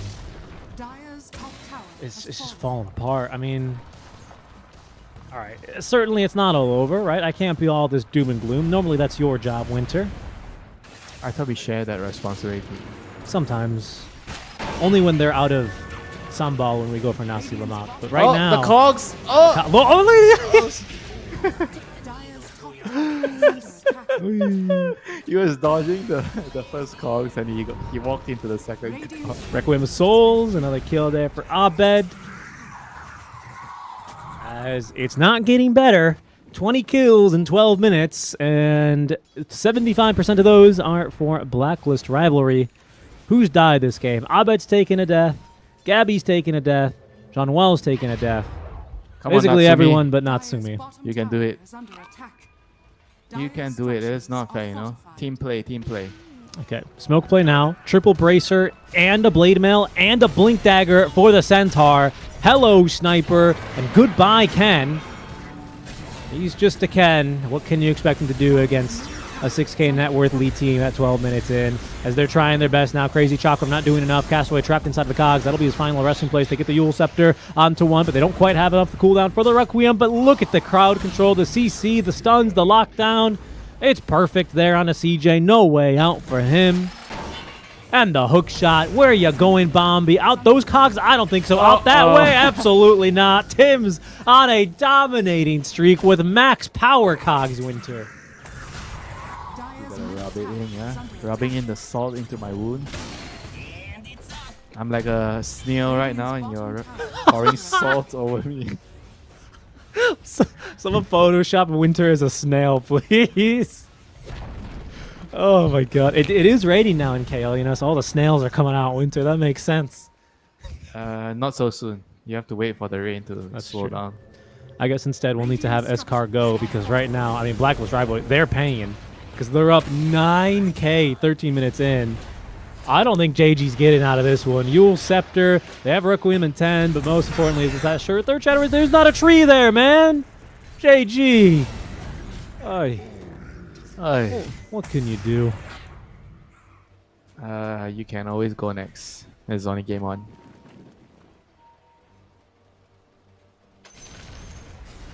Alright, the meeple pick didn't work, so just blame me on the meeple.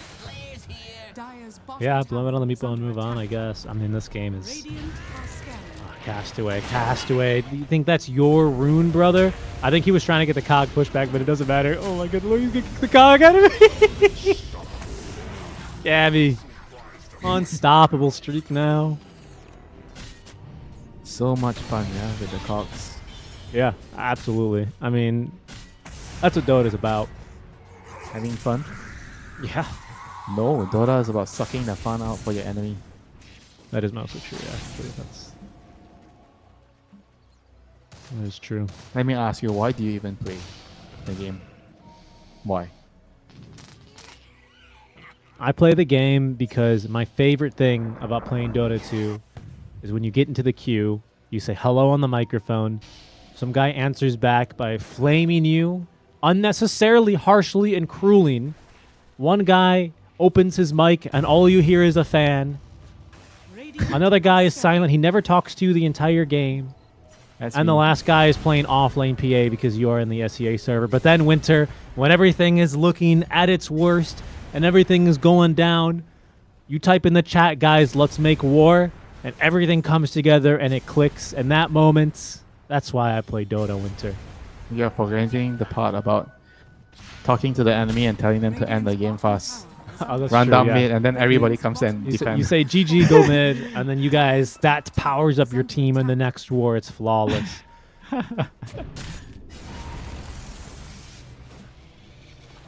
Oh I mean, for my Ken, he's kind of hoping that, right? He's telling his team, okay, GG guys, it's over.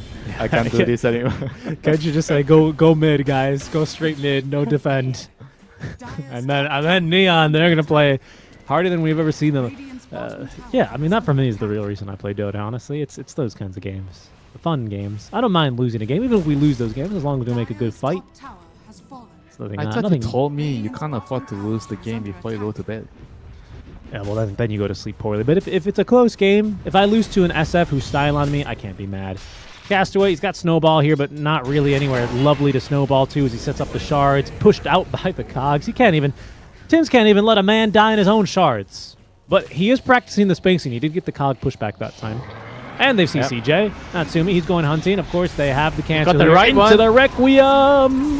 The correct Down he Meepo. goes. Yeah, they got the Meepo Prime again. That's true. That's very true. Very important. I mean, a Blacklist. They're having a great time.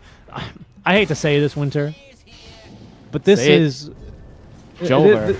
It's Jover, but also this feels like the longest yard where the team that has had some problems, they go and they just beat a bunch of, ringer teams, because the lower bracket has just been a fun time for Blacklist here. The team firing on all cylinders now, hopefully over the little drama that they've had, meshing well with Natsumi and John Noel joining the team right before the qualifiers. It's good to see them like this, Keep the team morale up. Oh god, oh god, oh god, the double stun. The Oh team play. no, Abed doesn't actually have any more damage here. And they're a little bit afraid of overcommitting because Neon, they're here as 5.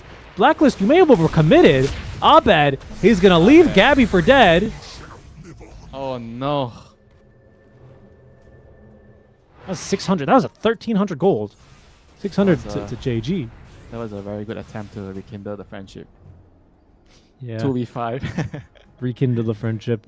Then he needs to take him, rekindle. And then he says, oh no, I've got to go, bro. See you later. But honestly, just Blacklist playing a little bit too crazy. I mean, even when you're down. I mean, it happens, when you're this far ahead. You tend to just get over your head sometimes. Yeah, you just got to be But the careful, good news right? is you have a couple of get out of jail cards. Radiant's middle tower is under Because you're ahead. So you can afford some of those, those expensive meals. At some restaurant serves you $1,000 steak. You can afford it. The escargot that you order, and then Winter comes out and he's like, "Why are you salting me?"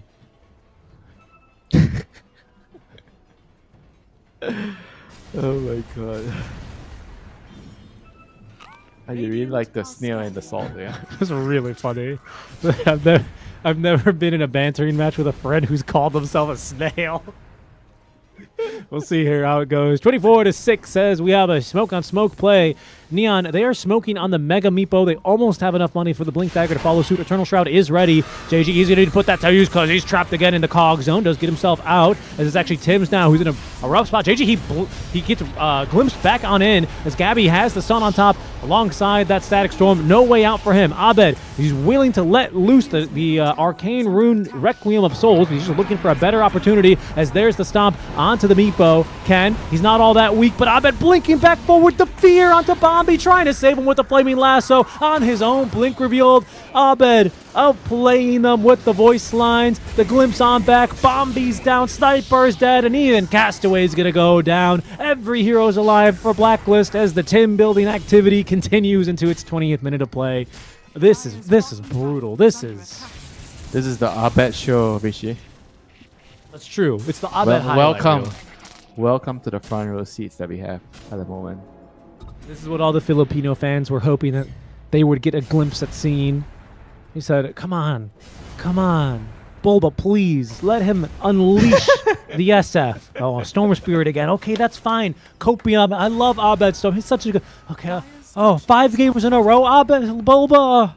But now, he's unleashed. Back in C, the home of the highly skilled mids, Winter. It's good to see. Every mid in SCA loves a game of SF. It's the classic way to settle all the beef, right? Yeah. Oh, you don't like what I did in this game? Let's just settle it like true men. 1v1 SF. 1v1 SF. Okay, blink reveal into the glimpse. That will break that. Tim's, he's safe and sound on the high ground. Oh no, the snowball cast into the cogs and the static storm CJ. He's not living here either as he's taking down Castaway, trapped inside the cogs. 3 dead again. That time, Abed not picking up any of the kills. He's looking for a flashier way to use that Requiem of Souls, and he's found it because he's TP'd to the outpost, used and killed the sniper.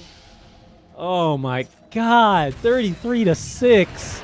JG, you don't want to be here either. Abed from the low ground, setting up for the short distance raise. Doesn't have it. Natsumi stole the kill from him. We all saw it. That was Abed's kill. Yeah, it's the Abed show. Do you not get the memo, Natsumi? Dire's middle tower is under attack. Oh man. What about one-man show instead of one-man army, you know? That's true, yeah. That's what Abed's doing this game here with the shadow raises. They'll head into the Roche pits. They have already maxed presence of the Dark Lord. They have the Swarm. Roche doesn't have any armor, and soon Blacklist will have an Aegis. You know what they should really do here? I think it's a little bit too BM, but they should deny it. Honestly. Why are you spreading your toxicity? I think if I was ever in a pro game, just go play your Venomancer after our shift is over. Stop doing it here. If I was ever in a game of Dota like this and the enemies denied the, I was in a game. I mean, it was in a pro game. It was a turbo match, and the enemies just denied the Aegis, and I was like, all right, man, like. It's just such a, you know. Such a what? Huh? It's such a kick when you're down, you know. And JG, speaking of kicking when he's down, it's good damage, honestly. He dodges the hook shot. He'll live. He'll live. Radiant's top tower is under attack. Acceptor ready for Tim's now, too, by the way. As Castaway's doing his best to farm up his own items. Can at least... He's got a Maelstrom, trying to desperately build into more damage to the attack speed. He needs this Hyperstone for the Mjolnir. Right now, Neon, their best chances. Probably defend the last barracks on your high ground. I don't think you contest the first 2. Keep mid pushed out, which the Bat Rider is doing. Pray that CJ... I mean, poor CJ, he's even going... He's going for the right bands, Winter. The value items. Ballin' on a budget. Yeah, SF is actually pretty good against Meepo, so he doesn't care. AoE spell damage, slow, fear. Radiant's top tower is under attack. All we need is a Queen of Pain in the game, you know, SF against Queen of Pain. That's what you want. I know. Every time you see him, Bombi is going to get jumped by Gabby here, who already has a shard and a gem. Literally no running from him. Stampede. I mean, that's the classic. How can you go away from the classic SF Queen of Pain? You have to try new flavors sometimes, you know, Winter. Why do I risk it, you know? What if I don't like the new flavor? He's so scared. He's so scared. Just give me my usual chocolate chip peanut cake. I see. You just want your usual order at Nasi Lemak from the same place every time. Never want to try anything new. They see CJ on the Observer Ward. Natsumi, they've just poofed in. He's going to try and TP away. Natsumi has a Gleipnir. He's going to save it for one of the other Meepo clones here. There he goes. Goodbye, Meepo. Can't believe he actually solo killed him. Well, of course. So honestly, what was really impressive there was Natsumi had the state of mind. I mean, it's not that hard, I guess. But what he did was he identified the Meepo that had just poofed in because he knew that cooldown was going to be the longest, and he just focused that one, you know? So just the small plays making a difference. He knew he only had one Gleipnir. And, you know, he has a Daedalus, so... Good catch, you know, Richie. That's catch. why we have you here. Cast away. Another good catch. They are Club and Seals. That was outlawed by the Geneva Convention in 1915 after we switched from seal blubber to fossil fuels. Yes, so technically Blacklist Rivalry, they're committing crimes here. They're clubbing seals to death. That is his 8th death this game, Winter. Can't club seal anymore. How about the whale oil? The whale oil.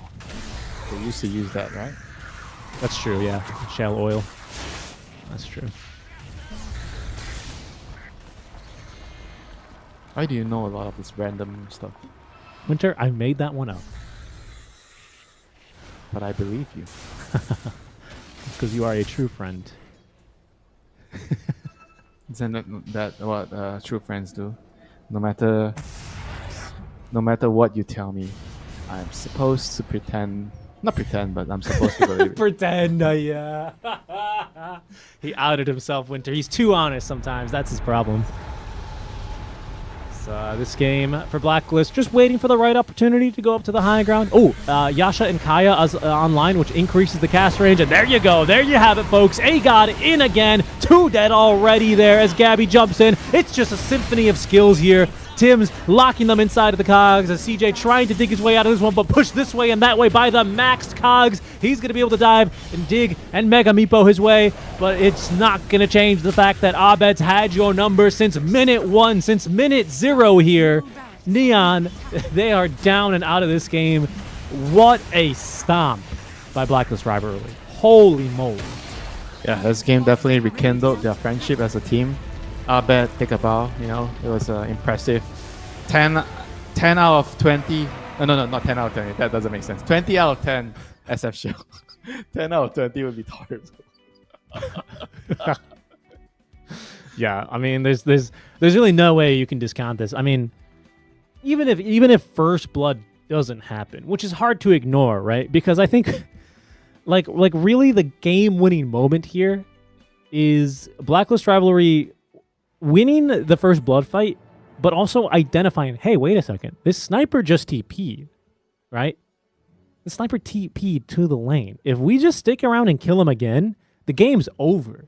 And you know what as well happened? That they placed 2 wards on both ends of the river so they could see where he's coming from. That's how they actually found him and killed him off. Oh, that's crazy. Very well played. I mean, very well played. You know, sometimes if you're going to prioritize something, it's worth doing right. Yeah? And that's no. Rephrase it. If you're going to prioritize someone in the team, make sure it is Abed Lord. I agree. Lovely, lovely game to watch here for Blacklist Rivalry. I think for Neon, Game to forget. Game to forget. Yeah, and they've got to, because they are in the lower bracket now, 1 game away from elimination in round 2 here of the Riyadh Masters 2024 at the Esports World Cup SCA Closed Qualifiers, folks. Secret Strike and Winter on the call with you. Thanks for joining us, folks. We're going to a short break. When we return, we'll see if Blacklist are going to be as stompy as they were, or if Neon are going to have something different to show us. We'll see you soon.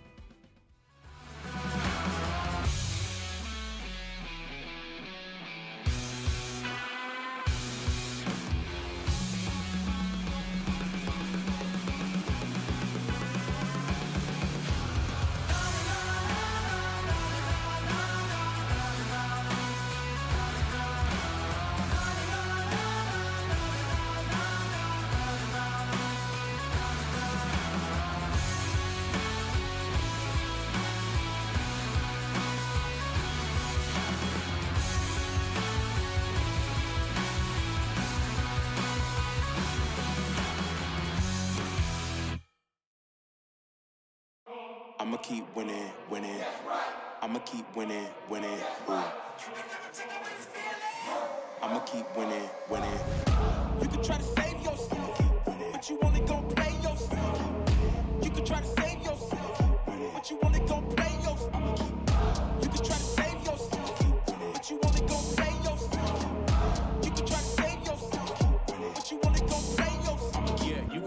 100 men, 100 scopes, 100 cans, just for you to watch what I'm doing under the sun again. God-given gift, MCs doing the running man. If you want me to get it poppin', may cost 100 pence. Yeah, what I supply is always in demand. The throne is mine, take that. It ain't a high five, got the upper hand. I'm too real, can't fake that. Who you know putting fear in them like this? You a vampire, still suck when you bite this. Lord forgive me for my sins, I'm feeling righteous. But they been next to me to show me I might just. They didn't think I could do it, I had to demonstrate how the flow is so heavenly, keeping demons straight. Who they fooling? I showed them the jig is up again. When I asked them who is the best, they get this to stuttering. Tell them I'ma keep winning, winning. I'ma keep winning, winning. I'ma keep winning, winning. You can try to save yourself, but you only gon' play yourself. You can try to save yourself, but you only gon' play yourself. You can try to save yourself, but you only gon' play yourself. You can try to save yourself, but you only gon' play yourself. I came this far, nothing can't stop me now. They knock me down, but they can't count me out. I can't lose, I won't lose. I can't lose, I won't lose. You may wanna save yourself. I think it's best you run away. I won't let you finish. When you came for me, you played yourself. You scream for help. It's a shame that nobody will hit with. No pain, no gain. Watch who you bang with. Make it to the top with the same ones I came with. I shoot my shot. You better know that I'ma never miss. When they coming for me, yeah, I'm gonna tell them this. I'ma keep winning, winning. I'ma keep winning, winning. I'ma keep winning, winning. You can try to save yourself, but you only gon' play yourself. You can try to save yourself, but you only gon' play yourself. You can try to save yourself, but you only gon' play yourself. You can try to save yourself, but you only gon' play yourself.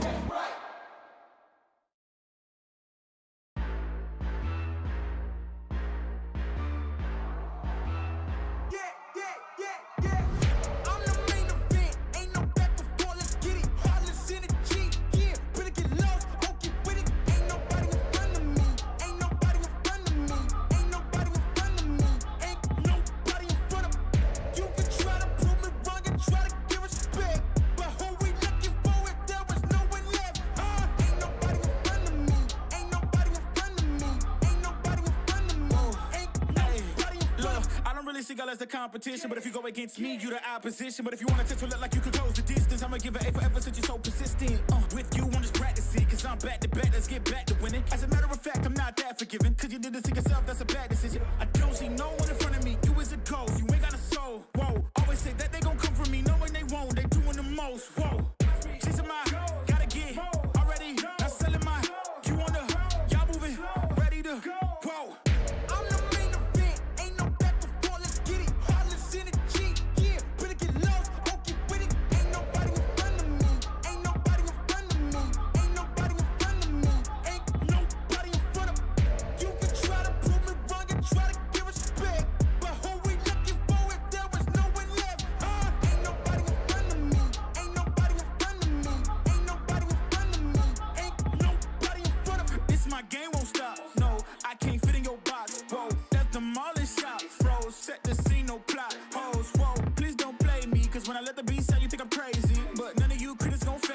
When I talk like this, don't blame me. I know I'm bad with it. Go against a goat, that's bad business. All of y'all are jokes so sad with it. To me, you just a ghost, don't get mad with me. Just, it's a my, gotta get already. Not selling my, you on the, y'all moving, ready to, whoa.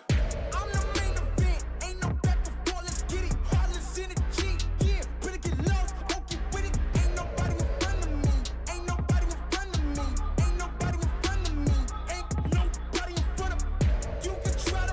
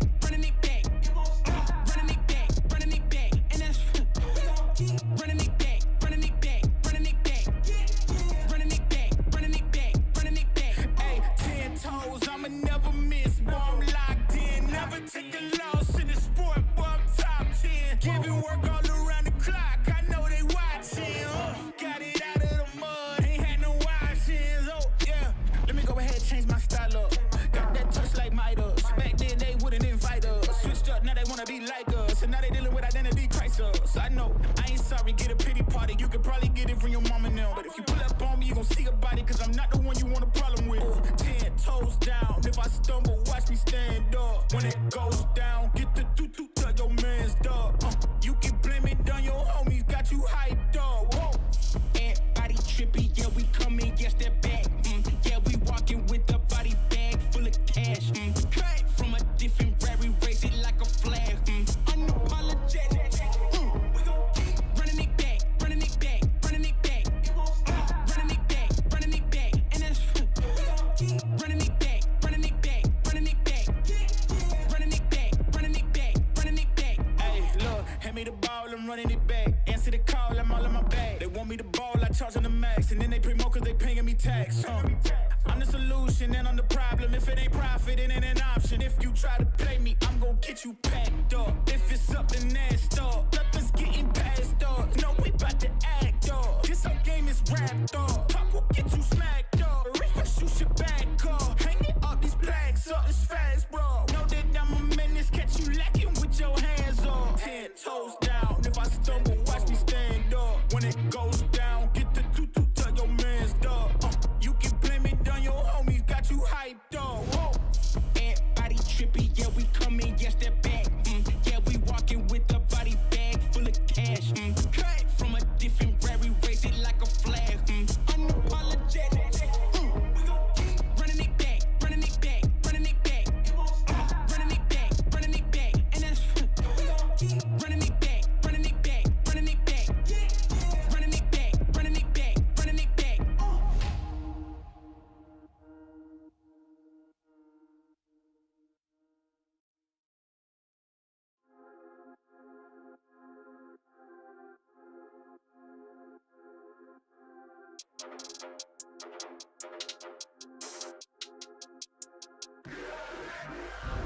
You can't manage this, can't break this, boy, I'm funded. Gotta keep my distance when you not 100, Those the same ones say they love you, they funny, You can't match my energy, and yeah, you know it, Way too cold, yeah, man, I'm way too cold, Way too cold, yeah, man, I'm way too cold, Way too cold, yeah, man, I'm way too cold, Yes, I meant it, yeah, man, I'm way too cold, Hey, I'm a problem when I'm on top like this my designer flow, hey. Gotta keep my fur coat close, cause I'm a boss and I'm way too close. Hello, everyone, and welcome back to the SEA Close Qualifiers for the Riyadh Masters at the Esports World Cup Winter. Our second draft already started. Quickly, someone's just tuned in. You need to describe the first game in one word. What word do you choose? Clean sweep. Okay, well, that's 2 words, but very happy for you to have once again failed one of my requests, Winter, as we get underway with our second draft here. Neon Esports over on this Radiant side, Blacklist rivalry with make that first pick. I have to assume that since you usually swap the priority, that Blacklist chose first pick, Neon choosing Radiant, and well, first pick Tim's Clockwork. Love to see it, Winter. I love to see the power cogs max. And on a real note, is the max power cogs build, are you coming around to it at all, or do you still think it's, I mean, obviously we can't really seriously take into consideration the builds last game when it completely and immediately fell apart, right? But are you starting to see a little bit more of that value for maxing the cogs, or do you still think that going for battery assault levels is superior? I mean, obviously I like battery assault more. I think it's more reliable damage. The cogs, I got a feeling the longer the patch goes, people are just going to get better at dodging it, and it won't be that useful, that impactful, and I like it at 2 points. You know, you can get 2 points for the lane, because when heroes don't have boots, they're slow. I think it's quite difficult for people to dodge it if you time it correctly. But once the game progresses, everyone has their basic items, then it can be very unreliable in the team fights. Okay, that's fair. And if you're not fighting, right, what are you going to do with power cogs? You can't farm with it. That's true. That's true. I was a little bit surprised. I mean, I'm not surprised considering how much stronger the new cogs, especially with the expanded arsenal or whatever it's called, is. That facet. However, I was a bit saddened with that they removed the aspect of power cogs that gave you a magic barrier when you created the cogs. I actually really liked that facet. sorry, not that facet, that aspect. We need to really carefully choose our words because there's so many things that mean things in Dota now. But they removed it, and I think it's still maybe a little bit too strong. Who knows? They'll probably nerf the move speed of the cogs when you hit them or something, I think. Anyway, we have a very similar draft so far to Game 1. Blacklist, this time they will ban the Weaver, so they are going to force a change as they've also removed the Centaur. But yeah, the bat and the clock again for the same sides. What are they gonna do here for Neon? I mean, yes, that's a lot of things I think you can still do here. I think you try to play around. I think try to play around certain hero. Like if you plan to play around your carry, I think a couple of strong heroes still available. Like Ursa, I think Ursa is one of the better carries at the moment. You can kind of plan around it. Oh, the gyro was banned last time by Blacklist Rivalry. In fact, this time they focus carries in the second phase, whereas last time, if I'm not mistaken, Winter, didn't they ban a bunch of they banned like a gyro, they banned like a hoodwink, so very different drafting strategy from Blacklist this time. Gyro's probably better against Clockwork.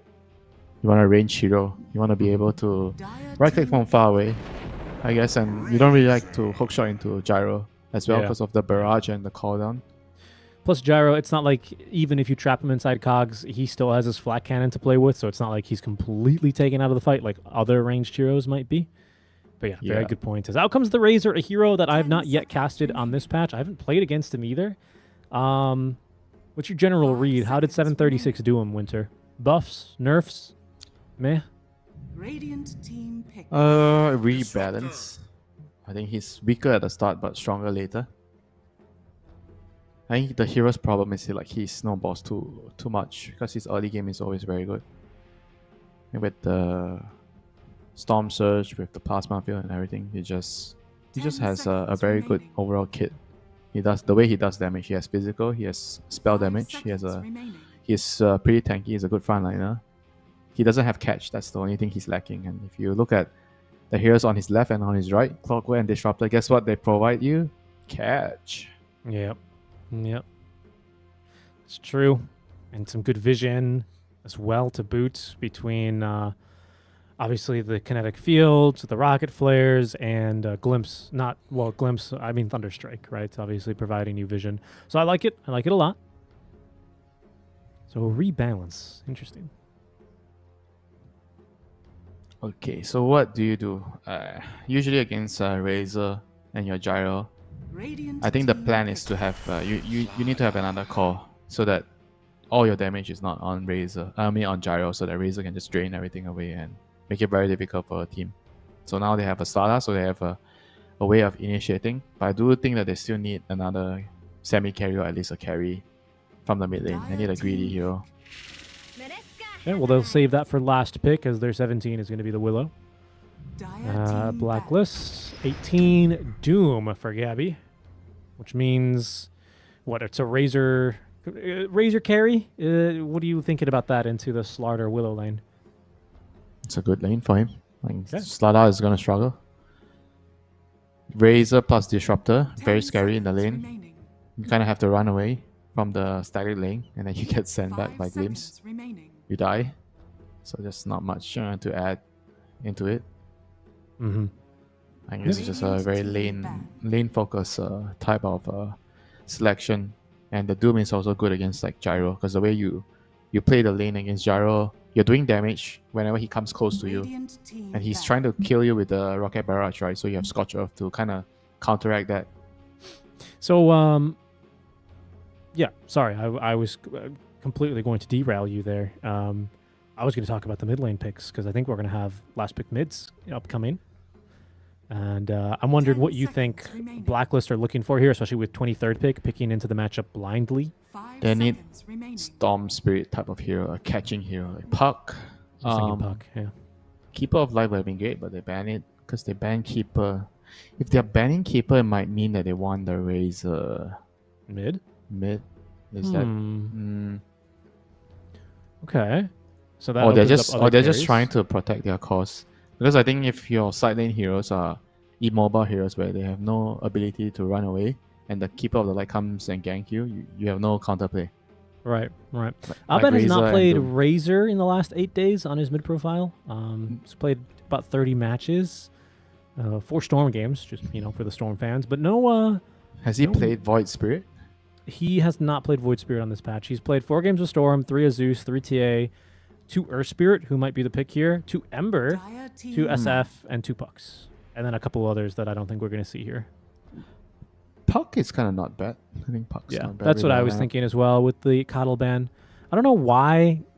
There's something about Coddles that seems to just kind of throw a Puck's game into disarray. Because he's shopping the lane, so you 10 can't move and seconds gank remaining. as a Puck. Makes sense.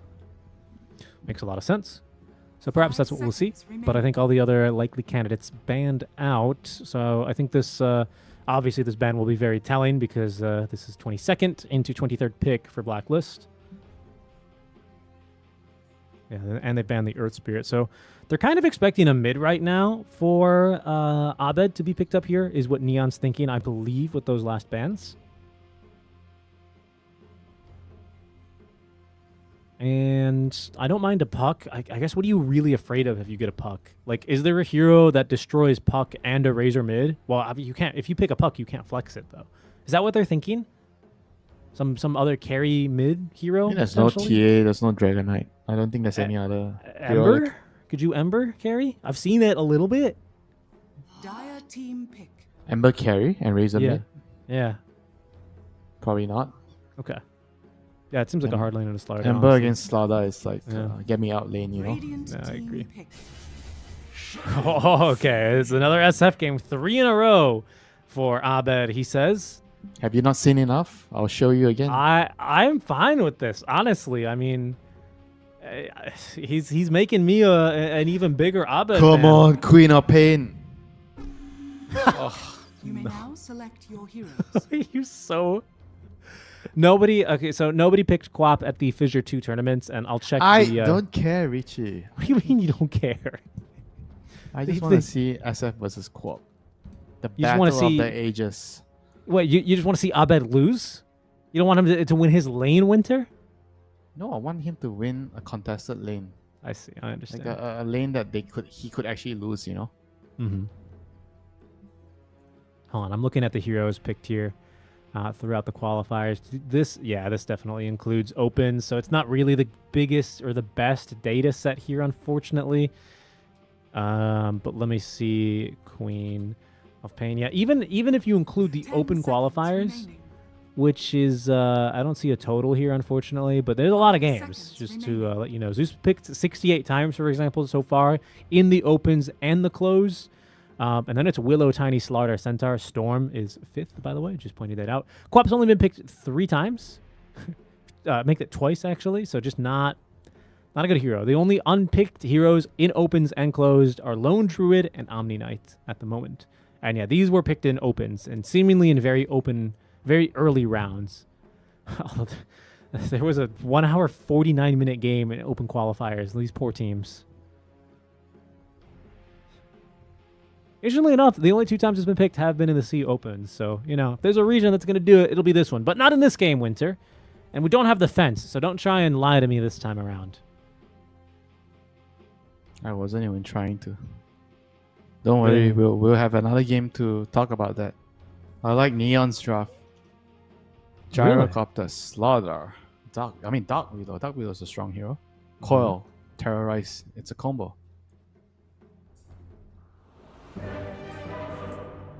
Alright, it seems like you do not buy my proposal.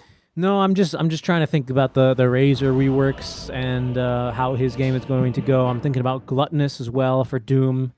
How that changes him having a 1 level higher creep ability.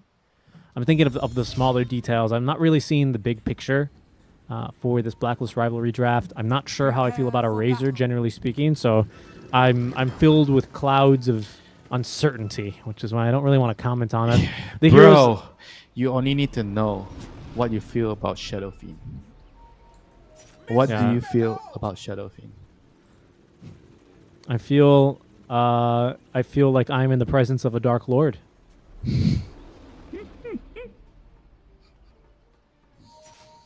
Natsume able to evade the smoke play. It was pretty dangerous because he was completely alone. His team's on the other side of the map. As classic! Oh, yes. See, this is why you say Cogs level 1. It still works. Oh, Of yeah, course. it's in the innate. Yeah. No, I keep thinking he has raised at level 1. Well, technically 30 he does. seconds to battle. But yeah, I see what you mean. Oh boy, it's back. It's back. I remember those days we're all camping in the fountain doing this. Oh my god, I told you to start at 9 o'clock. Yeah, it's true. Then the three heroes will be walking together until the rune spawn. I mean, they've done it. He's going to come to lane with 9 more damage. Holy shit, I can't believe it's The legit battle again. begins. It's back. Tim's. I mean, well, now he can't contest these cogs, or he can't contest this. And enemies, they see your mana now, right? So now they know that they've done some shenanigans here with the cogs. Pretty sure they all know now. Puck is gonna be the first one to know. Hey guys, this ain't fair.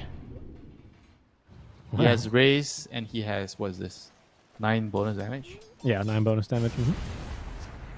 Okay, so I do think that this lane will be easier. I actually saw a pretty insightful comment in the chat in between the games, which is now that you can just afford to take raise at level 1 and you don't miss the bonus damage, it's not like a choice anymore. This comment was saying sniper mid into SF is actually a bit more of a challenge for the sniper than you might initially think, because sniper has no way of dealing with the slows from Shadow Rays. If you get 2 stacks on him, like sniper just can't do anything other than try and outfight you, and that's the problem. And I think that makes a lot of sense to me. Well, that wasn't actually the problem that game. It the wasn't. problem It was wasn't. the TP and he died. Yes. Thank you, Captain Obvious.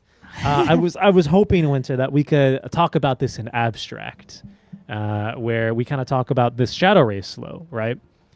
Because it's 10% from the first level for every single race, right? So a 20% move speed slow against a sniper who's already this waddling hero. I mean, I could see that being a little overwhelming if the SF plays very well in specifically the first 2 waves, right? Is where you have to build that advantage. What do you think? Or you're not buying it? I agree. It was a very, very good observation. A very good breakdown of the SF versus sniper matchup. There is a reason I do not play mid, because I fucking suck at it. I don't understand shit. I can't last hit when I'm being contested, and I only know to look at the time to take the water rune. That's honestly, that's my reaction too. And then I get level 6 and I immediately look to rotate, even though that's not always the right move. And then I get flamed and lose the game because I'm trying to play Storm Spirit, even though I'm a support player. And he doesn't play at all like Earth Spirit. Then you only got yourself to blame, right? Why are you picking Storm Spirit? It's absolutely true. It's absolutely true. You should at least try anyway. to pick a Zeus, you know? A Zeus is a hero that But anybody that's a can play. boring hero. I don't play Dota to win. I play Dota to have fun. Natsume, he's not having fun in this top lane. Blood Grenade thrown. Bombi can't kill yourself on Blood Grenade, so didn't have to worry about the HP missing there as JG. Doesn't have any mana for the crush. And Tim's will be able to deftly navigate the Bramble Maze, so he's off safe and sound. But it's a big kill. Death onto the Razor. Anyway, Winter, I just want to wrap up our discussion here about the mid lane matchup. I expect Ken to have a much better time here because, unlike a sniper, Puck has multiple ways of avoiding or stopping the SF from canceling, casting a Shadow Rays. Have you last checked the last hits of the That Puck? I mean, look, that's what I wanted to build up because Abed's got 9 of these denies are. I mean, just look at the last hit, right? He only has one. Yeah, he only has one last. Okay. 2. Okay, he has 2 now. Oh Okay, boy. well. Level 3 SF. Yeah, level 3 SF. I mean, again, 9 of these denies are from the cogs. So let's not go too crazy here, right? But yeah, I mean, that's... Yeah, but this lane can easily be unplayable against SF if you make a couple of mistakes in the first few waves. Holy shit, it's so difficult to play actually. SF is actually so fucking strong. I think it's just Abed. I think he's just locked in. Look, denied over the Illusory Orb. This guy's locked in. God. My goodness. He has 19 bonus damage now, so Whoa, he has 70 damage. Puck has 60. He's forcing him away with these raises. I mean, the raise control is unbelievable too. Richie, gone are the days where we say mid is the Oh. boring lane. Mid is no longer the boring It's lane. no longer boring. A God. Thank you, A God. No longer making us a boring. Who wants to watch a Zeus and a Puck just like spam spells and then go hit the neutral camp? Yeah, This is who what I wants- want to see. who wants I want to see the watch mind their games. side Look. I bet he got juked there. Oh, He got juked, and he's not going to get any water runes for this out of this either. Obviously, Ken is getting almost nothing out of thing the bodied in the lane. Holy shit. It's like, yeah, sure, bro. Go get that bounty rune because you ain't getting shit in the lane.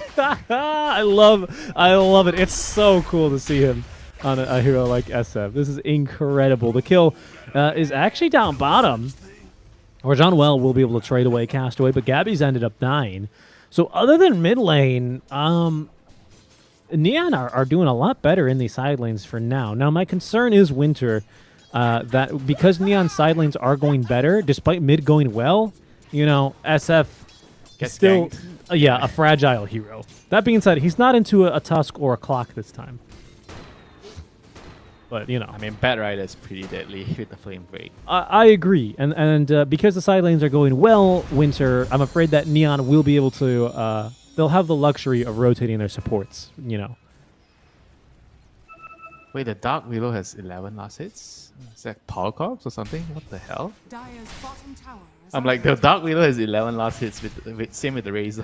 Yeah, what do you mean? She's mid. Ken's the support. Right? Oh, no. Ken's the mid? Oh, no. Yeah, things are... Yeah, actually, that's a good point. I don't really know what's going on up here. I mean, together they have 30 plus last hits with the starter. I guess some of it must be the cogs. Makes sense. I mean, the money adds up. You get, like, what, 12 gold on them or something, don't you? Yeah. 20 or something? And they have souls. You kill a couple, then you get a brunch. Get your boots a little bit earlier. There he goes, trapped inside the cogs. And indeed, that is what we're seeing. Yeah, I see. So he's actually doing a good job. He's identified if you're a ranged hero, just destroy the cog that the Clockwork is going to launch back at you. And that makes Tim's big sad. Because he has 2 points in power cogs, right? And now that he's being outplayed and he's not getting the efficiency out of him. All right, here he goes. They're going to go for it. He's got cogs. He's going to throw him down, but he's going to land 2 heroes in here. And the cog pushback is good onto one. Bombi, he's going to die, but not before at least he gets the kill onto Tim's. JG's got another stun in one more right click, but he doesn't have anything else to play with here. Natsumi 2 points in the leash, in the link, I mean. But doesn't really have the HP to He's continue fighting him. contesting. He is contesting. Bash. He is fighting. Bash. He's going to dive. Okay. Nobody wants to back down, That is what we want to see. Fighting to your last drop of life. Gabby down bottom. They get the glimpse here onto the gyro. He's so fast with the afterburner, though. Almost caught back up to him instantly. It's Tim's. Oh, good effort there, Tim's trying to catch him on the cogs. He's still trying to Still ping trying. pong him. Still trying.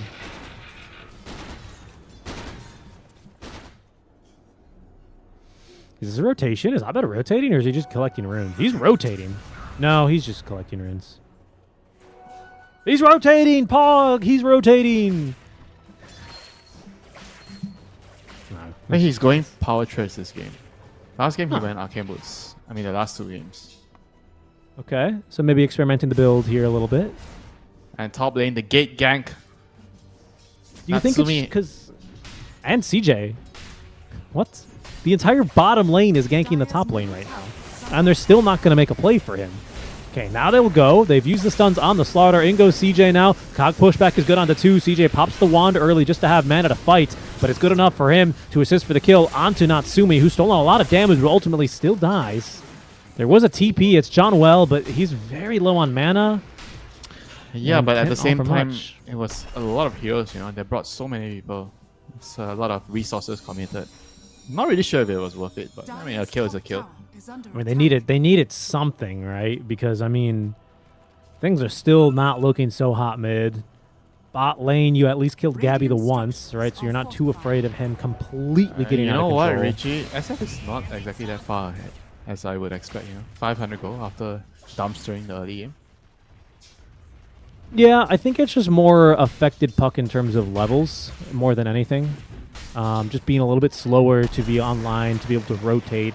He's got ult now. Coil is ready. He's looking to gank top lane, where that actually might catch Abed here, who gets caught by that extra Bramble now. Gets off the Requiem of Souls. That is going to fear up 3 heroes. Make it 4, actually, I believe. As now, Ken looking for revenge on top of Abed. Abed, okay, a little pig pole movement here. Will get himself out, but it's only a dead Clockwork at the... Sorry, make that a dead Bat Rider at the end of the day, as they were unable to catch the slider.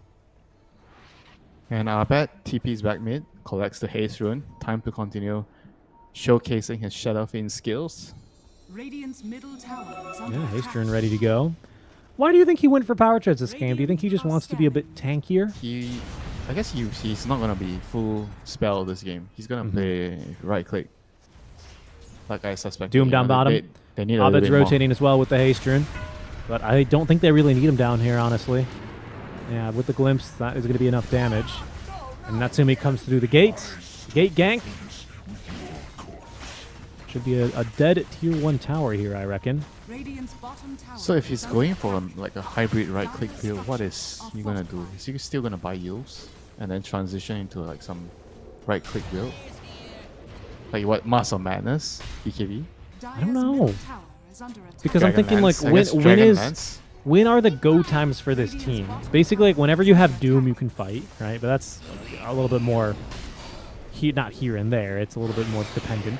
Natsumi's had a bad laning stage. Like, we should say that. He's not had a good lane. And this is going to enable JG. Ken has someone to play around with, and this is huge for recovering his early game. You can see Cogs are not going to be effective there at stopping Tims from dying. Again, 1-3-1 build on the Cogs. But it's not really... Top's not gone well. So I'm wondering if this is Abed realizing he's had a good start. He needs to be a little bit more of a physical carry, not so much a spellcaster. And he's... Well, I don't know, because he's still going Yules, and then I presume Blink will follow. Dire's top tower has fallen. And now he doesn't really have the mana to just, just spam raises, right? So the anomaly is just the arcane boost into threats. Everything else is I the guess same. for now, as CJ gets a big kill there on a Gabby. Solo kill, utilizing the Bedlam, synergizing beautifully with the Afterburner. No way to run away from this Gyro. I think so. Definitely looking good for Neon. Slada halfway to his dagger. I mean, once that arrives, they're going to be able to ramp up their aggression. Ken has just used Illusory Orb. Has another orb in a second, but gets his mana burned, but got the orb out in time. That was really close. That was really close by Tims. Almost actually caught out the puck. Could you imagine a Clockwork? Killing a puck? Is Yeah. that what you're trying to say? Me too, yeah. Radiant what I are expect. scanning. Bot lane Gabby. Yeah, trying to maybe set up a kill here, but no cooldown, so probably not enough damage to take him down. Yeah, so the Neon supports, they'll have to look elsewhere. Right now, I think the important thing for Blacklist is that they ensure that Natsumi has timings here. I think his game is still very fragile, honestly. JG is the richest hero in the game. He's off the Blink Dagger by 1,000 gold, so I think this should be some breathing room for Blacklist. But it's also going to allow CJ to recover. It's going to allow Ken to at least get a Witchblade online. These guys are blocking the creeps 11 minutes in. Are you guys kidding me? You block the creeps to just spam your abilities on them. What's the point? These hardos. I can't believe them. Ken and Abed still blocking the creep wave like intensely. It was the funniest thing I've ever seen. Mid laner habits. True. I've been watching a couple streamers. You know, whenever they've played Spectre, they still try and like block the creeps, even though they're permanently phased now as a Spectre. 12-minute rune. Supports are here and in position from Blacklist. Doesn't stop them from being able to contest as the hook shot is going to swing wide. They do, however, catch the glimpse onto Ken, but Abed being held in place now and zoned away by the Terrorize. Requiem of the Souls not coming out here. Nice plays from the Neon supports. It's really good. Yep, Gabby's gonna have dagger. Okay, he's gonna be able to participate after he gets the dagger. Doom ready. Biggest kill?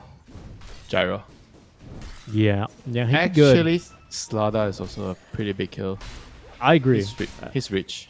If you can kill him now, right before he gets his blink online, that'd be ideal. Continue delaying his timing, more time for your Razor to kind of catch up. Because I think my concern now with Natsumi just not having that great of a start is if he gets jumped and killed with like a blink, a puck, I don't know, a call down or something like that, right? Maybe a Bedlam on top of JG seems very realistic. Before he can get his damage from static link, these fights are not looking great for Blacklist Rivalry. Pretty squishy. Yeah, the coil with Terrorize plus call down just seems like if you don't have BKB, you're gonna get demolished easily. In the And he's not going BKB, right? He's going for Manta first, which is fine, but it just this window that Neon have where their team fight seems unstoppably superior. It's gonna be big. It's big, yeah.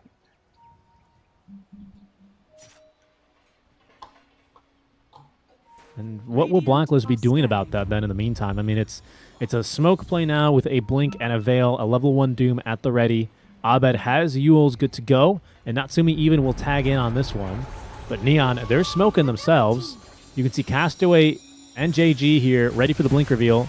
Natsumi is a tantalizing target. Oh no, they messed it up. The silences now. The coil, it's going to be on the Tims as they drag him away, snap the coil, end to his life. But Ken, double ultra here, double silence, double dead. But it's Abed. It's the Abed show. It connects onto 3 there with the Requiem. He cleans up JG's life with that medium shadow raise. And there's 2 dead, and out of the fight are Neon. That was lovely. Yeah, Abed salvaging the team fight, you know. Doom needed to actually just wait for the Clockwork to hook shot in first before he jumped into Doom. Bit of miscommunication there. Still worked out, you know. They got the Slada, they got the puck. They're happy. They get bowled up by A-God. Lovely start there for him, and it's into the Blink Dagger next for him, as is the build. So again, no surprises. SF here is back, Richie. Yeah, you know it's funny because this is almost kind of like the Dendi builds. No, but the Dendi build was Swift Blink. No, Arcane Blink, back when it increased your cast animation. I guess it is still the Dendi build because they removed that from Arcane Blink and they put it on the Kaya and Yasha. That's a new component. No, sorry, it's a new attribute of the item build. It's not. I think it gives you 25% faster spell animations, doesn't it? You mean cast time? 25 cast speed bonus. Yes. So it's and of course Requiem is not channeled, despite it kind of seeming like it is. Natsumi free kill there on a Castaway down bottom. Good hook shot in from Tims to enable it. It's going to be a little bit more farm here for the carry Razor. Yeah, this is definitely going to be a much different game from the last time. Blacklist, they have a slower lineup. They have to build up to their core items, and Neon, I feel like they are probably on a timer against this Doom SF Razor core. You know, they don't want to go too late against those 3 heroes. They want to be able to abuse the fact that they are farming the BKBs right now. You have superior magic damage with Terrorize, Bedlam, Call Down, and your call to just demolish the map, take control, stop them from farming. I think the tricky part is Neon are still farming a lot of their core items, like this Blink on Puck, which is going to be done soon, and you might be able to use this amplified damage rune with it that Ken has bottled up. But a BKB in the, well, long down the road for JG. But really, I think Jara wants his Ags, and he's not happy to be in this fight too soon. As JG jumping on in, gets hook-shotted from the high ground. Abed, and he blinks in to follow suit. JG getting pushed all the way around, but they just barely have enough damage to take him down. I thought Abed was in some trouble there. He's just fine. 1-for-1 trade as Tims will sacrifice himself for the kill. Tims, who, by the way, he didn't max cogs. 3-3-1 builds. Changing his mind. Yep, indeed. Mech heal, not enough for Jean-Noel to stay alive, as Ken proven to be a bit too elusive and doing too much damage now with the Amplify, Damage Rune, and the Blink. So comes back in, we'll make it a 2-for-1 trade. Better exchange right there. Gabby, he found Castaway. Another kill on the Castaway would seem pretty fast. Very fast, actually, as Tim's going to go ahead and throw another Urn Charge onto him. I think he gets out of here. No, he doesn't. Gabby's got a Blink. Okay. Okay. Dropped the lasso trying to kill him. I mean, I guess it's tantalizing with five charges there on the sticky napalm, but just shy. But Ken's going to commit down bottom now. JG blinking in for the kill, but JG, he's committed to that. Might have been a one-way trip, my friend. Saved by the Terrorize of Bombi. He's going to manage to still get out alive. Yeah, General is here. He's looking for a glimpse target. But It's a lot of fighting. A lot One of for fighting one. here. A lot of fighting is good for Neon. But on the other hand, Blacklist, they are not losing any important heroes. They're losing the supports every Yeah. time they trade. So That's true. that's technically buying time for them to get to their core items on their Razor, their SF. I mean, eventually you're going to have to play around your triple BKB timing. Natsumi, though. Natsumi with the Bedlam on top. Oh, actually, JG feels like he can't fight into this, and he's right. Because Natsumi's beating him back. Fortunately, Blacklist, they've rotated their heroes away from the bottom lane. Yeah, this Razor is so freaking tanky with the Manta, then the Specialist Array. I wanted to ask you, Clockwork Tim's, he not only has he switched up the skill build, he switched up the item build. He doesn't always go for the urn. He has this game, and he rarely goes for Blade Mail, I think, right? Doesn't he just normally go into Ags? Am I crazy? It works with the innate, I guess. It does. So the more armor you have, the more damage you do. Radiant's courier. Yeah, it's like 3%. Urn gives you, what, 2 armor? Blade Mail gives you, like, 4? 5? Or is it 6? Am I crazy? It is 7. Oh. So what, you I get, clearly don't buy that item. you don't. It's because you're too busy. You build AC Satanic on Clockwork after you max battery assault and farm the whole game. Normally I get a Solar Crest. And then you use it on yourself, right? Yeah, of course I'm poking in. I'm tanking.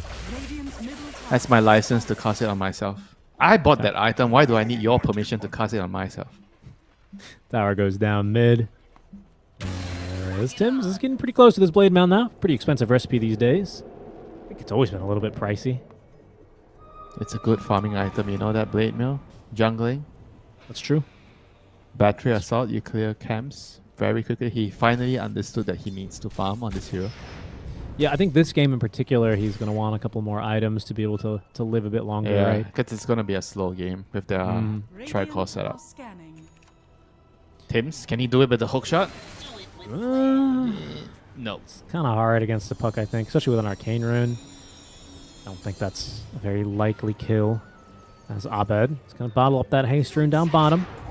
As he hastily builds his BKB. He's about 3/4 of the way there, honestly. And by the looks of things, Blacklist, they're going to look for a fight. They smoke up. They see JG very aggressively positioned here. I don't know if he's out of position, although he might be, as now he's going to get doomed. The Terrorize is going to come through, but this is just a dead hero, I think. They don't even need to pay him any attention.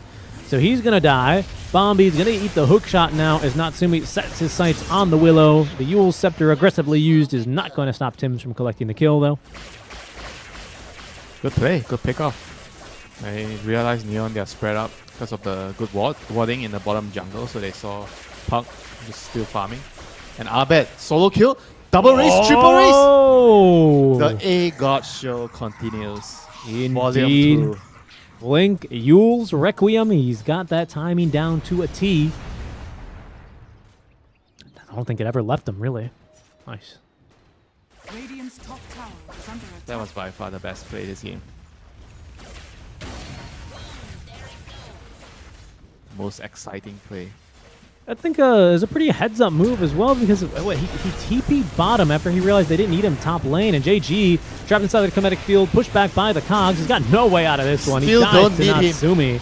We don't need the However, A-God. the Bat Rider, he's clipped Natsumi. Is it going to really change much about this fight? Doesn't really seem like it. Because Blacklist are basically, they've gotten everything they've came here for. Abed jumping on in, collecting the kill, and a beautiful hookshot in. Tims chasing after more.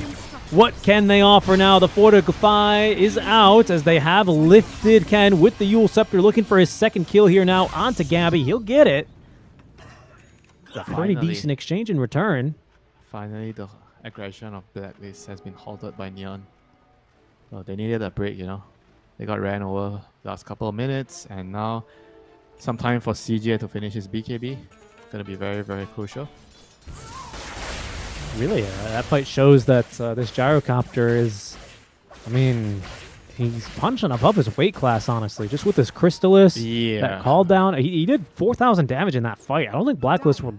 I know that he But, wasn't what's the gonna target. happen, Richie? What's gonna happen if Doom just uses his Doom on the gyro? side gunner go burr. Yeah, I don't know, you good question. better make sure the other cores are gonna scale as well. Well, they currently are aiming to do that. How about Willow? Is our friend Willow aiming? No, to because scale? you don't scale on this hero, I think, anymore. I think they killed it because they removed the talent. Oh Just yeah. dead. So they have to rely on Slaughter and Puck to kind of pick up the pieces. Well, actually, I don't know. Each attack still has bonus damage based on the duration of the buff. No, I mean, I don't know. Because they removed the attack speed talent, so... Yeah, you don't have attack speed means you need to get a Moonshot.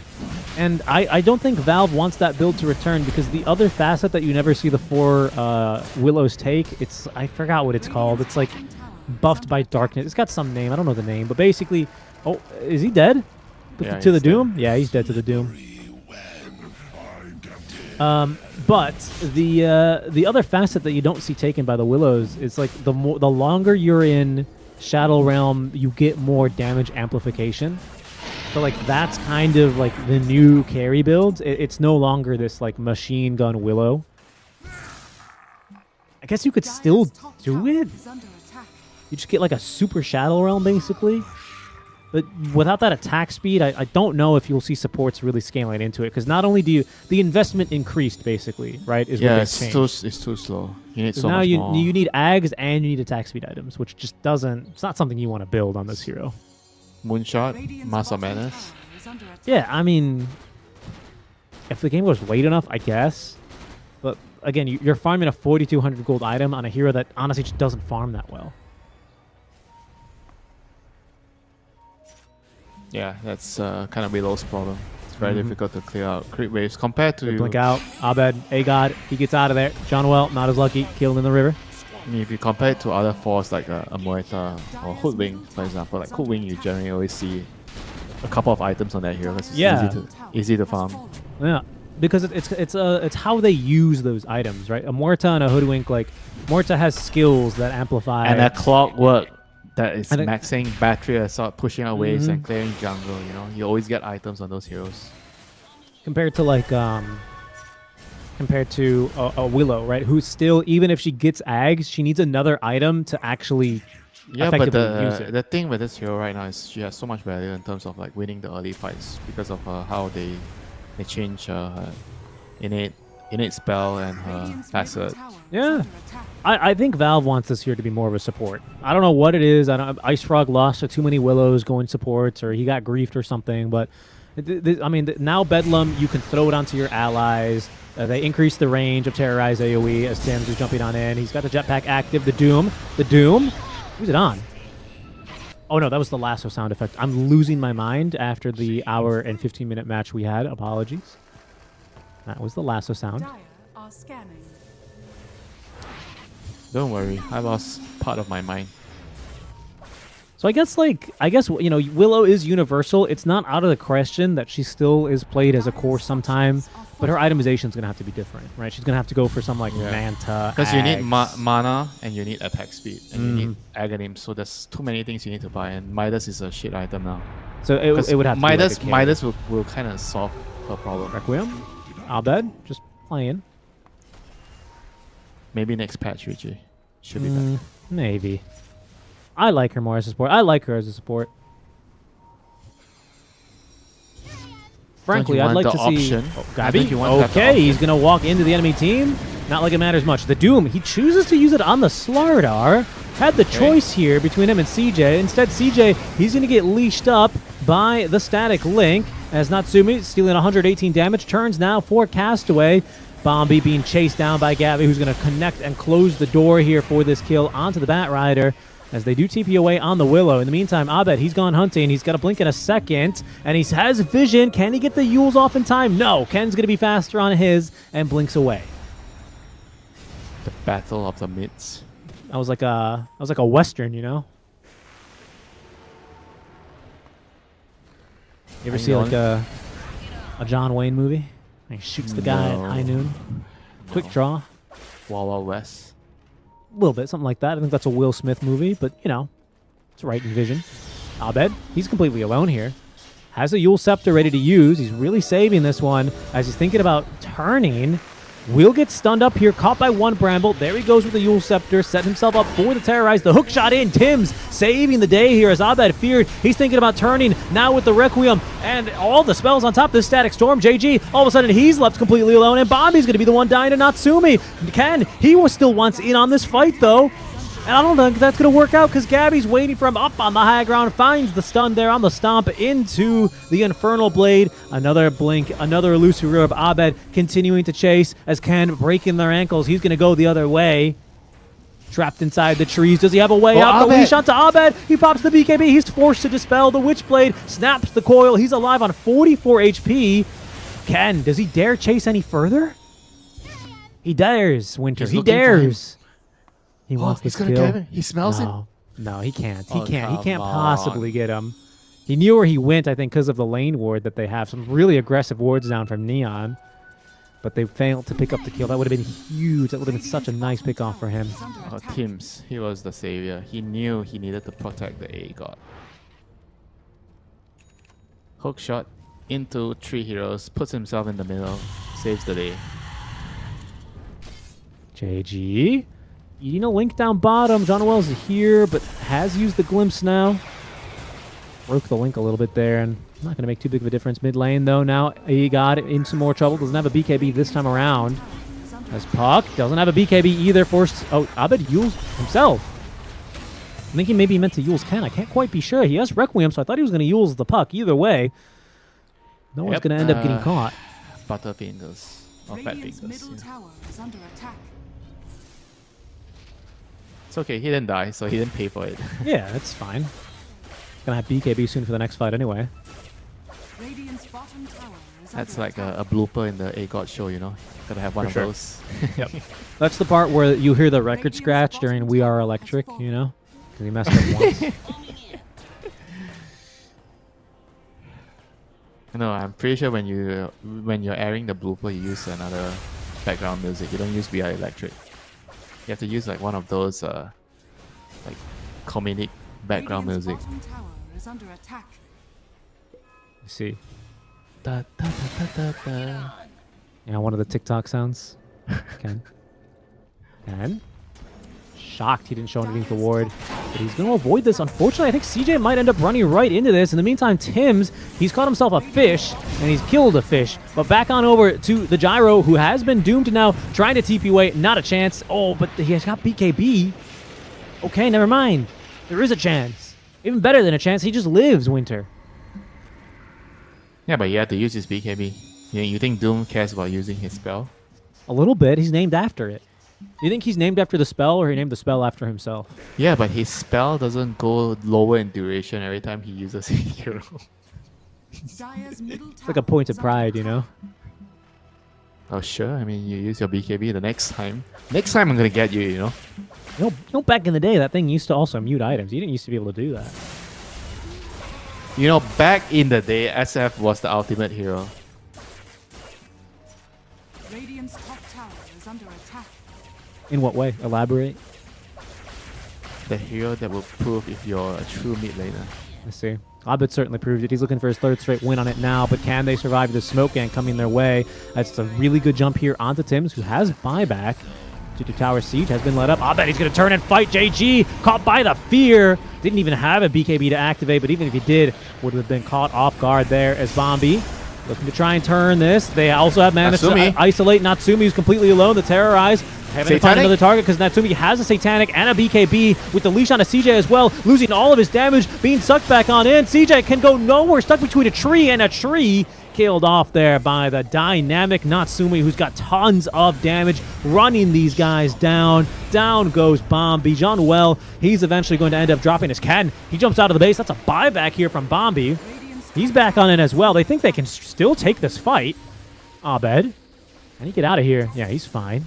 I mean, Abed, Natsumi, and Gabby, they're the triple threat right now. The 3 strong core, standing tall. The 2 supports, we don't need them right now. They've already done their job. They've babysitted us for far too long. We're all grown up. We're ready to show the enemy we don't need them. You know, the 3 heroes literally just fought off 5 people. I mean, they lassoed the Razor into like what? Into the middle of the tier 2, but couldn't even kill him. He wasn't even close to dying. Yeah, seriously. I mean, it's just that kind of a game, unfortunately, for Neon. It's a lot closer than game 1, but it's still a 13k net worth Yeah, lead.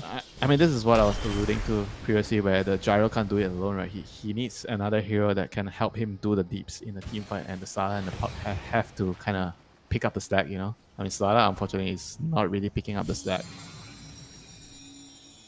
Like, he's not doing enough in the team fights right now. I mean, he's way too poor, you know? He's poor. He's almost poorer than the Clockwork. Yeah, no, he's having a tough game. And Tim's going for the drums as well, so not even straight into the Ags. Very different Clockwork build this game. I wonder why he... Move speed. Yeah. So that the Doom can chase down targets. Okay, yeah. I think it's a very underrated item. Maybe not as underrated as I would think. This item just feels like you don't really see the impact of the item in the team fight so obvious. How easy it is to see compared to some items like, oh, Solar Crest, you just use it and you save someone and then you see it right away. But drums it's a little bit hard to notice. I think it's very good for your cores where they need to be chasing down heroes, right? If you look at Blacklist cores, the Razor, the Doom, and the SF, they are usually gonna be running around chasing heroes, right? So the drum actually benefits them so much. That's why usually, you know, when I use drums on my team and my cores don't notice, I do a little bit of a speech like before Lord of the Rings. I mean, all you need to do, bro, is ping, ping, ping, ping, ping, and then click your drums and run in, you know? I'm sure we do something. Or kick the drums when they're hitting the tower. You can't go wrong with that. Whenever you use drums, you have to just ride for ruin and the world's end. Death! You use the drums and you run in. It's the only way sometimes. That is the horn, right? They're using Trumpets the come in. Boom. You know, on the heavy cavalry charge. Oh, so good. And That's the way. Look to the east on the 8th day or what? That's the two towers. That's the other one. And then you see Koto standing on the right. hill. That's right. Kato literally blinding lights in that movie. Ice Frog saw that and he's like, damn, I'm putting that in my game. And then he sends and you know what? Fair play. He sends an illuminate down, clears all the creeps. Yep. Well, it's the blinding light. It's the blinding light that clears the pikemen, remember? Yeah, and then the illuminate has to go through to kill them all. No? Radiant's middle tower It was the blinding light.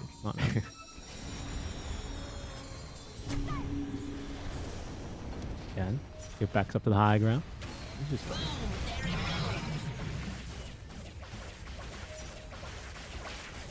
Well, you got those drums. I think it's even better with the Boots of Baron, honestly. It's a nice upgrade for the Clock, who I've noticed have been going into the Tranquil Boots more than the Arcanes.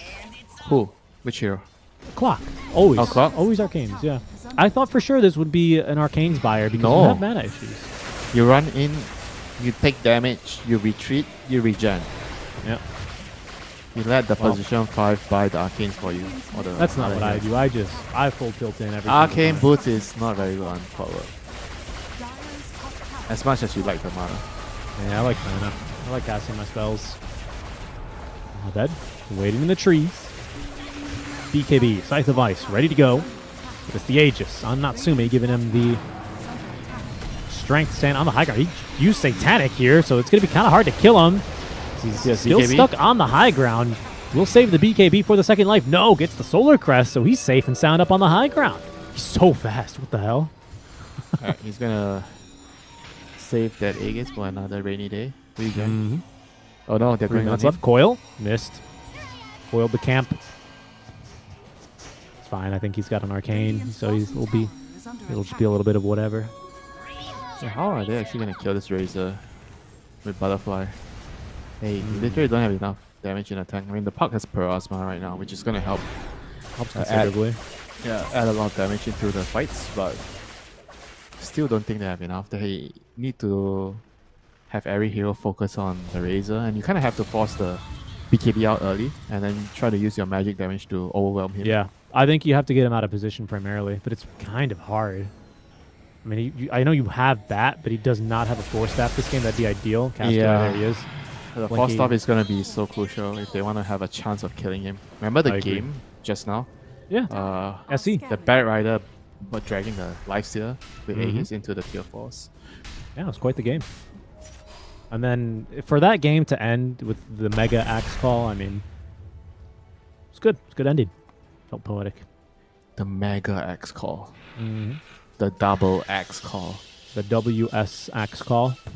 When he calls, you better answer, Or what? or you go to the lower bracket. That's why. Dire's bottom tower is under attack. You gotta Right make a now. more serious threat, man. playing on the third stream, by the way, guys. So if that's the game you're looking for, Radiant's top tower has they fallen. are on that one. After Talon dispatched them 2-1 in a very dramatic third and final game. However, here we are with Blacklist Rivalry and Neon Esports. Another little bit of a rumbulan here. Blacklist back up to the high ground. If you just link it in there as Ken. Get a bit of damage here, as much as he can, reasonably. Stun on a Gabby, just poking, looking for an opening. Zombie walking all the way in, and there is the one that they're looking for with the hook shot in to counter-initiate. They caught Ken here on the high ground. Tim's already down to low HP as Abed turning with the Shadow Raises, and the Requiem. JG's just dead instantly, and they have not only the Doom, but the damn static link out of the Gyrocopter too. He's down and out of the fight. Winter, he's got buyback, but he doesn't have a BKB. I don't think he's got a shot back in this game now. It's Blacklist Rivalry. They have cracked this game wide open for themselves. Razor still has Aegis for 40 seconds. How are you gonna kill this damn Razor twice? How? No BKB. Throwing a stun, but JG, he's just thrown himself into the climatic field. Okay. Has BKB to get on out as Ken diving for these backliners. Wants to kill into John Well. Wants the kill and gets it. Committing the coil mid Ogre Seal Totem. Nice kill there. They have now left Natsumi up on the high ground. 22 seconds left of the Aegis. Too long for you to just leave him alive, I think, Winter. I think they have to try and kill him, and he'll say, my And he'll old die and to feeble the bones need to Firefly. rest. Ken finds Abed here onto the back lines. Quick silence here. Abed, though, turns with the Scythe of Vice. Gabby's in as well now. Plenty of damage, but Ken receiving some aid. And he's going to be still left alive. Bombi, though, had to blink forward for that. In a bit deep now is Ken looking for this kill onto Gabby. He actually gets it. Well played there. Toggling on over the Waning Rip to pull him back on in as Abed, Requiem with Souls, only catching on to JG. Good enough for the kill as Abed blinks forward and swipes him up with that last, oh my goodness, Shadow Raise. Long fight here, but Neon, Ken- they have dragged it underneath a ward. Ken is doing a number here to Natsumi and Abed. He's doing a lot of damage actually. He's allowed to drag the fights on. Just apply his Parasma damage again and again and again. I guess there's still hope. Not out of it yet. They did lose that mid lane of barracks though, which is, you know, it's a costly hold, but it's a hold. Did we get any buybacks out of that either? We did. One out from JG, who immediately dies back. That's kind of good timing. Better now than later, because at least Slada has no more game right now. He's Yeah. literally a support. But you need him in the Roche fight, right? Is what I mean. And it's better that he dies now because then he won't have this dieback penalty if there's a Roche fight. I mean, that's a good way to put. Oh look, But come on, man. You always got to see the upside, right? The guy dies twice. Bizak dies. Oh, at least it's not in the next fight. Yeah, tactical. You know, that's me on Witch Doctor. Don't worry, guys. I'm farming up my Gree. Don't worry. That's why you always need a positive and a negative on the team. One guy who talks everything down, gets everyone to reality, and the other guy has to drive the hopes up. That's right. You need one fan of teams, and one hater. Makes for a balanced discussion. Bombi sees Natsumi. Natsumi all the way up to level 25, by the way. Static Link steals attack speed. That's very nice. So what, he steals 25 attack speed per second? That's pretty punishing. No matter who he lands that onto, considering that Gyro's got 370 attack speed. What, a max link is like 260 something damage, isn't it? Mm-hmm. Oh, but there's Around a there. talent. Oh, but there's a talent. I'm also kind of considering that Gabby probably has to stop dooming the Slada or the Gyro. He has to doom the Puck now, I think. Puck is the biggest problem. Hard, though, with the Lincolns. He has a use to, yeah, I guess, and the Purge to break it. Damn, Ken is styling on them, not going to lie. Breaking ankles here, left, right, and center. In goes the Razor. Razor doesn't have a way to break the Lincolns. That's a self-Yule Scepter now from the Puck. Bottom tower Ken just able to evade here. He's got this 25 talent now, by the way, just achieved Dream Coil Pierce's spell immunity. They're hunting for JG. They're hunting for JG. Gabby's caught a glimpse of him now with the Shivas. The Rocket Flares as well, lighting up the map as they cannot cancel this TP. Doom used to do that because it muted. And it might soon with this 25 talent. Is another BKB active? What? Excuse me? CJ? Yeah, he got glimpsed. Okay. Thanks for scouting that. You're welcome. Just buy me another plate of nasi lemak later. No, you still owe me 2 chicken rices. I haven't forgotten. So you subtract 1 out, so I only owe you 1 now. That's fair. Yeah. Doing a good job keeping these waves cut, but Natsumi is going to be able to get a wave up top lane after they scared away JG. Daniel, This going for a solo kill. just a quick little solo kill there, Bombi. Don't mind me. You've got Ken as well with the Dream Coil behind. Snapping the coil both now is Abed and Tim. But Bombi, I believe they've canceled his... No, he hasn't even tried the TP yet. Oh, it would be so good if he could get away here, but I don't think that is likely, even with the gem. Nice job there, committing the Requiem of Souls just to make sure that they get the kill. In the meantime, a second fight has broken out, and they've already killed CJ? Okay, well, all for naught there, as they also find themselves JG. Abed chasing him down and out of the fight. Ken desperately just trying to delay this game as late as possible. Nukes one more wave, but backdoor is going to be broken because of the wave through in the top lane. And no buyback either on this gyrocopter. JG obviously died back earlier. This feels... It's so hard. Ken trying his best here. Nuking another wave. Has a Dagon 2 now, which he still has buyback over, by the way. See if that ends up becoming enough here, Winter. As there's the buyback now from the Willow. This is everything that Neon have left to try and defend with as they lose their second set of barracks. And they go. The Yule Scepter immediately onto the Bat Rider. Can they do anything about this? Natsumi, he's just instantly killed the Bat. No way out. Oh, man. Castaway. Not like this. Down game in game 2 here on the lower bracket to Blacklist Rivalry. So close now. Get so far away here in game number 2, Winter. And as Blacklist set their sights on the top lane of barracks. 18 seconds until this gyro respawns. And his Razor has just been such a huge problem, like in the team fights. He didn't even have like a good laning phase, he kind of got bullied in the lane, but he still ended up recovering and just becoming this monster in the late game. Well, it's the Megas time here as BKB pops by Abed. Rocket Flares applying their attack speeds, or move speed slow, sorry.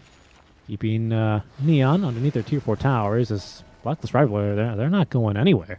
I want this game to end here and now. Roche is up, but that's not for them. Oh, no. They got the gyro. Yeah, that they did. The gyro, he's just dead immediately. 100-0. Abed and Natsumi put him down. The refresh as well. So Abed, he's still in fighting form. Winter, he's got another Scythe device. Still has the BKB ready to go as Natsumi is destroying your buildings. They get the lasso onto him now. The counter initiation is kicking off as Ken gets caught by the Scythe device into the Requiem and the Doom. Everything in the kitchen sink thrown his way. And that will eliminate Neon Esports from the Riyadh Masters qualifiers. Blacklist Rivalry, they move on to the lower bracket semifinals, 2 series away from potential qualifying. GG, well played to them. GG, well played indeed. Impressive win by Blacklist, just showcasing their prowess with the SF on Abed. But I mean, once again, we've talked so much about Abed, but I mean, Natsumi, the man put his team on his back and carried, despite not having a good start this game with his Razor. Everybody was kind of like focusing their resources in helping the Shadow Fiend succeed, help him control the Ruin TP to back him up, and Razor was kind of left on his own. He didn't have anywhere to go. He had to jungle, but slowly but surely he just slowly clawed himself back into the game, recovered, joined his team, took a couple of fights, and just made sure that he was able to close out the game as a carry. Yeah, definitely. And I mean, for Neon Esports, unfortunately, a tough way to start game 1. Honestly, I have to commend them. I have to give them major props for bouncing back the way that they did in game 2, making that a much more competitive game. And at times, running Blacklist Rivalry, out of certain fights and winning certain fights can really starting to lock in towards the end. But the early game going as it did, the draft as well, a contributing factor, as you say, and Neon missing their timing, missed their opportunity here to advance in these closed qualifiers for them. We'll see how that impacts now on the bracket as we are already wrapping up our day here, folks, over on stream number 4. But not to worry, still plenty more action to follow here for the EWC closed qualifiers. This Blacklist rivalry get the 2-0 victory over Neon Esports. Over on stream number 3 with Bleed and TNC Predator, you've got Mike and John casting that game number 2 now. TNC winning in game number 1. No idea how game 2 is going, so make sure you guys check that one out, as that is going to be the second game today. And I think actually they'll play again next, won't they? Who is it for the lower bracket semis? They'll probably play the lower bracket semis first. No, I think that's tomorrow. No, they do the upper bracket. Okay. Yeah. So that's fine, I guess, because they don't want to play 3 in a row, which makes sense. So we'll have our first qualification match following this round. Again, that's not going to be on this channel. That's going to be on the tertiary channel with Mike and John. Aurora versus Talon Esports. Quite the storyline between these two teams, of course. Make sure you guys tune in on that one. Or if Eastern European Dota is more of your style, you can also catch, Gareth and Lacoste, if I'm not mistaken. Right now for Virtus Pro versus Liga Team, and should be Epi on Danog on 1 win versus Nadis Vincier, Navi, aka. That is going to be over on the main channel and the secondary channel. But that's already it for us, Winter. We're done with C-Quals. We are down to just one simultaneous stream from here on out. Who do you think is going to be the 2 teams to qualify? Probably Talon or I'll give Blacklist like a close third one. I think they're gonna give Talon a run for their money, and we'll see who gets to represent SEA. Hopefully the best team wins. That's all that matters. Get some good Dota, right? That's what we want to see. But if you want to see more good Dota now, folks, make sure you guys catch the EWC EN3 stream. So just delete that 4, change the channel to a 3, because currently TNC Predator are up 14-4. Might be a fast game, folks. And with that wraps up Winter and myself's coverage for the event. Thank you guys so much for tuning in and watching. We hope you've enjoyed the coverage. We'll be back over later for the MENA region, but for now, you're in the capable hands of Mike and John. Take it easy, guys, and we'll catch you on the next one.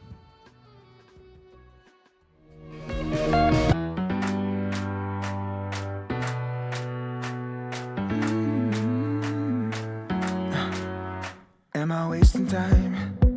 'Cause I'm already gone. So long, can you stay the night? 'Cause you're the thing I want. I know you're feeling different when you're stressed out, but even with no makeup you still stand out. 'Cause no one makes me feel the way you do now. Like you do now. The way that you move your body, you make it look like a hobby. Every time that you touch me, it's electricity. Things we discovered underneath last night's covers. Everything came so easy. It's electricity.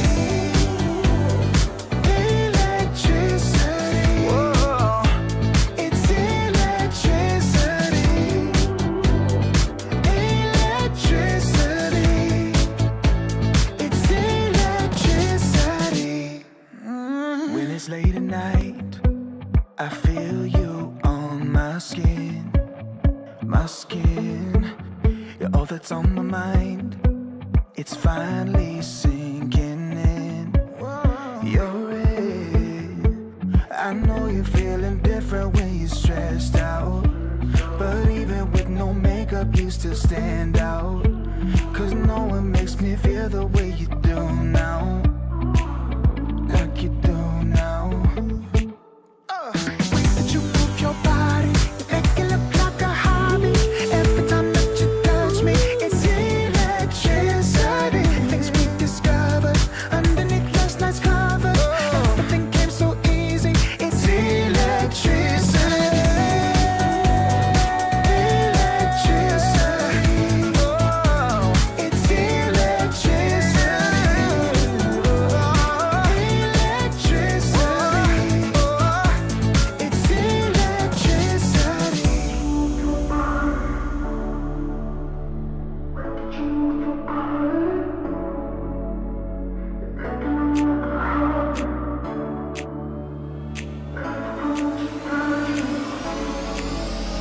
The way that you move your body, you make it look like a hobby.